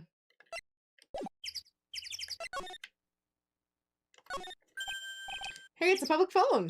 You don't see a lot of these anymore. That's true. Since we got one here, why don't we take a photo as a memento? Well, sure, why not? Oh darn it, I don't have a camera with me. I'm gonna go buy a disposable camera. I'll be right back, sir. What's so special about public phones, and why is he so fascinated by them? Some letters are wildly engraved into a roughly cut boulder. Dusky Bridge. It certainly is an appropriate name. You need to get some glasses, Mr. Edgeworth. That sign says Dusty Bridge. I can see how you could read it wrong, though, sir. You're the one who needs to get glasses, detective.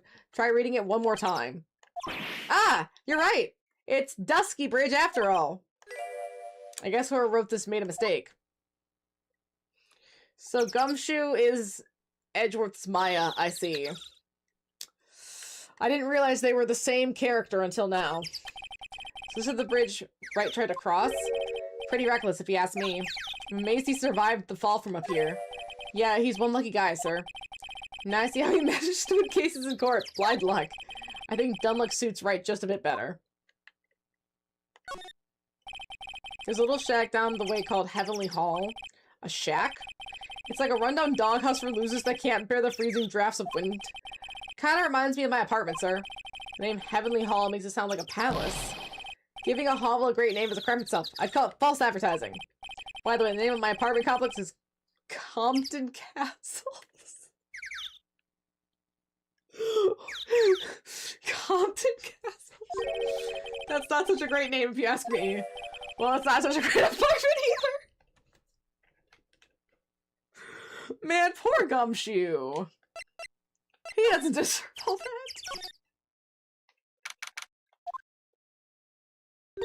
Ah, Mr. Edgeworth.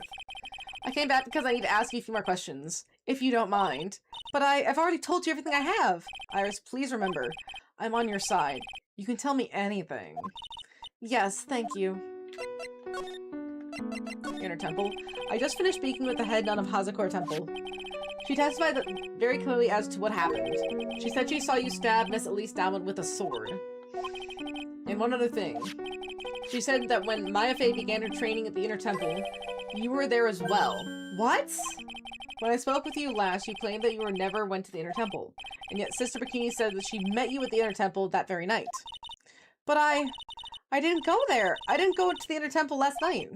It looks like she's unwilling to tell me the whole truth. I wonder if she'll find the answers I'm looking for if I break those psych locks. Okay. We gotta save. Ooh. It's been over an hour since I've saved.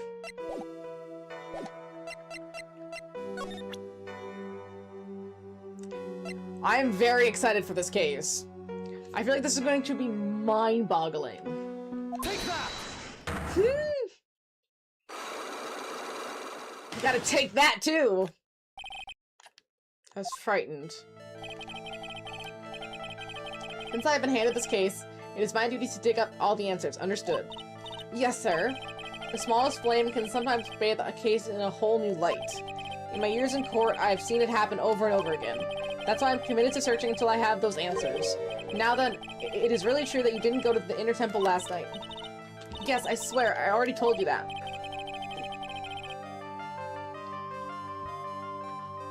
Yes, you said you didn't go because you were frightened. That's right. If that's the case, then the obvious question is, what were you so afraid of? Iris, I wonder, is this what frightened you so much that you couldn't even leave your room?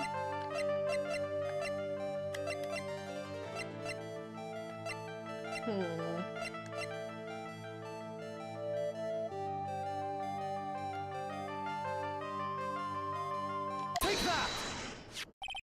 I found this in the main hall. It is addressed to you. Oh, that's... Well, Iris, Why are you glaring at me like that? You were scared of the blackmailer who wrote this to you. Isn't that correct? Ah! Is it the evidence or the power of my glare that broke the lock? Oh, well, I don't suppose it matters either way. But, Mr. Edgeworth? Yes? I thought the letter was just someone playing a prank on me. A prank? Well, yes. After all, even if I did have a secret, there's no one to tell it to that would cause me any grief. I wonder about that. Sister Bikini is like a mother to me. I would never hide anything from her. No, you may not have anything to hide under normal circumstances. However, last night was different. Unfortunately, I don't know the exact nature of your secret yet. However, whatever it is, there's one person you didn't want your secret told to. Take that! Got her! Phoenix Wright. He means something to Wright, it seems. And I can tell he holds a special place in his heart as well. No! Lies. That's why you didn't want him, of all people, to know your deep, dark secret. Well, what do you have to say? I should have expected as much. Especially from a friend of his. This is so suspicious! After dinner, this letter was waiting for me in my room. As I said, I was frightened by it. I don't know, man. She's a really good actress. Really good actress. What is this heavenly hall the letter mentions? It's a small mountain shack at the base of the Dusky Bridge. It's a small shack, huh? It's more like a broken down shack that anyone would ever want to go near. This shack is getting reamed! Where is it on this map? New location! It's around here. You get there. You must follow a small path down from Dusky Bridge. Let's see, the reality is, to get to the inner temple, I had no choice but to cross that bridge. But the thought that such a terrible criminal could be lurking at Heavenly Hall. I was so scared by the whole affair that I didn't even want to think about it. So this is a secret that you locked away in your heart. Yes. Looks as though I may have a visit to the Heavenly Hall now. Maybe I'll find some sign of our mystery blackmailer. In any case, you still claim to have never left your room last night. Yes, that's exactly right. Well, you already lied because you went to the bathroom.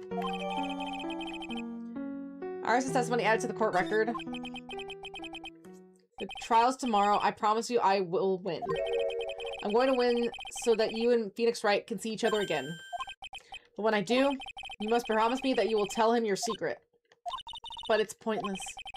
Why would you say that? Because I may know who Phoenix Wright is, but he has no idea who I am!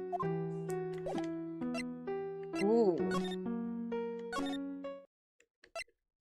I want to follow up on that.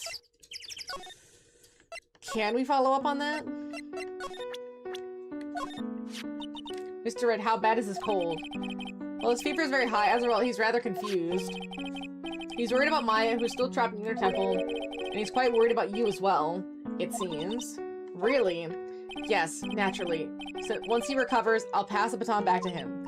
No, don't. I'm sure that Mr. Wright wouldn't want that. He wouldn't want to defend me.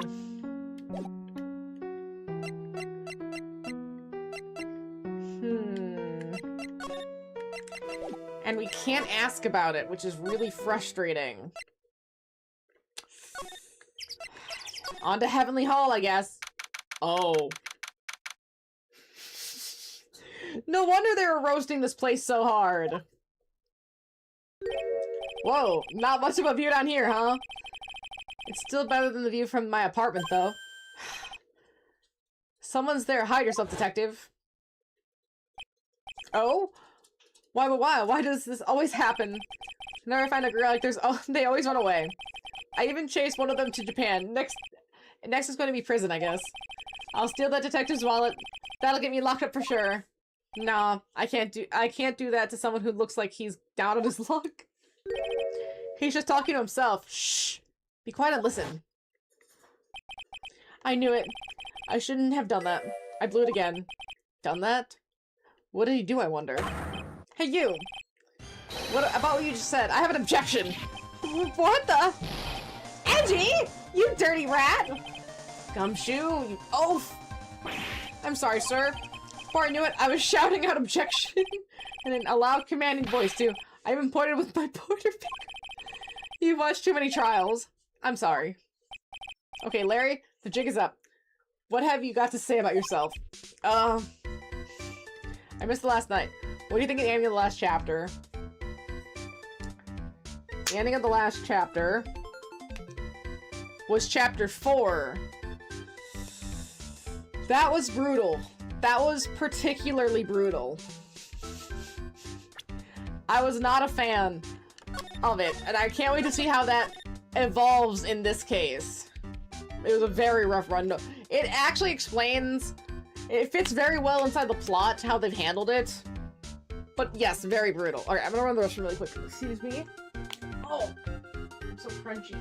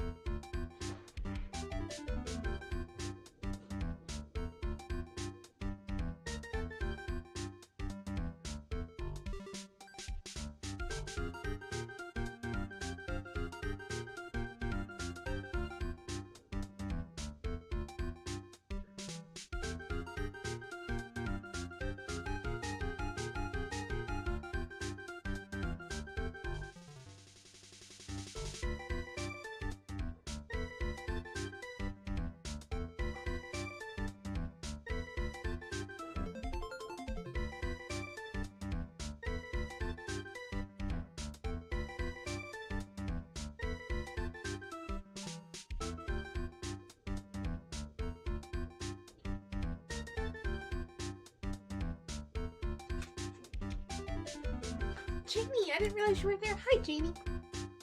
You're so good.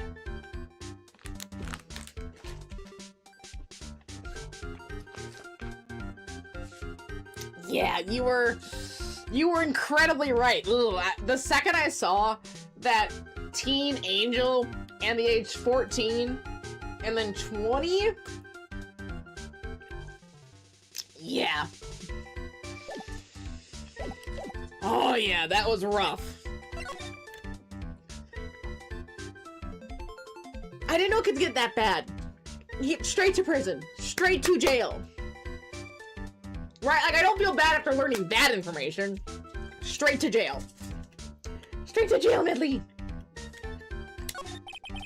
What is this little shack anyway? Well, I just discovered it again myself. You did this since yesterday? And why are you down here in the first place? Come on, I'm an artist. I was looking for a good place to sketch. This is a great little place. It's artistic. It's quite cold. It's got no power and it looks like it's about to collapse. Sounds like my apartment here, pal. One thing's for sure, no one is likely to show up and disturb you here. So can I get you something to drink? Some hot water, maybe? He's getting all buddy-buddy on us, sir. Listen to me, Edgy. You've got to do this. You've got to save Iris. Why are you so sure she's innocent? Because she's cute? Watch your mouth! Anyway, I've made up my mind about it. I'm going to marry that girl. Oh, Larry.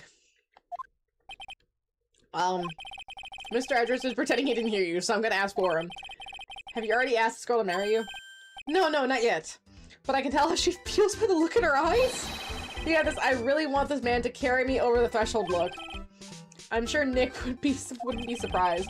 He's never imagined I could marry such a beautiful girl like that.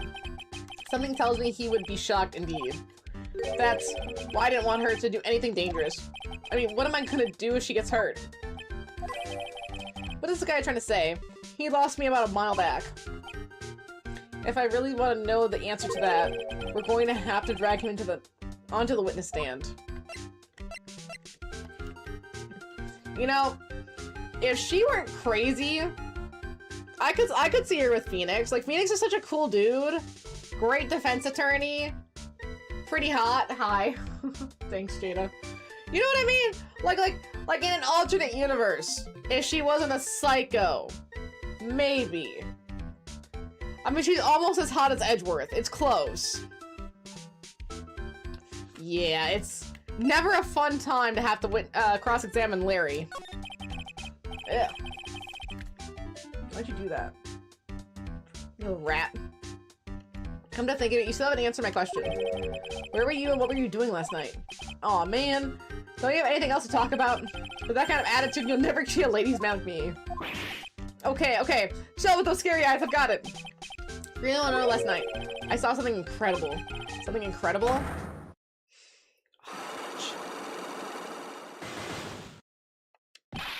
Yeah, but let's not talk about it now. Let's talk about the good old days. What do you say? Come on, I'll pour you a nice cup of hot water. Why hasn't he realized that I absolutely despise talking about the good old days, especially with him? I know! Edgeworth, Diego / Armando / Godot. I mean, the Ace Attorney games. They're not afraid to make them really fine. Really fine. Let's see. Do we have enough? Let's try the Cyclops. Well, wait. First, it's a horrible graffiti problem you got there, pal. You don't know anything, detective. This is art. It's an expression of my bittersweet love for Iris. Larry, do you know what the difference between graffiti and true art is? It's how the artist himself defines it, right? I should have seen that one coming. Well, if that's the case, all of my lunchboxes are masterpieces too, pal. What is this festive-looking ornament? It reminds me of an art class in grade school. We used to have a lot of fun decorating the classroom with origami, remember? Well, Oh yeah, you were never any good at it? Really? Yeah, this guy was so bad he couldn't even fold $1, let alone a crate. Really tried to comfort him, but he would just sit there sobbing. Be quiet already! I'll never forget the shape of that day! You want a crate? I can now make a perfect quarter-inch crate without a single flaw! You know, Edgy? Nothing for nothing, but a quarter-inch crate without a single flaw is not easy. Yeah, it's quite a feat, Prosecutor Edgeworth. Oh. This is exactly why I hate childhood friends. Poor introverted Edgeworth. Straw roof is totally covered with freshly fallen snow, powdery snow. Oh, it makes a nice image, doesn't it? I always did like the rustic look. Heavenly Hall. I suppose it's an appropriate name in some sense. You got that right. Look at that bridge up there. This place has to be heaven because that thing is hell. You would do well to remember it, Larry. It's a sacred place to some people.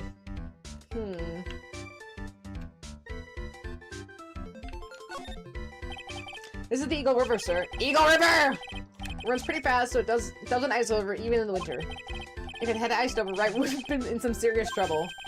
You're right about that. We would have landed on the ice and slid downstream to who knows where. Not exactly what I meant, but alright. Yeah, a 40-foot fall onto ice? That would definitely kill you. Or at least severely injure you.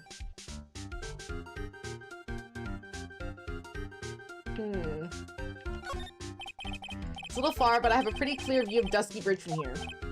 I still can't believe it, really. What is it, Larry? Nothing. It's nothing. Seems pretty suspicious to me. This is my witness? Oh, it's my witness. Something about this statement smells. And you know what they say? Oh, we know what they say. Wait, gotta save.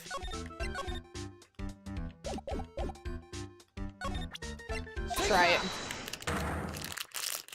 It's the only thing we can do is try it.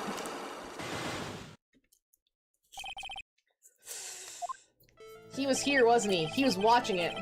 Alright, now we're going to tell me what you really saw last night. Oh, you're really upset, aren't you, Edgy? I'll talk! Huh? That was a bit too easy. Yeah, anyway, it was awesome! Never seen anything like it. Around 10 o'clock last night, it started thundering. I had been sleeping, but not sure for how long. Suddenly, zing! The world in front of me went white, but you were asleep. Like I've been slapped in the face by an old girl from Naomi.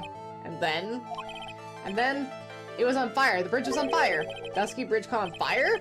Are you saying you saw it with your own eyes? Hey! What are you giving me the evil eye? I'm telling the truth! There are still 3 remaining psych logs. It means he's still trying to hide something.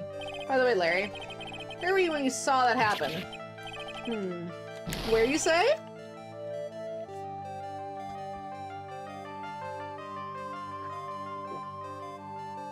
What do you mean? What do you mean, what do I mean? Just answer the question. I was in my room by the main hall, but where else would I be? As usual, you're as transparent as an empty jelly jar. Problem I suspect lies there. There? What do you mean, there? It's impossible for you to have seen lightning strike Dusky Bridge from your room.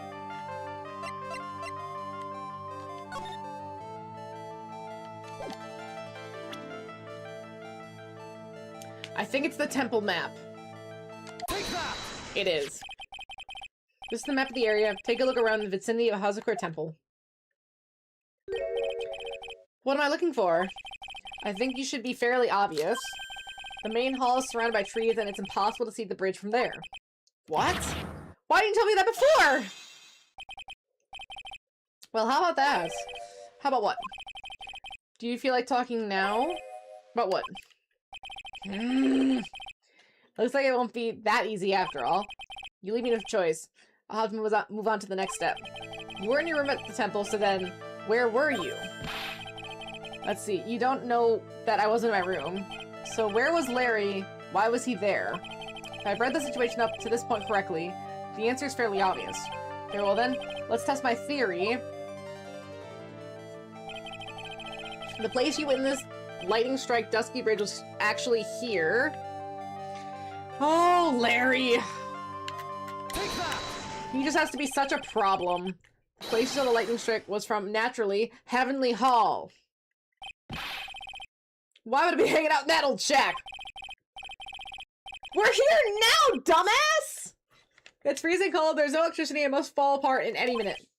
Larry, how do you know that anyway? How do you know there's no electricity? After all, it's not that dark yet. In other words, you just provided evidence to prove my theory. My theory that you at least once in your life have visited Heavenly Hall after sunset. I have to admit, I'm impressed, Edgy. You're in a totally different league from Nick. That's nice, now tell me. What were you doing at this cold little shack last night?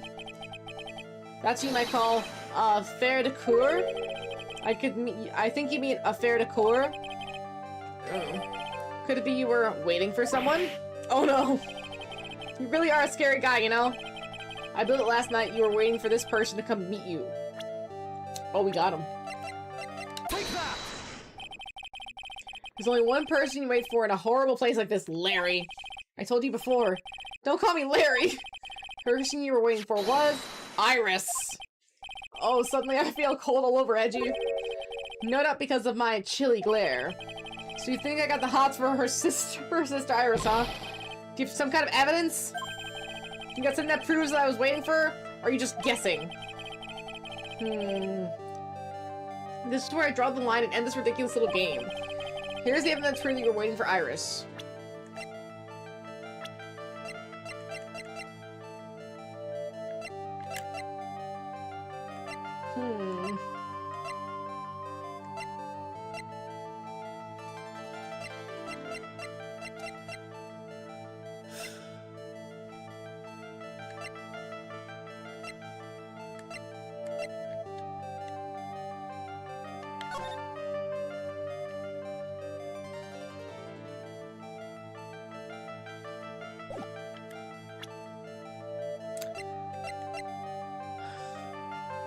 Here's the evidence that proves you were waiting for Iris.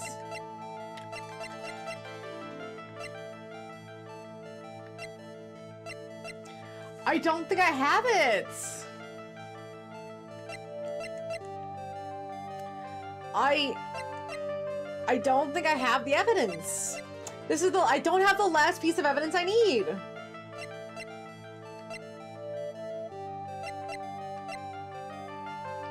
Nothing in the court record indicates that Larry was specifically waiting for Iris. We just have Iris's testimony, but that doesn't prove it was Larry.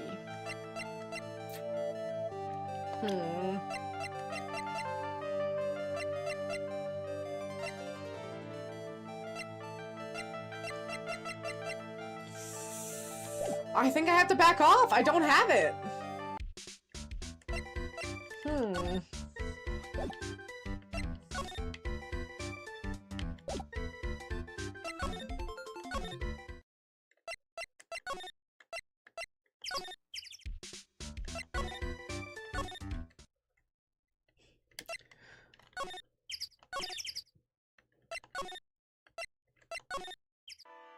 Do I have to find another piece of evidence? I think that was it.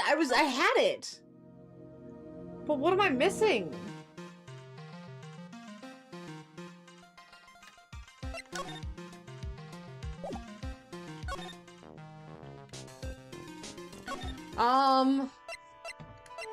Yes. Do I have it? It didn't feel like I had it.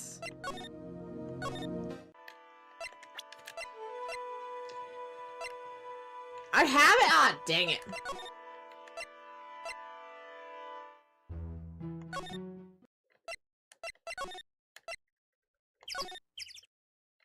I got a path all the way back.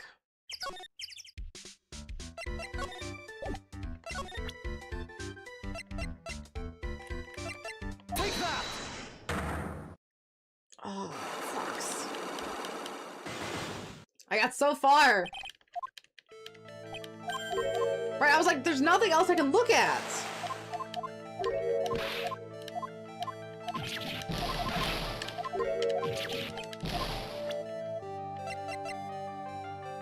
Take that!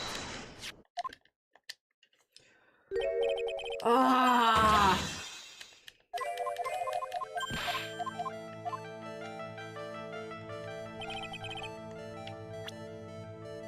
Take that!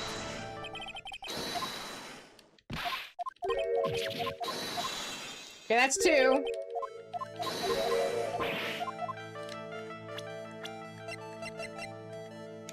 Take that! That's 3. Here's the evidence that proves you were waiting for Iris.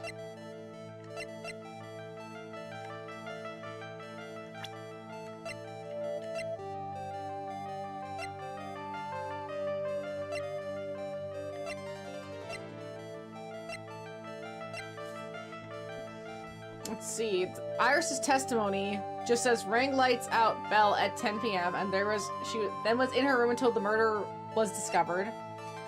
I don't think it's that. The murder weapon that had her prints on it, I don't think it's that. The staff, no. And it wouldn't be the autopsy report. So I can cross all those out immediately. Maybe the note again? There's something I must talk to you about. Maybe it is the blackmail note. Take that! Is it? Here's your evidence. You called her to this spot with a pathetic blackmail letter. Hey, give that back! You're embarrassing me! Oh, it is. Yeah, there we go. But what are you doing with that anyway? I misjudged you, Larry. What do you mean? Taking advantage of a woman's frailty like that, you should be ashamed of yourself. Oh! First of all, what's this on top of your letter? It says salutations here? Well, that's what it said to write in the book. Letter writing for dummies? You're not supposed to actually write that! That's what you're supposed to write, Dear Iris! Oh, I'm so sorry!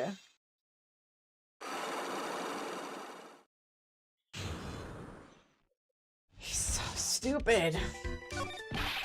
So you were here at Heavenly Hall last night, weren't you, Larry? And you saw the lightning hit Dusky Bridge, didn't you? Sorry, Edgy. Sorry doesn't cut, you scumbag. Threatening a young lady like that. Gulp. Wait, hold up. What now, pal? What are you talking about? What threatening stuff? I'll tell you, you tried to scare Iris by threatening to expose her secret, pal. What do you mean, threaten? When did I threaten her? Unless you want your secret to be exposed. That sure sounds like a threat to me, pal. Blackmail, in fact. Give me back. It's a love letter. Have you ever been in love? Is this his idea of a love letter? What did you just say? My love for a bird so highly it could melt all the snow on this mountain. Oh? Then what is the secret you mentioned? Come on, Edgy. Don't you get it? I'm talking about the secret love between her and me. Obviously, she wouldn't want old lady Bikini to know about it, right? About our hot and sour, bittersweet love affair. Alright, then why did you send the love letter in a business-like manila envelope? Give me a break, it's not my fault I didn't have any other envelopes. Sheesh! Then why are you so quick to apologize, pal? It's because Edgy gave me that scary look of his. What's wrong, Edgy? Why are you so quiet all of a sudden? That's it? That's what all those huge locks were about? I don't understand what you're so defensive. Well, I don't know either. I guess the thing is, you shouldn't expect too much from a guy like me. Hey, come on now. Don't let it get you down. That was definitely a blackmail letter. But Mr. Edgeworth! This guy is still hiding something, I know it. What do you mean, detective? Don't forget what this guy just said a minute ago. If you really want to know, last night, I saw something incredible. I mean, I guess lightning striking a bridge could be considered incredible. Theoretically. He's right. Larry? What? You look at me like a hungry dog that just found a bone. What is this something incredible you saw last night? You're gonna tell me, Larry, one way or another. Second psych luck? 2? What is this little shack anyway? Well, I just discovered it myself yesterday. And why are you down here in the first place? Oh, come on. I'm an artist. I was looking for a good place to sketch. It's a great place. It's, artistic. I mean, he definitely has an eye for something. I don't know if it's art. It's quiet, it's cold, it's got no power, and it looks like it's about to collapse. Sounds like my apartment there, pal. One thing's for sure, no one would like to show up and disturb you here. So can I get you something to drink? Some hot water, maybe?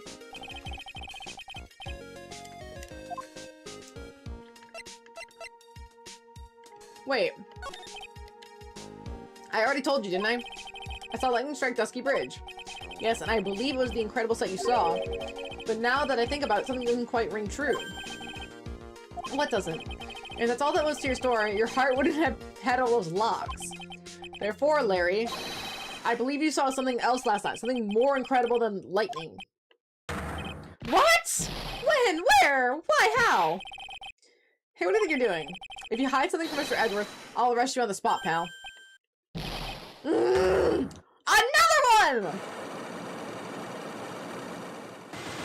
5 of them? No!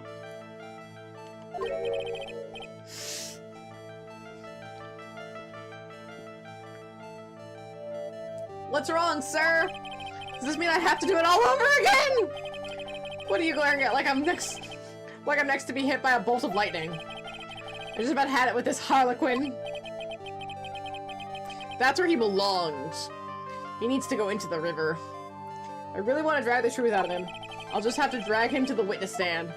Oh.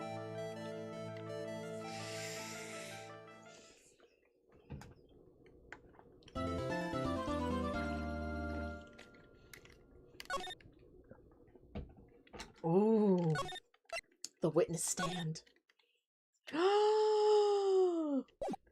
Let's go.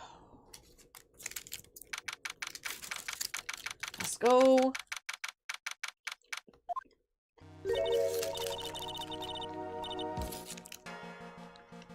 Oh my. Mr. Lawrence feels that way about me. Apparently. He isn't aware of your real secret at all. This is no time to be embarrassed! I'm sorry. I'm just hardly accustomed to that sort of thing.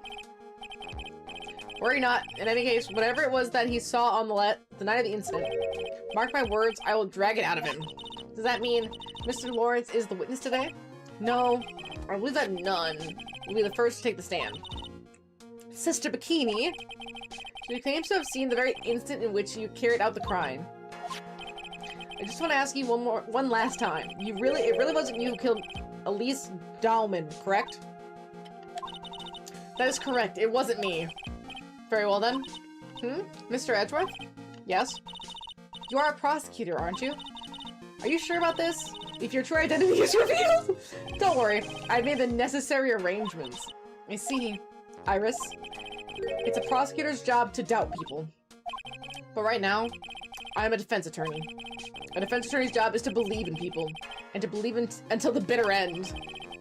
That's what my friend told me once, Mr. Edgeworth. I simply ask that you watch and decide for yourself whether or not I'm fit to do the task I've been entrusted! Ah! Very well, sir. I leave my defense in your capable hands.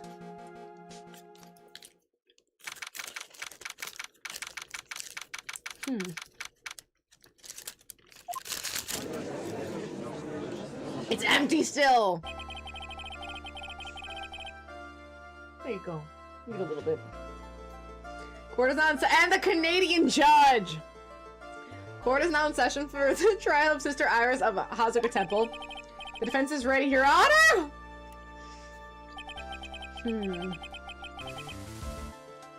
The defense does indeed appear to be ready. However, the same cannot be said for the prosecution in this case. Indeed. I'm not sure I like such a blatant waste of this court's time. An empty prosecutor's chair can only mean that the prosecutor has no confidence in their ability to prove their case! It would seem this case is already over before it had a chance to begin. A verdict already? Objection!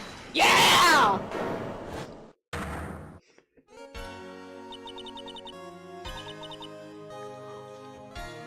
Woo!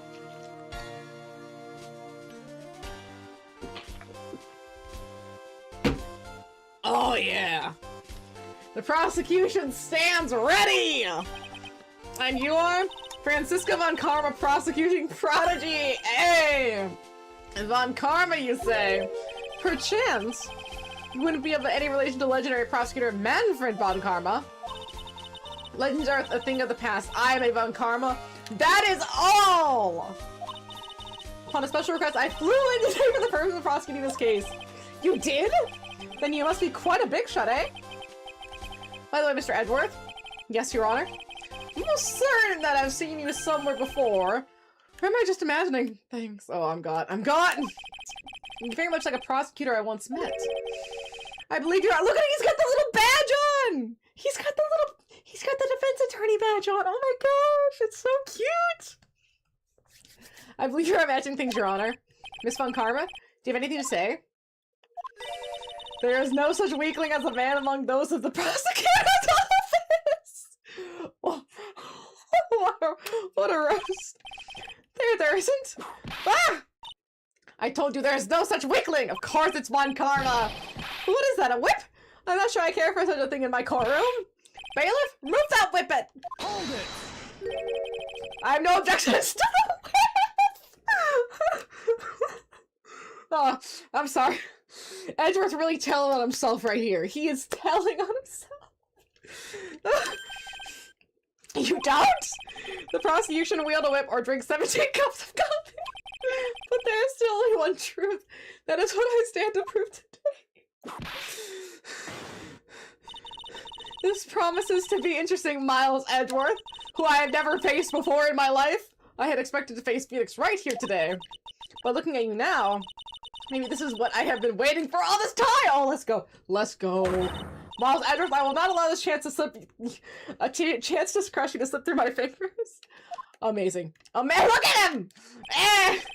I see you brought your flair for the histrionic. Legendary showdown. Oh my gosh. Like heavyweights. Fight, you fight! Oh my gosh.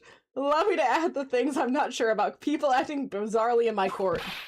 See, this judge isn't used to this. He doesn't see the white-haired judge, white-beard judge. He's like a special kind of judge. He is used to the theatrics. You see this? Breezes past it. This guy's not used to it. He doesn't get it yet. The stage is set now. Now continue with the proceedings, Your Honor. Very well, Miss Von Karma. Please give an outline of this case. With as little whippings as possible. Oh, that's not possible. Murder victim is the famed picture book author, Miss Elise Domain. Yeah, they don't have a lot of culture in Canada. Her body was found at the Hazakura Temple courtyard. She had been stabbed in the torso by a ceremonial sword from a golden statue. The sword in this picture is the weapon in question, correct? Very well. This court accepts this photo as the crime scene. Okay, more evidence. There's no mistake. This was the doing of Sister Iris. After all, there was a witness to her crime. You know what's also crazy? Like, really crazy to think about? If Miles's dad hadn't died, this would have been... This is like alternate universe. This is what he should have been the entire time. Isn't that crazy to think about? Oh my gosh. Let's see. After all, there is a witness to a crime. Very well. Please bring this witness to the stand. It's so weird. It's like, this is what he should look like. He was robbed of that little gold pin. And so it begins. My first and last trial as a defense attorney! Ah!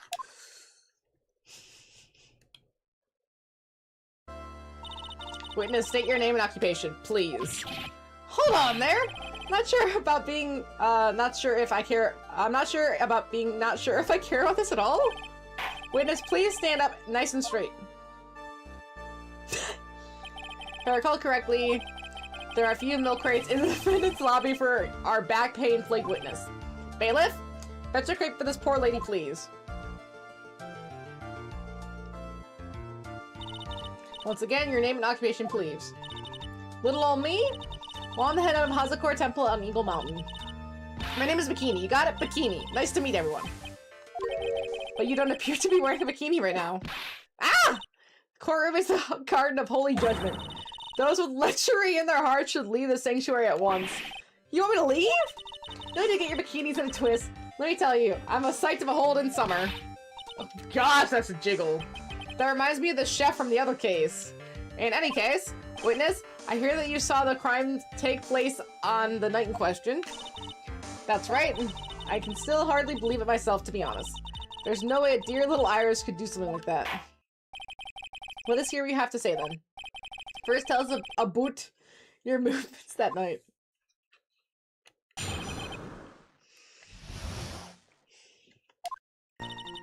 That night I was helping an acolyte with her training in the inner temple, but, well, as you can see, my bag likes to act up violently. So I left Iris to help the acolyte and returned to Hazakor Temple. There's no bath at the inner temple, you see. I need a long, hot soak. It was after I had finished, just as I was heading back. That's when I saw it! So it was simply coincident you found yourself returning to Hazakor Temple. Yes, you can say that. If my back hadn't been in so much pain, I would have stayed in the inner temple. That sounds like a pretty important statement she just made. There's only one problem with this testimony that I can see. You're not about to fall at the first hurdle, now are you, Miles Edgeworth? Mr. Edgeworth, please begin your cross-examination. It's so crazy to think that this is going to lead into all the other Phoenix stuff from the previous cases.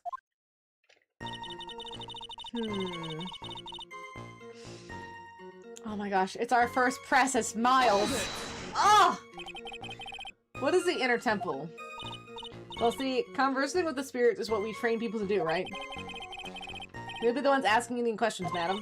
In order to do that, a place strong in spiritual power is required. There's a small temple across Datsuki Bridge called the Inner Temple.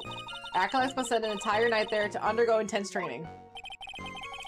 How exactly do you help with this process? You know what's crazy? He doesn't ask questions like this. He asks questions when doing the cross-examination for the defense, but when they give the testimony, he doesn't cross-examine them. So he's not used to asking these questions directly. He's used to ending the questions and asking them to the defense. Let's see, it is all quite exciting. It can be performed without a nun supervising. Like a tutor watching to make sure a spoiled child studies. A tutor with a whip in your case. If that is the case, then why did you return to Hazakor Temple where the murder took place? Hold it! Violently? That's right. It's no laughing matter, especially in winter. I can't hold anything heavier than a knife and fork during the cold months. Just being alive is like strict training. On the night of the murder, was this fabulous back of yours hurting again? Right? He's doing great! He's asking really insightful questions. That's right, raging like a bull in a pig pen. I almost fainted once or twice. I just knew that unless I warmed up, it was going to finally finish me off. So I left Iris to help the Acolyte and returned to Hazakura Temple. You left Iris to help with what? What do you think? The Acolyte's training, of course. It was just past 10 p.m., so we were starting to enter into the training exercises proper. Wasn't it your place to remain with the disciple? Well, the job is simply to watch over the Acolyte so that they don't pass away. Just to confirm this point again, that night, you met Iris in the inner temple, correct? Yes, yes. She's a gentle, honest girl. She never once failed to follow my directions. There's no bath at the inner temple, you see, and I need a long hot soak. So you returned to the Hazakura Temple in order to take a bath. My back is to blame for everything. It's a do-or-be-done-in kind of world, after all. How long were you in the bath, if you don't mind me asking? My, what a filthy little rogue you are! I know it's on your mind. I bet your next question is going to be, where exactly did you Ew. And this is why you have to watch the young ones. What are you going on about? I was... Ugh! Pathetic, Miles Edgeworth. The lowest of the low. There's some sort of kick-me slime stuck to the fence's bench. I think so. And he's getting a taste for that, too. Everyone picking on the defense. And I couldn't afford to be away from my post for too long, you understand, so... Hold it! The crime took place in the courtyard, correct? When you go from my room to the main hall, you have to take a winding hallway from which you can see the courtyard. That's right. In other words, it was pure coincidence that the witness saw the crime taking place before her eyes. There was no complicated setup in this case. That certainly seems to be true. There's indeed only one problem with this testimony. If I can clearly point out what it is, then I can begin to quantify just how good this witness's memory and observation skills are.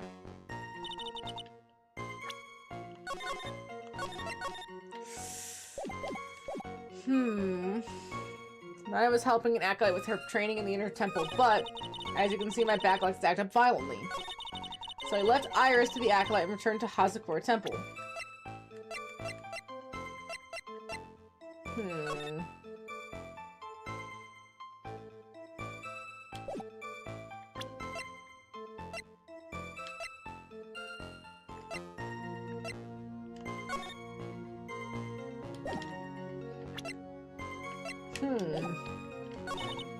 There's no bath in the inner temple, you see, and I need a long hot soak.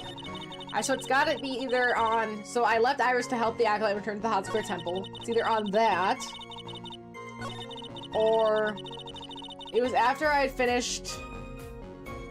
Just as I was heading back, that's when I saw it.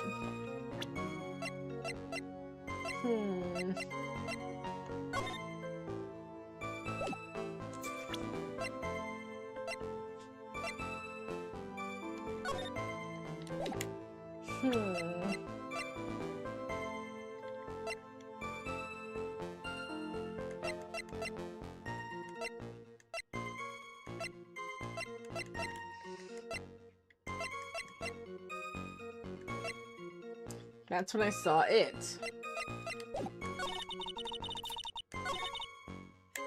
So all the trials in this game so far is the one that breaks my sand the most. This has been very intense so far, and now I have no idea what it wants. I feel intimidated. I'm Miles up against Von Karma. That's crazy. I'm having a hard time processing right now.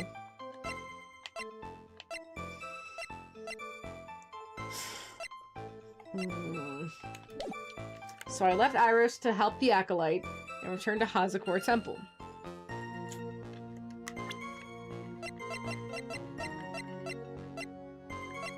Oh! No. I was gonna say maybe her testimony? Oh yeah, Iris' testimony. Yeah, this one. Objection! Got it. It was Iris' testimony. Witnesses have to undergo their own trials, I'm afraid. The defendant's fate rests on their powers of observation and memory, after all. Well, well, don't worry, I'm more than up to the task. And one of faith, after all, head honcho of Hazakura Temple. In that case, Miss Honcho, I'd like you to explain something to me. The discrepancy between your testimony and that of the defendant, Iris. She came to that after ringing the lights out bell. She went back and stayed in her room. Which means she did not go to the inner temple at all. No! She said that? A defendant or a witness? Who is more likely to lie, do you suppose? The defendant is simply lying to cover her back. But that's completely illogical. The murder was committed in the courtyard of Hazakor Temple. Meaning that she went to the inner temple would make for a much better alibi. Ooh. But that is odd. Whatever the reason, I can't believe that she would lie. She does indeed have honest eyes. Ah! All people lie. That is my belief. No! See, here's the thing. If her alibi was that she was at the temple, she would be at the temple. That would just be her alibi because Maya's there. You can't escape. So being in her room was more truthful. Why am I the only one being whipped in here? Anyway, neither the witness nor the defendant have any reason to lie. Which means... you must recall your memory into question. Dear, dear, dear. You're older than me and yet you want to play that game, do you? Wait. Could it have been Pearly? Is that where Pearl went? Is that why she's gone too? Let's see. Oh, well, it isn't exactly what my memory is perfect. Crystal clear, especially in winter. You remember! Pearl said she was really worried about Maya. She was really she felt really bad about the training Maya was going to go through because Maya was having a lot of trouble with the cold. She didn't realize it was going to be so intense and scary and bad. Pearl was worried for Maya. What if Pearly made it over the bridge? And that's who the person thought it was. Maybe we're going to find out where Pearl is. See, Mr. Edward, if you are going to question the memory of this witness, you will need to show me a more decisive piece of evidence. Understood, Your Honor. I was naive to think that alone would do the trick.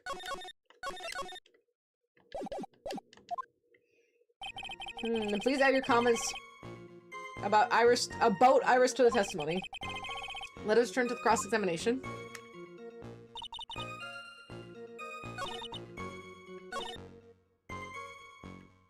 Hold it! She acted exactly like she had been in dinner. Are you sure you're not making a mistake? You, young man, need to get your estimation of me up from the floor. Iris always wears the same clothes. The smallest thing out of place would have stood out like a sore thumb to me. You're making a mistake. Thinking I made a mistake. An excellent finish here, witness. Still, I have to wonder. I know what it is. Objection! Got her. Witness, let's get one thing straight. The defendant whom you claim to have met, she was wearing this demon warning hood, correct? Of course! This is a very important piece of clothing, I'll have you know. Objection! Wait a minute. Hold it right there. Why do you have that? That's the question of the day now, isn't it, Miss Von Karma? I'll have you know that this hood was given to someone as a gift that night, before the lights out bell was rung. What? You know where I'm going with this, don't you? If the witness had seen the defendant as she claims, the Iris she saw should have been missing this very hood. Well, she's on so many crates. It's not a bad feeling at all, exposing contradictions like this. Now I understand the happy look on Ray's face every time he does it. Look at him understanding his boyfriend. Isn't that so cute? Wow, sister. This hood. You have spare ones around the temple, don't you? Spares, well, I do tend to make too many of them. I see. A stockpile, a surplus of hoods, Each has only given one hood. This should be the only hood that Iris owned. And this is quite strange. If there's a surplus of hoods, then she could have worn one of those. There's no contradiction here. I'm sorry to break this to you, Miss Von Karma, but you won't get away that easily. Discrepancies such as this will sow seeds in many human hearts. The seeds of doubt. Witness? Well, I don't wish to call your testimony to doubt. You must give every detail with precision. I'm not sure I'm comfortable going along with this. Sister, you shall continue your testimony. Tell us what you saw after finishing your bath on your way back from the inner temple. Those seeds of doubt are sprouting in the judge's heart. They just need a little more stimulation to bear fruit. Contradictory stimulation. Ew.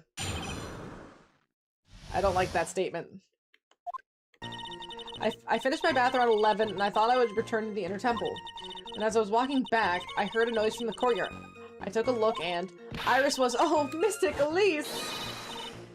Iris was, and with that sword of all things, Mystic Elise was staying in the corner room, which faces out into the courtyard. The stabbing I saw must have occurred after she was pushed out of her window. You saw a truly terrible sight, didn't you? If I was in your place, then I would be much like Miss Von Karma whipping Mr. Edgeworth into court, and me seeing it all from this very chair. Well, something like that. This judge. His imagination is about as vivid and creative as Detective Gumshoes. I would look the fool if I commented on such foolishness. Anyway, this case is mine, Miles Edgeworth. Calling everyone by their full name. Can't you do something more about that habit of yours? I like how they're just bickering now.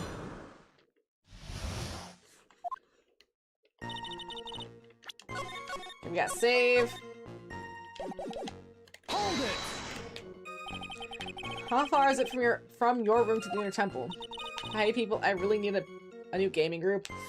From what I've heard, it definitely sounds like you do. They don't seem like really nice dudes. Let's see, let me think a moment. About 20 minutes on these stumps of mine. She can get over that bridge quick! It's about 50 minutes to Dusky Bridge from Hazakura Temple, and your temple's just beyond the bridge. Well, you never made it back there that night, did you? That's right. I was heading along the walkway toward the main hall. And as I was walking back, I heard a noise from the courtyard. I took a look and... You said you heard a noise. What kind of noise? Thump. Just like that.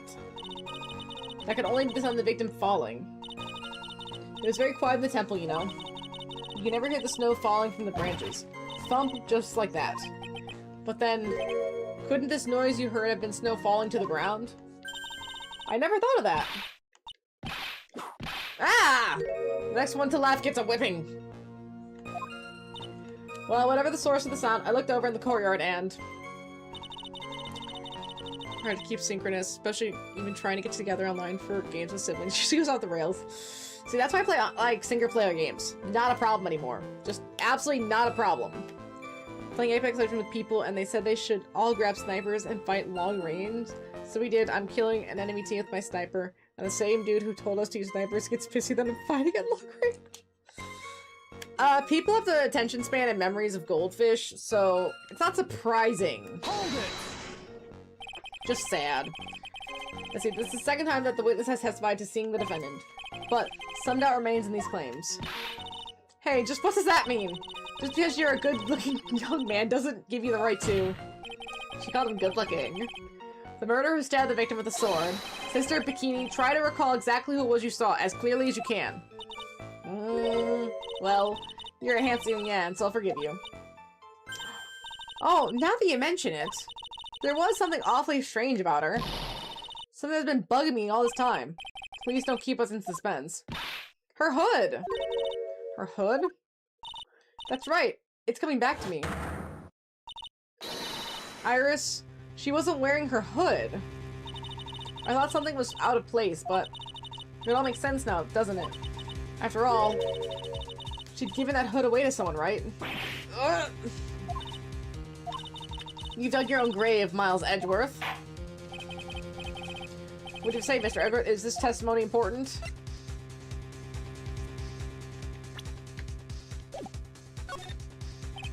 This may initially appear to put me at a disadvantage, but I can't see any other leads at the moment. Your Honor, I would like these new statements to be added to the testimony. Miles Edgeworth. If you want to hang yourself, you only need to ask. I'll gladly lend my whip. Witness, add that statement to your testimony, no problem. Hold it! Are you sure about that? Yes, after all, she always wears the same clothes. Oh, I don't mean because we're poor, you understand? It's our style, I see. Yeah, that's it. There's absolutely no need to explain yourself. Anyway, she looked different from normal, so that really stuck out. Like me holding a whippet puppy instead of my whip. At least when it might bite you and not someone else. Iris didn't have her hood on, I'm sure of it. Very well. Now please tell us about the victim.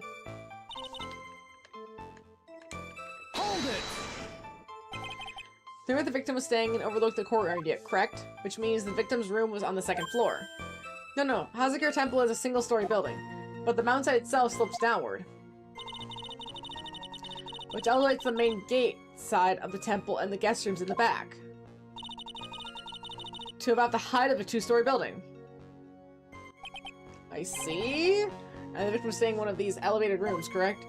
Yes, I should know. I'm the one who carried her things to her room, after all. The stabbing I saw must have occurred after she was pushed out her window. What makes you so sure of all this? It's just like I told you earlier. I heard a noise from the courtyard, okay? Thump, just like that. You're one smart sister, I'll give you that. The autopsy report states that the victim's body was covered in bruises, indicating a fall from around 10 feet in height. Appears the witness was not mistaken then. Yep, I'm more than just a pretty face, especially in winter. I'm a woman of faith, after all, the head honcho of Hazakura Temple. So 2 of them working there. That's wrong, Miles Edwards. No snappy comeback remarks. Doesn't feel like she's lying. This is very powerful testimony, too. She claims to have seen the incident in which the defendant stabbed the victim. There's only 2 things I can believe right now. My client, Iris, and my own ability as a defense attorney. Which are new and fledgling.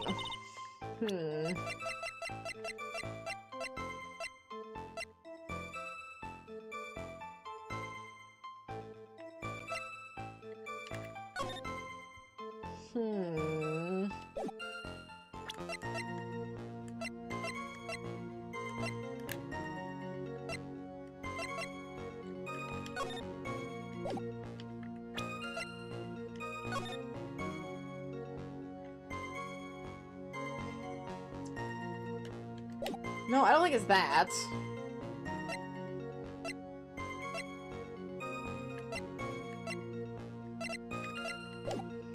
See, I finished my bath around 11, and I thought I should return to the inner temple.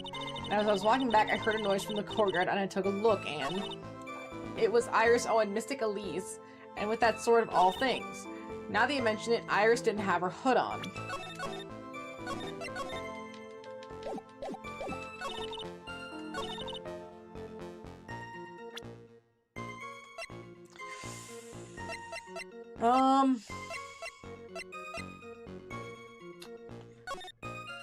I'm gonna try to present this.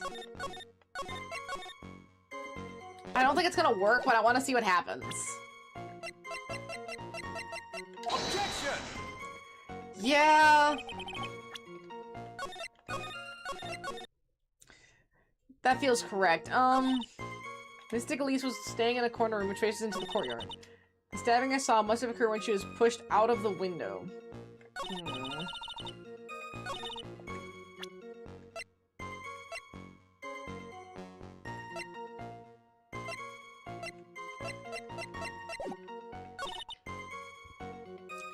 Mystic Elise was staying in the corner room which faces out into the courtyard. Iris didn't have it. Let's try this again. Are you sure about that? Yes, after all, we always wear the same clothes because we're poor.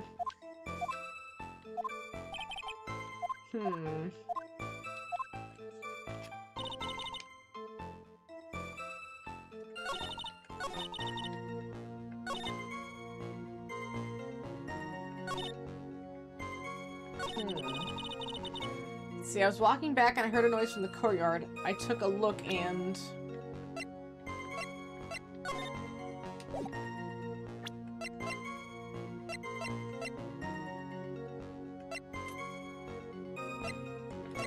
Huh.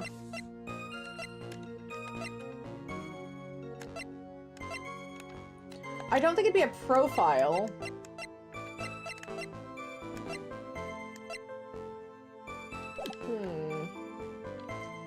So it must be a piece of evidence, because I've pressed everything.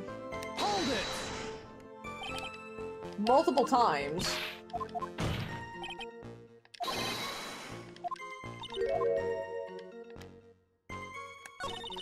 Yeah, sometimes if you press everything and then press everything twice, something that you learn in the newer testimony, pressing helps you earlier.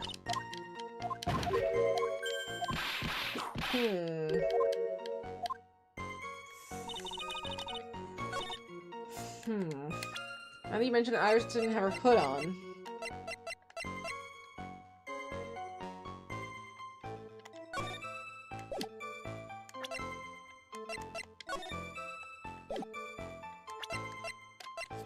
There's nothing to contradict in that statement.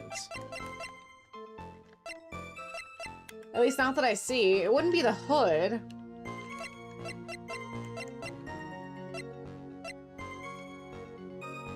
I tried the magazine, that didn't work.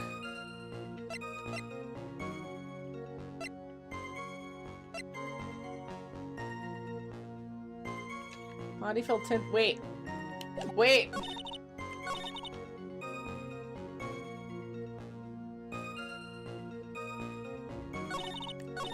I figured it out. I figured it out. If we go to the autopsy report, the stabbing I saw must have occurred after she was pushed out of the window. No, cause of death. Loss of blood from stab in the back. Body fell 10 feet after death. Objection! That was it! She got it reversed! Impressive logic, that's what I'd like to say anyway. Oh, please do. My brain is something else, especially in winter. However, I think you're overlooking one thing. Miss Von Karma, will you be so kind as to take another look at the autopsy report? The autopsy report. The autopsy report! The victim did fall from a height of 10 feet. However, this fall was after she was killed. Ah! That's right! It says after death right here. The scene that the witness claims to have seen is contradictory. If the defendant stabbed and killed the victim there in the courtyard, how did the victim then go on to take a 10-foot fall? Ooh! Order! The victim was killed and then fell. If that's the case, the victim must have been killed in her room, don't you agree? That is the logical conclusion. Yes, that's right. The victim must have been stabbed by the defendant in her own room. And then she was then thrown out of her window down to the courtyard below. Were there any signs of a struggle in Miss Dowman's room? She was stabbed with a sword. They would leave a blood stain, wouldn't you agree? Well, Miss Von Karma, was there any blood? Ew! No traces of blood were found in the victim's room. Your whip just caused traces of blood to be found on the glorious playoff beard. Not the playoff beard! Ah! I'm sure there's no need for me to go over this, as I'm sure your honor is well aware. But when a stab wound produces the most blood, very little blood is actually lost at the moment of the blade's insertion. If you want to talk about when the most blood would be lost for the body, it would be when the blade is removed. Indeed. With the weapon still in the place, it acts like a lid on the wound. That's true. With the weapon still in the body, there wouldn't be much bleeding. A perfectly reasonable line of thinking. We have come to the conclusion then. The victim was thrown out of the window with the sword still in place. This removes all the contradiction. Ah, damn, she got me. Order! I must admit that this is a provable version of events. I expect no less from Franziska Von Karma. She locates and takes control of every vital point. It seems that we need a clear testimony from the witness. Remove all suspicions on your part and tell us only the facts, please. Ah! Witness, please! Remain standing on the crate.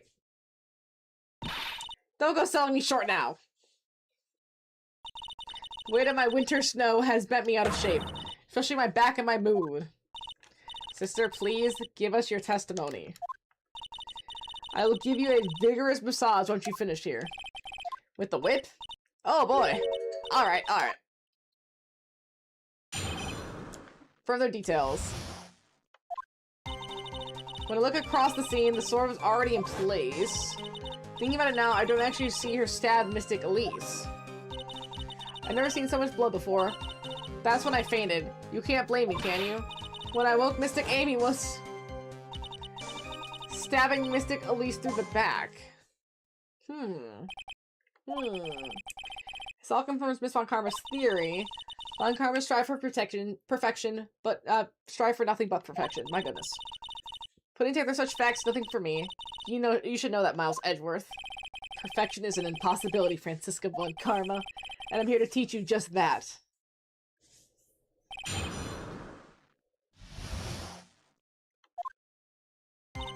When I look across the scene, the sword is already in place. Hold it! At the time, was the victim bleeding? Well, I was very shocked to see all of this, of course, so I'm not entirely sure.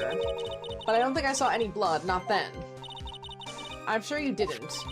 Whoever was acting as a plug in the wound. In any case, let's be clear on one very important thing. Did you actually see the incident in which the victim was stabbed? Hold it! Think carefully, this is very important. It's Iris we're talking about here. I'm thinking for all I'm worth. No, when I looked over, the sword was already in Mystic Elise's body. It might not be conclusive, but this testimony supports her theory. The victim was stabbed in her room and then dropped onto the courtyard.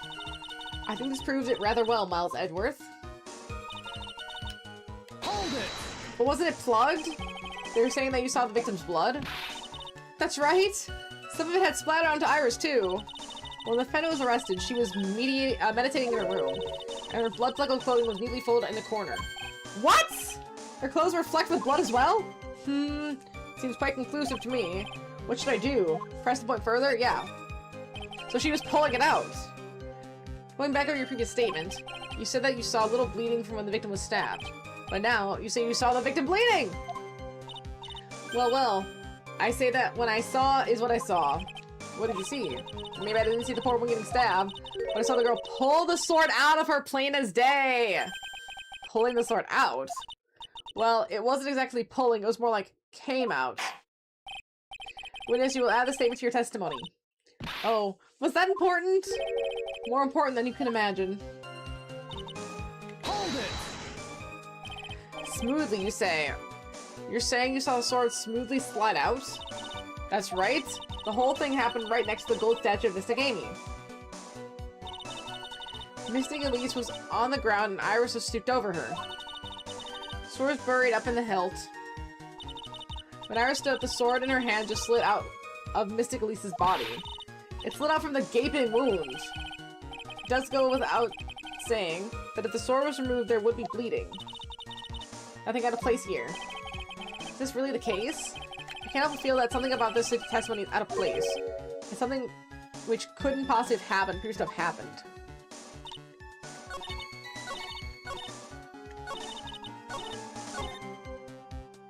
Hold it! By Mystic Amy, are you referring to the golden statue, correct? Just stabbing someone with the Shito, I can never say that. A sacred treasure is terrible enough, but to then make Mystic Amy hold the blade. Truly heinous, despicable crime. It is easy to despise someone. Anyone can do it. However, there's someone that cannot be done so easily.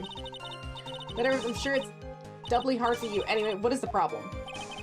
Exactly why would the killer set up this gruesome scene? Can anyone explain the reasoning behind that? No, I don't think I can. What's the motive? There isn't always a logical reason behind why someone acts. Now there'd be a motive! That's true, so true. In early spring, for example, I often find myself... There isn't always. That phrase might come in handy someday. There are too many unnatural elements in this case. Why was it necessary to use the Shito from the Amy statue as a weapon? Why was the weapon ultimately placed back in the hand of the statue? If I can expose the flaws in the testimony, perhaps I can then begin to find the truth.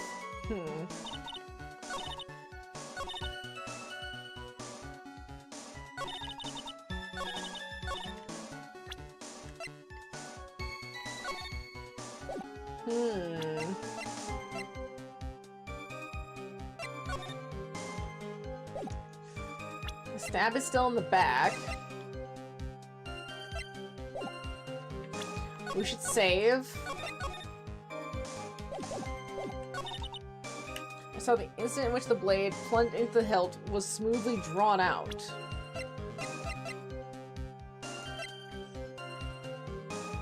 Objection! I got it. Sister Bikini, you are a reliable witness. At least, I'd like to think so. But there's so many contradictions here. What do you mean? You make it sound as though I'm a liar! But you're a handsome man, so I'll forgive you. What contradictions are we talking about? In the scene that the witness claims to have seen, the weapon was thrust up to the hilt of the victim. Furthermore, the killer withdrew the weapon smoothly from the body. However, both of these are complete impossibilities. What do you mean? Please explain. Ah! Explain yourself. To start with, do you think it would be possible to stab someone with the hilt of this? No matter how I look at the defendant, she doesn't appear strong enough for that. Objection! Doesn't appear. That meaningless dribble. I too may appear to be weak and frail, but I can crush men under my heel and make them weep should I so choose. The objection stands. I left a little back there, I must admit. Objection! That isn't the only issue here. If this sword was truly stabbed into the body up to the hilt, well, just look at all the branches on it. It clearly wouldn't come out smoothly. Ugh, that's... We also have the problem of the amount of bleeding. It truly was when a blade is left in the body, it acts as a plug of sorts. However, when the weapon is shaped like this, it's an entirely different story. The wound would be too large for the blade to completely stop the bleeding. Objection! That's nothing more than conjecture. In reality, the victim was stabbed with the the weapon. Even a weapon of this nature may still sometimes slide out smoothly and still sometimes stop the blood loss. He's gonna use it! He's gonna do it! I'm not finished. There's still one more conclusive contradiction. You still got more? It's not up to the hilt! There'd be blood up to the hilt! This is one is simple. If this sword really was thrusting all the way up to the hilt, why is there only blood on the tip of it? Just the tip. This witness is telling the truth, and there should be blood along the entire length of the sword. Thank you. No! The hilt means the hilt. Ah! Bravo, Miles Edgeworth. Raising this many contradictions from a single piece of evidence? All the other attorneys I know could maybe manage one, if that. What does it all mean?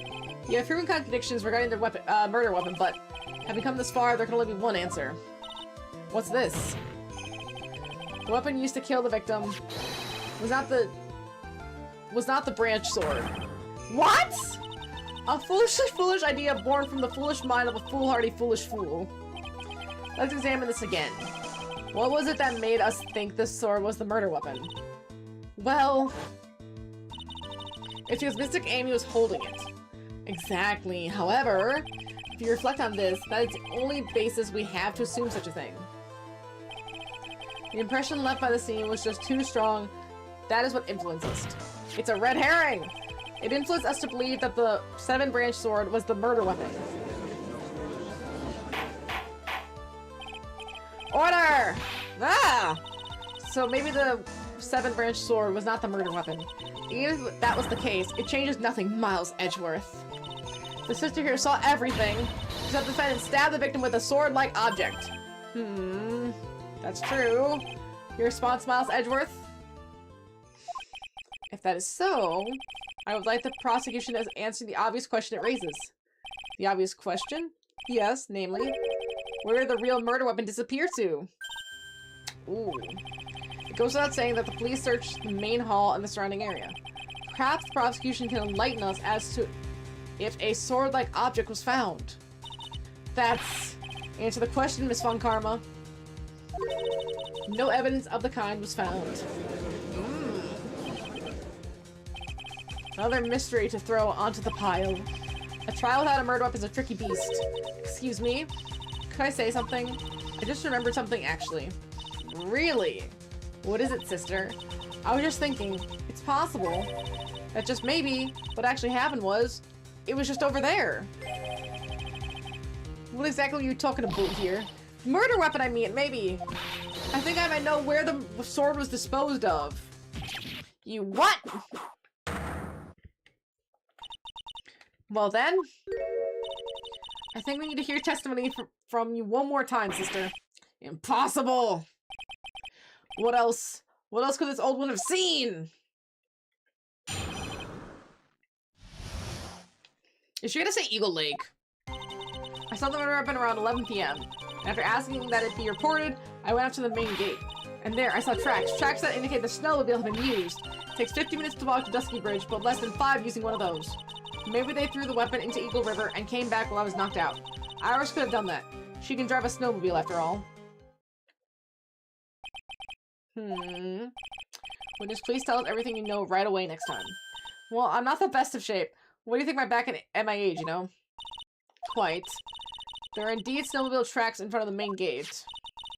There's a photograph. A snowmobile, eh? I see. Well, it certainly is an interesting theory. Tracks begin in front of Hazukor Temple and run all the way to Dusky Bridge. But that solves your pesky little problem, yes? The Eagle River's current is quite swift, meaning that doesn't freeze over in winter, making it the perfect place to dispose of the murder weapon. Did you really go to the river to dispose of the murder weapon? No, because the tracks are going two! There would be two sets of tracks, one there and one back, but there's only one set. Mr. Edgeworth, your cross-examination, please. I don't think so. That feels wrong. Hold it! You sure about the time? Yes, I was worried about it after all. Why was that? Because I have a strong sense of responsibility, especially this time of year. The Acolyte was being doused in freezing water at the time. I couldn't very well take it easy in a bath all night, could I? So at 11 I had to leave Hazukor Temple. The estimation of time seems reliable, at least. Please continue, sister. Hold it! You asked Phoenix Wright to report the crime, correct? Right. The one who trampled me. Seems she's the type to hold a grudge. There isn't a phone in the main hall, so I sent him to the bridge. Phoenix Wright. He didn't even have his cell phone on him. He had forgotten it at home, apparently. What a naive boy, as always. Not only do I always carry my phone, but I also have my whip in hand, too. Yeah, that I gave back to you at the end of the second game. Anyway, I was really scared, and it was taking him a while to get back, so I thought I'd go by the main gate for a spell. And there I saw tracks that indicated the snowmobile had been used. As I recall, there was a snowmobile outside the main gate when I visited. That's it. That's the only one we have. It will run no matter how much snow falls. Now, you're certain the snowmobile was there at the main gate when you arrived? Yes, of course. I saw it parked in front of the main gate. So she had already gone to discard the murder weapon and returned by that time. I'm not sure if this is really relevant. What should I do? No, that doesn't sound right. I need answers to every possible doubt. Snowmobile in question. Was it still warm at the time? What do you mean? What do you mean, yeah? What do you mean, Edgeworth? I'm playing to a slower crowd here. It goes without saying that using this snowmobile will heat its engine. If it was still warm, then that means it was recently used. Ah, I see. I never thought of that. That's right. I overlooked that too. Of course you did. Then answer the question, please, witness. I don't often go around touching hot engines. However, now that you mention it, there wasn't any snow on it. Snow? Yeah, for some reason, only the snowmobile wasn't covered in snow. There wasn't any snow on it. Curses. It seems highly likely that the killer did use snowmobile then. A. How long does it take to get to Dusky Bridge by snowmobile? Takes 50 minutes to walk to Dusky Bridge, but less than 5 using one of those. In that case, why didn't you use it yourself? You could have spared yourself some walking. Ah, there's a reason for that. Have you got a moment for me to explain? I think that's why the question was asked in the first place. It's about a month ago. I was driving my beloved little snowmobile, happy as can be. I fetched some water and was heading back when I went crashing into a tree. The tree in my bad back went crunch just like that. Crunch. Crunch. I haven't been able to find the courage to write anything since then. Anyway, the killer must have used it. Let's see. Refresh our memory, how long were you knocked out for? Like I said, somewhere between 10 to 20 minutes. It's possible to get to the bridge and back in 10 minutes using the snowmobile. I have to concede that it is more than enough time. Is that all you wish to concede, Miles Edgeworth? What a taunt. Hold it! While it would have been possible time-wise, one element remains out of place here. Oh? And what would this element be? The killer's reasoning, Your Honor. Why would the killer do any of this? Go all the way to the Eagle River just to dispose of a murder weapon when there was other methods. Too many unanswered questions. Your response, Miss Von Karma? Ah! Turning to me for help over the slightest thing. Why don't you think for yourself once in a while, Your Honor? What? She's as over the top as always. Anyway, whatever the reason, the fact remains the defendant could have done this. The murder was disposed of at the river. Another point to me, Miles Edgeworth. Another mystery to feed the fire. Was there any reason to go and throw away the murder weapon? Luckily, there was surely a problem with this testimony, and all I have to do is start poking holes in its flawed account.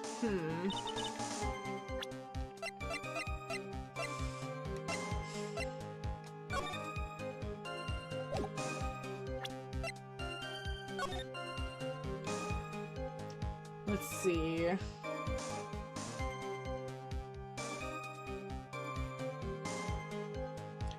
Snow 7 to approximately 10:50 p.m. Lightning approximately 10 to approximately 11 p.m.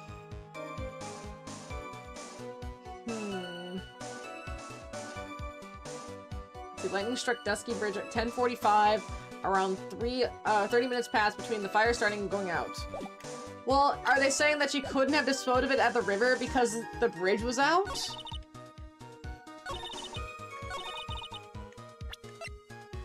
No, I feel like we gotta use this. Because based on this, she sent Phoenix out, and then this is it coming back, so I think that's what they want me to do.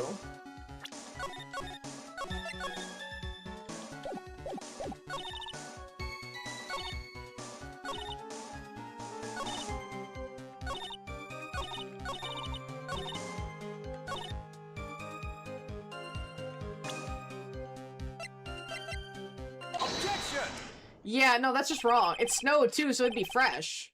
I haven't thought it proves something. It proves that the snowmobile was used on the night of the murder. He finally accepted the inevitable, it seems. Miles Edgeworth. However, if what the witness has to say is true, then why are there only one set of— Thank you, the one set of tracks! What do you mean? Iris left Hazuka Temple. Iris left Hazakura Temple, threw the weapon into the river, and then returned. If that was the case, then naturally there should be two sets of tracks on the snow. Those heading out to the bridge and those from the coming back. Ah, you're right. You're forgetting one thing, Miles Edgeworth. On the night of the murder, it was snowing. The tracks leading to the bridge were erased by the snowfall. It removes your precious contradiction now, doesn't it? It doesn't because of the time! I see, well, she was at the river, the snow stopped. Leaving just the return tracks in the snow. No, that's wrong! Objection! What do you have to say now, Miles Edgeworth? Is there a flaw in her theory? This idea that snowfall covered one set of tracks? There is a contradiction. Tracks to the river covered by the snow. What a nice theory. However, Miss Von Karma, that is impossible. Because she wouldn't have left until after 11, when the snow had stopped. Would you care to explain why there is a rude index finger currently pointed in my general direction? I guess a little shrug. No need, the evidence will do all the talking for me. The night of the murder, the killer went to and returned from Dusky Bridge. In order to dispose of the murder weapon, then outgoing tracks were erased by snow. Or so claims Miss Von Karma. Mr. Edwards, please bring evidence to the contrary.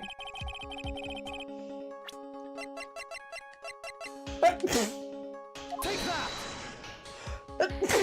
Weather data.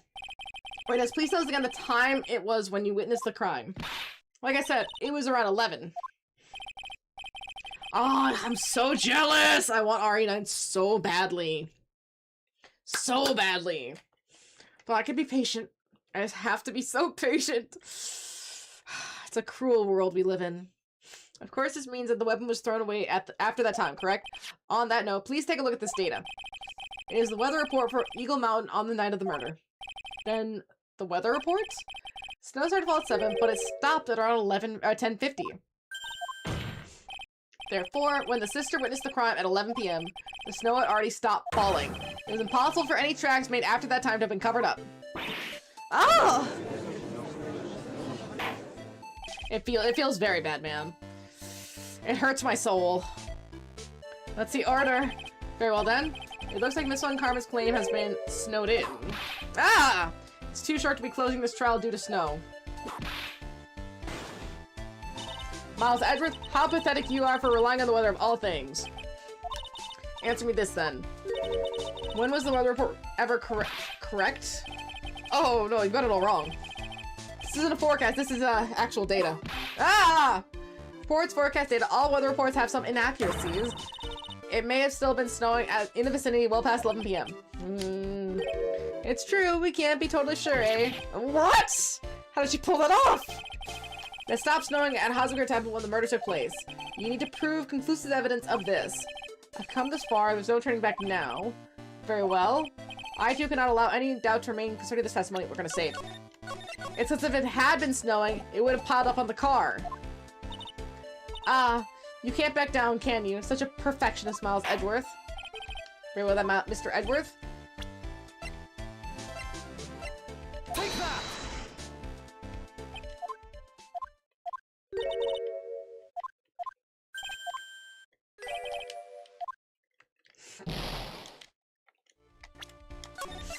Okay, I wanted to see because like maybe it had piled up, but it wasn't that. Okay. That it already stopped snowing when the victim was killed.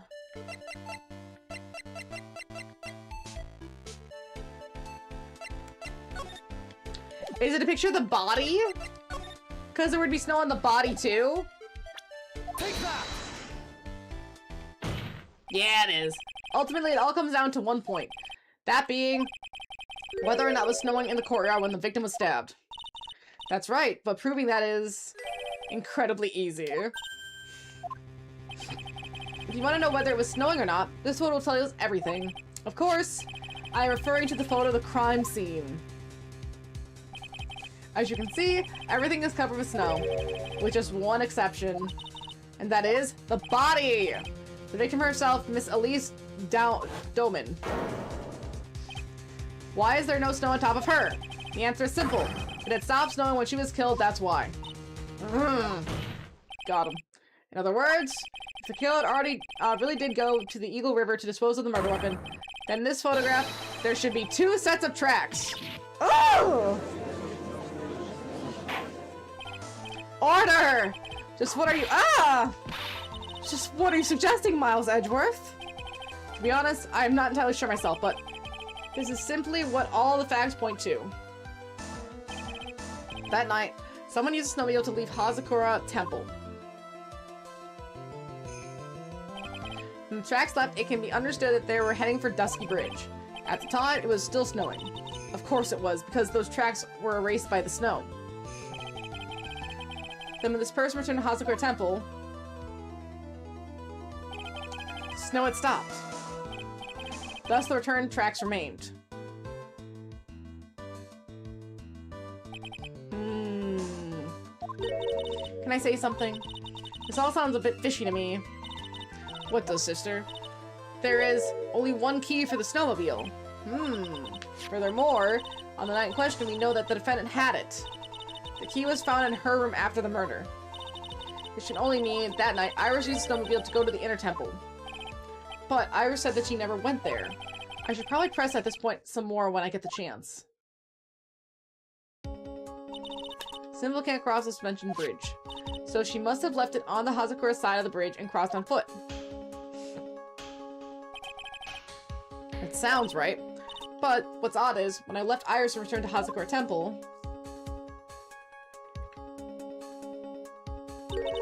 I didn't see anything near the Dusky Bridge. You must have just failed to see it, sister. Maybe, but when I made it back to Hazakura Temple, it was there, by the main gate, the snowmobile, I mean. I know what I saw, it was covered in snow, too. But that's it. That is impossible! What's going on here? Order in the court. What does it all mean? Ugh. So what was the snowmobile used for? It wasn't taken by the defendant when she went to the inner temple. If it had been, then the witness couldn't possibly seen it by the gate. Furthermore, it wasn't used by the killer to dispose of the murder weapon. If that was the case, there would have been 2 such tracks in the photo. All we know is this. After it stopped snowing, someone used a snowmobile to return to Hazakura Temple. I never thought a simple snowmobile could cause so much trouble. I think we've learned all we can from this witness. Yes, I have nothing more to add. I told you everything, no. But then, that still leaves us with the same problem. If only there was someone, a witness who could testify to having seen the snowmobile. A witness, huh? Was there no one out walking perhaps near Dusky Bridge at that night? I don't think that's likely. It was cold enough to freeze your ears off.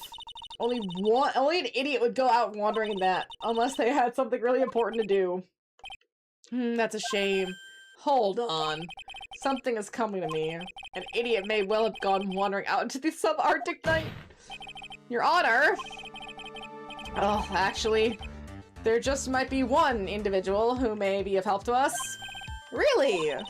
You know someone who would have seen the snowmobile on the night of the murder? I don't know for sure if he saw it or not, but there are two things about him that do come to mind, which are, first, that he saw something incredible on the night of the murder, and the second being, this individual that I'm thinking of went wandering outside in the cold that night. In other words, he is our kind of idiots. Mr. Edgeworth, who is this idiot you're talking about? I like how they all just stooped to calling him an idiot. Like, he really is just that stupid. This guy must be a product of Jean-Luc Deluc's Guide to Obnoxious French Painting. This is Larry Butt, a disciple of the victim, Elise Dowman. Her student? Interesting. And why was he wandering about outside in the night of the murder? That's a good question, Your Honor. I should tell them all about his designs for Iris, but it may cost us his credibility as a witness before I can call him. He is, after all, an artist. He was perhaps searching for something in the snowy scenery that would move him. But I cannot guarantee that this is the reason. And so, this unfortunate, unreliable-looking man. What exactly was it that he saw? I intend to extract that from him right here in this courtroom. Summon this youth as witness immediately. I have no choice, do I? I believe he's in the gallery for this trial. It will not take long to summon him. Very well. Larry. You may have escaped me yesterday, ooh, but today I'm going to get everything out of you. Sounds so wrong. This court will now adjourn for a 20-minute break. Miss Von Karma, please see to preparing the next witness. Understood, Your Honor. Good. Well then, court is now in recess.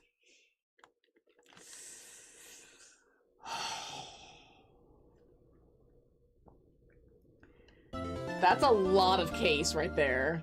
This is going to be absolutely incredible. Why does it really feel like they were able to knock it out of the park for their, like, finale of the original trilogy? Like, this feels like it's going to be really, really incredible. It has everything you could ever want. We're Miles Edgeworth. We're defending against Von Karma. Oh my gosh, somehow Larry made it in. I still feel like in my heart of hearts, somehow Mask to Mask will return. But we'll have to see Thursday. I need to go take care of these pups and get rest for work tomorrow. Thank you all so much for being here. I will see you next time. Have a lovely day. Have a lovely rest of your day. Thank you so